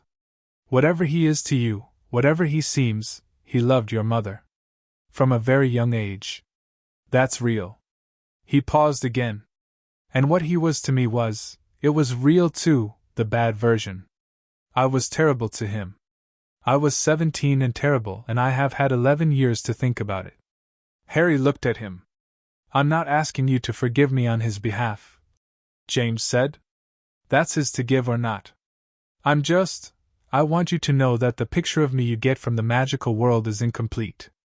I was a person who did real harm before I figured out how to be a person who didn't. He looked at Harry with the honest, clean attention of someone who had spent 11 years in Elysium, doing nothing but thinking clearly. You're better than I was at your age. Significantly. I had unusual advantages, Harry said. You had unusual hardships, James said. The Dursleys. He paused, and something moved in his face that was the dead version of the anger Harry had seen in Nico, controlled, clean, without outlet, the anger of someone who has had a great deal of time to feel it without any ability to act on it. I want you to know that I know about that. And that the inability to do anything about it has been the worst thing about being dead. Nico handled it, Harry said. He thought about the cupboard. The Hellfire. The garden. It burns what needs burning and leaves the rest. He handled it exactly right. I know, James said. I saw. He paused. Thank him for me. He'll be embarrassed, Harry said. Let him be embarrassed, James said. He took care of my son. He deserves the embarrassment. They talked for a long time, and the garden held them in its golden light, and Harry told his father about the year, about the chess and Hermione's 23 pages and the ride from the Quidditch pitch and the chamber and Quirrell's scream and the shadow fire going where it was supposed to go, and James listened to all of it with the quality of attention that was the dead specific gift, unclouded by agenda, only by love. You're going to be in another war, James said near the end. I know, Harry said. Not just Voldemort, James said. The Greek world. Nico mentioned it, not to me. I can't hear what happens on the surface, but the dead talk, and the Titan War is known even in Elysium. He paused. 2 wars at once. 2 mythologies at once, Harry said. 1 scar. Are you scared? James asked. Harry thought about it honestly, the way his father seemed to require honesty, not the managed version, not the version where he'd already decided what the answer should be, but the real considered one. Not of dying, he said. I know what dying is. I've been there. I know what's on the other side of it, and it's okay. It's not nothing. He paused. I'm scared of losing people. Ron and Hermione. Nico. He paused again. You were already lost. You and Mum. So the fear isn't that you'll be taken away, it's that the people I've found will be. James was quiet for a moment.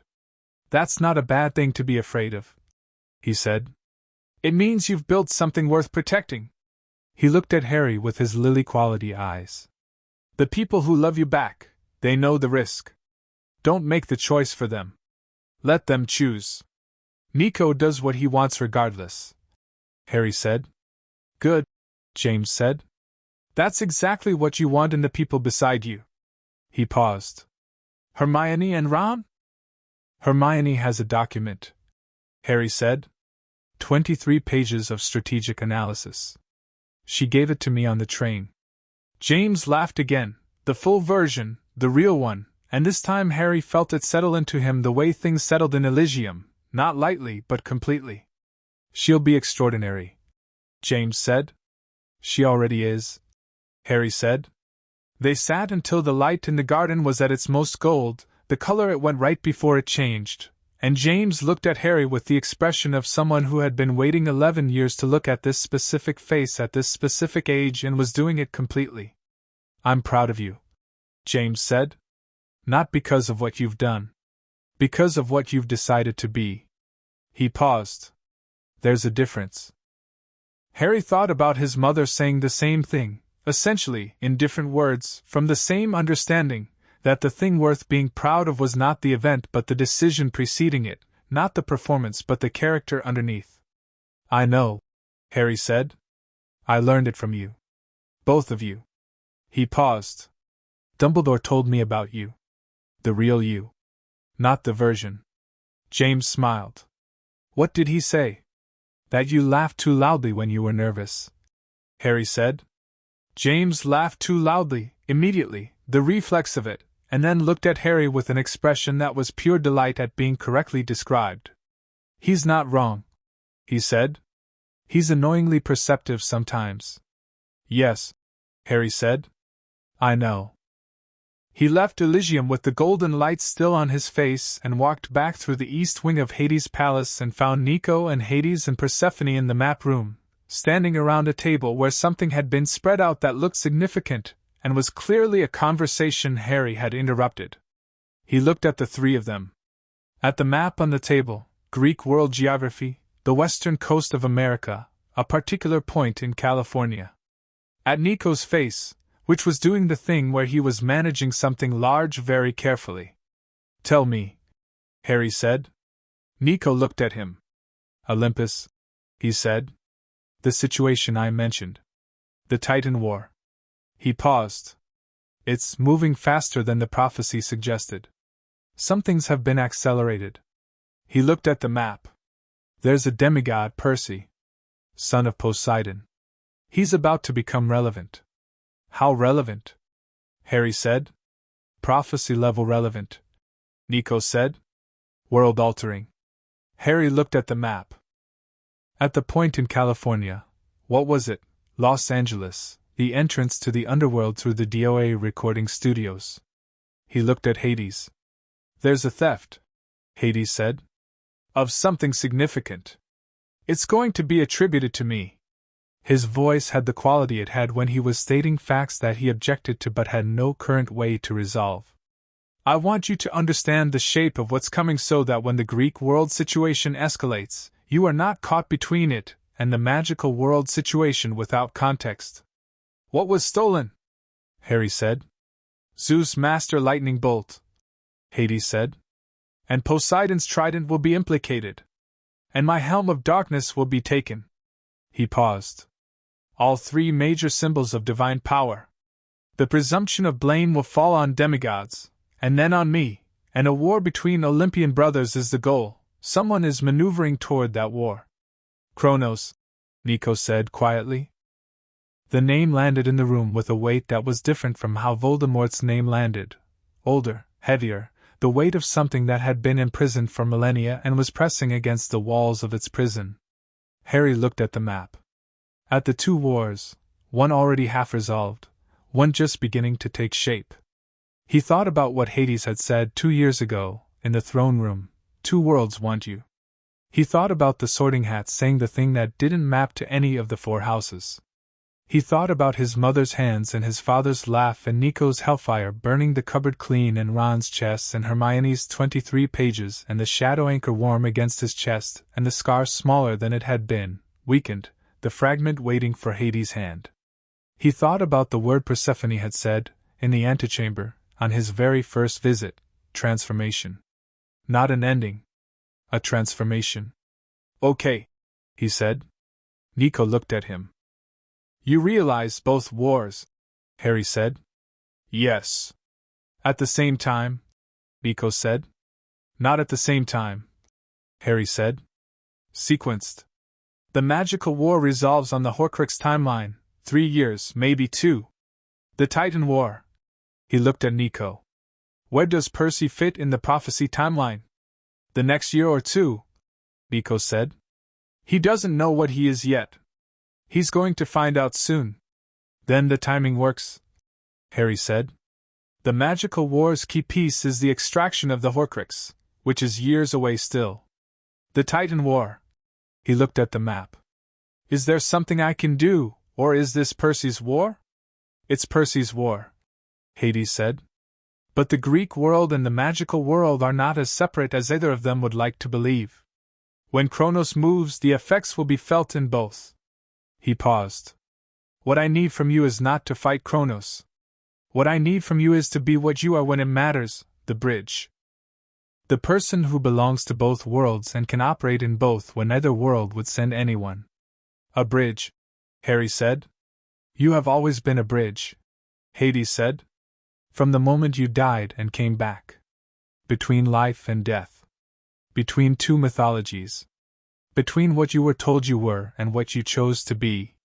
He looked at Harry with the deep water eyes that had first looked at him in the dark of a cupboard under a staircase. That is not a burden I am placing on you. It is what you are. I am merely naming it. Harry looked at him. At the god who had reached through a thunderstorm to claim a 5-year-old child in a dark cupboard and had offered him the darkness as a gift instead of a prison. At the god who did not pretend and did not apologize and who had said from the beginning, "The shadows are yours." I know, Harry said. I know what I am. He paused. But I have a question. Ask, Hades said. When the extraction happens? Harry said. When you pull the fragment and bring it here for judgment, is there anything of Voldemort that's redeemable? Any piece of the soul that hasn't been corrupted by what he did to himself? Hades was quiet for a long moment. Nico looked at his father, and then at Harry, and the look was the specific look of someone waiting for an answer they hadn't considered as a possibility. Why do you ask? Hades said. Because I want to understand what we're actually doing, Harry said. If we're bringing a soul to judgment, real judgment, the kind that weighs everything, I want to understand what's being weighed. He was someone before. Tom Riddle was a person before he became Voldemort. Was there ever? There was, Hades said, and said it carefully, with the weight of a god who judged all souls and had seen the full span of what Tom Riddle had been and become. A very long time ago. A frightened child, not unlike some others who have come through my realm. He made choices, one after another, each one smaller than it seemed at the time, and each one making the next one easier, and at some point the sum of the choices outweighed the person who had been making them. He paused. Is that redeemable? I judge all souls without exception. Every soul that has ever lived will pass through this court.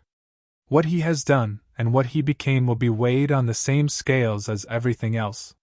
So there will be justice, Harry said. Actual justice. Not just destruction. This is not the Olympian world, Hades said with a dryness that had an old depth to it, the specific dryness of someone who had been contrasted unfavorably with his brothers for millennia and had opinions about it. I do not punish for entertainment. I do not reward for politics. Every soul is weighed the same. He paused. Tom Riddle will stand in this court, and everything he was and everything he did will be seen. All of it. What came before and what came after. The judgment will be precise. Harry nodded once. Slow. Something in him settled, the last piece of the thing that had been taking shape since the cupboard, since the claiming, since Hades' voice in the dark saying the darkness was his.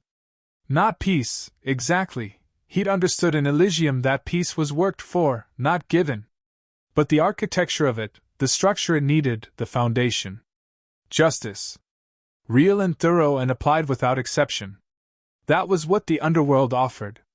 Not vengeance, not the satisfying seeming violence of a final battle and a satisfying myth. Something more comprehensive and more real.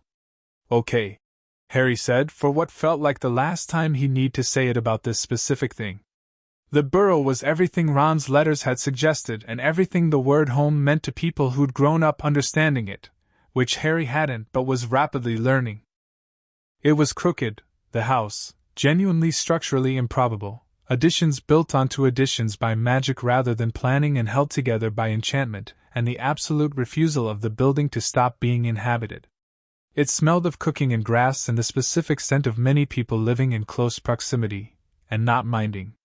The garden had gnomes in it, and the gnomes were dealt with by hurling them over the hedge, which Harry found horrifying until he saw that the gnomes landed, assessed the distance, and immediately started trying to get back over the hedge as a competitive sport. Molly Weasley had cooked for 3 days before Harry arrived, he suspected, and showed no signs of considering this excessive. Nico came on the third day. He came through a shadow at the edge of the garden at dusk, and the gnomes froze for a full 3 seconds, which Harry had already established was unprecedented. The gnomes did not freeze for anything. Nico looked at the garden, at the house, at the warm square windows full of light, and the sound of something exploding upstairs that turned out to be George Weasley attempting an experimental firework, and then at Harry. This is... He looked for the word. Yes, Harry said. It's a lot, Nico said. It's the right kind of a lot, Harry said. Molly Weasley came out of the back door with the authority of a woman emerging into her own domain and looked at Nico with the assessment eyes that were warmer than Annabeth's but no less thorough. You must be Nico, she said. Harry has told us about you. Nico looked at Harry. Good things, Harry said.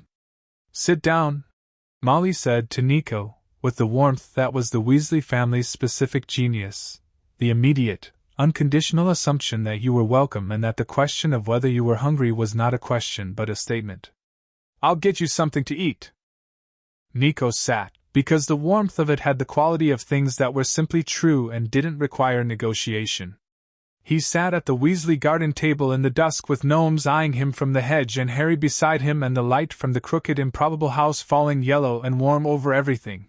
And Molly brought food that was the kind of food that was good because it was made for people rather than made for occasions, and Fred and George came out and immediately assessed Nico as interesting. And Ron sat across from him with the easy confidence of someone on home ground. Harry said you carry Hellfire? George said. And shadow travel, Fred said. Between worlds, George said. Have you ever set anything on fire that you didn't mean to? Fred asked. Yes, Nico said. Both of them looked at him with the synchronized delight of people who have identified a kindred spirit. Brilliant, they said together. Nico looked at Harry. They're chaotic good, Harry said.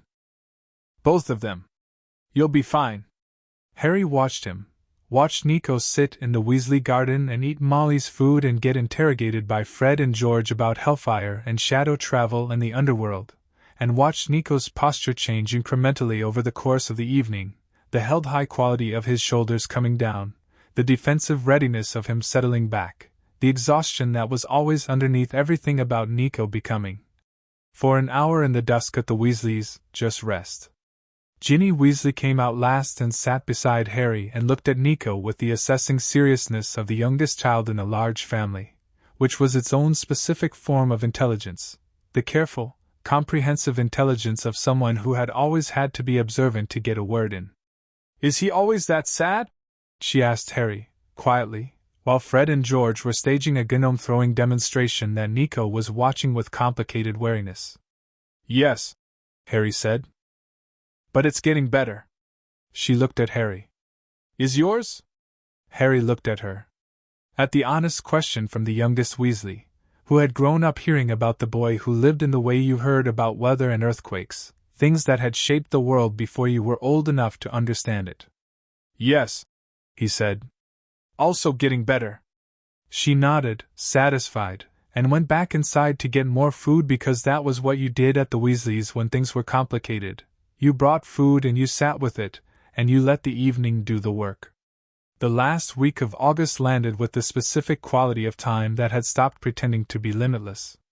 Harry and Nico were on the fire escape in New York, the last night before Harry went back to King's Cross, and the city was doing what it did in late summer, loud and present and warm in the particular way of a city that had been hot for months and had the heat stored in its stone, releasing it back at night in waves. Second year, Nico said. Second year, Harry said. Voldemort's going to try something, Nico said. He's not going to sit still. He was planning to use the stone and he failed. He has 5 other Horcruxes and a connection to your scar that he can't fully use anymore. He's going to push on a different front. I know, Harry said. The diary is the most active one. Annabeth's research tracks some residual magical signature associated with it to Lucius Malfoy. He has it. He'll use it, probably during the school year. He paused. There's something else. Something in the school. A chamber of secrets. It's in the castle's shadow memory. Deep, old Salazar Slytherin's work. Something was sealed in it 1,000 years ago. What? A basilisk, Harry said. Enormous. As old as the chamber itself. He paused. A basilisk kills with its gaze. Direct eye contact. Nico was quiet for a moment. How do you plan to deal with that? I'm working on it, Harry said. The shadow work helps. I can navigate without using direct sight, shadow reading as a substitute for vision in dark spaces. And I have. He paused. There's a sword. In Hogwarts. Godric Gryffindor's sword.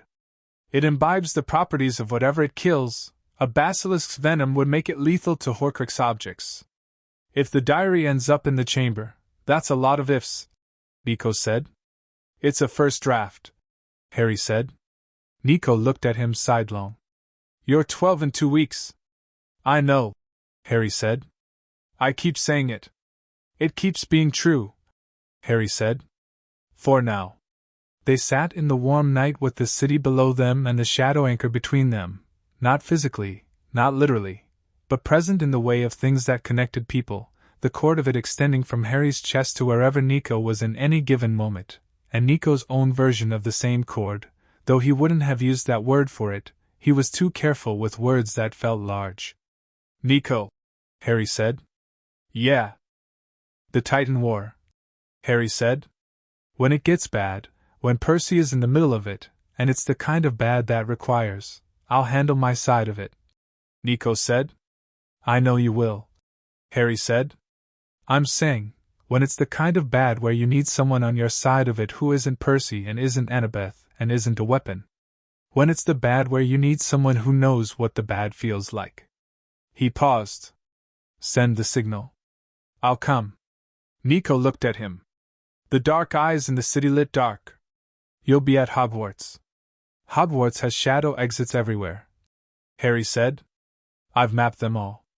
He paused. Send the signal. A long quiet. Long enough that a cab honked below them and someone shouted something from a window 2 buildings over and the city went on doing what it always did. Okay, Nico said. It was, Harry thought, the first time he'd heard Nico say it. His word given back. He smiled. Not the almost kind. The full kind, genuine and unguarded in the warm August night, and Nico looked at him with that expression, the one that was anger and recognition and something else entirely, something that had been building since a garden in Privet Drive and a fold in the shadow of dying hydrangeas, something that was the specific, irreplaceable word for what it was that Harry didn't say yet because Nico wasn't ready for it yet, and Harry had learned patience in a cupboard and would not rush it. The word was family. The word was brother. The word was both and neither, and something that existed in the specific space between two people who had met in shadow and found in each other the thing that made the shadow bearable. It would be said. Not tonight. In time, the way all important things arrived, gradually and then completely. The train to Hogwarts ran north through England in the gold of a September morning. Harry sat in the compartment with Ron, who was already 3 moves into a chess problem he was working out on a pocket board, and Hermione, who had a new book open and a new notebook beside it, and the expression of a person who had spent the summer generating questions and was ready to begin generating answers. Nyx was in the shadow of the overhead luggage rack, watching the countryside through the window with the patient curiosity of a shadow thing encountering the endlessly variable performance of the world above. The scar was quiet. Smaller than it had been. Waiting. The shadow anchor was warm at Harry's chest, pulsing steady with the regular beat of Nico's awareness somewhere far south, New York, or the Underworld, or somewhere in between. Present. Harry looked out the window at England going past, at the green of it in the early autumn that was still mostly summer, at the sky that was doing its English thing of being several kinds of weather simultaneously and committing to none of them. He thought about the year ahead, the chamber, the diary, whatever Lucius Malfoy had put in motion, and he thought about the Titan War gathering itself in the west like a storm building over water, and he thought about the fragment in his scar, isolated and weakening, and about a throne room in the Underworld where eventually, in 3 years or 2, Hades' hand would close around it and pull it home. He thought about his mother's garden and his father's laugh and the shadow fire going exactly where it was supposed to go. He thought about Nico saying okay. He thought about the Sorting Hat's voice in his head, something that belongs to a different sorting entirely. The kind that happens at the end of everything, not the beginning. The train ran north and the shadow in the luggage rack leaned toward Harry and Nix watched the world outside with its old slick eyes and the scar was quiet and the shadow anchor was warm and Harry Potter, Hades' chosen, child of the Underworld in the way only the living could be, bridge between mythologies, son of Lily and James, friend of the dead and the stubborn living alike, held all of it without flinching. The stone in his chest that had lived there since a cupboard under the stairs was not gone. He didn't think it would ever be entirely gone, it had been there too long, built itself too carefully into the structure of him. But it was different now. Not hollow. Not empty. Not the weight of being nothing. The weight of having chosen to be something, and the long warm work of becoming it. The train ran north.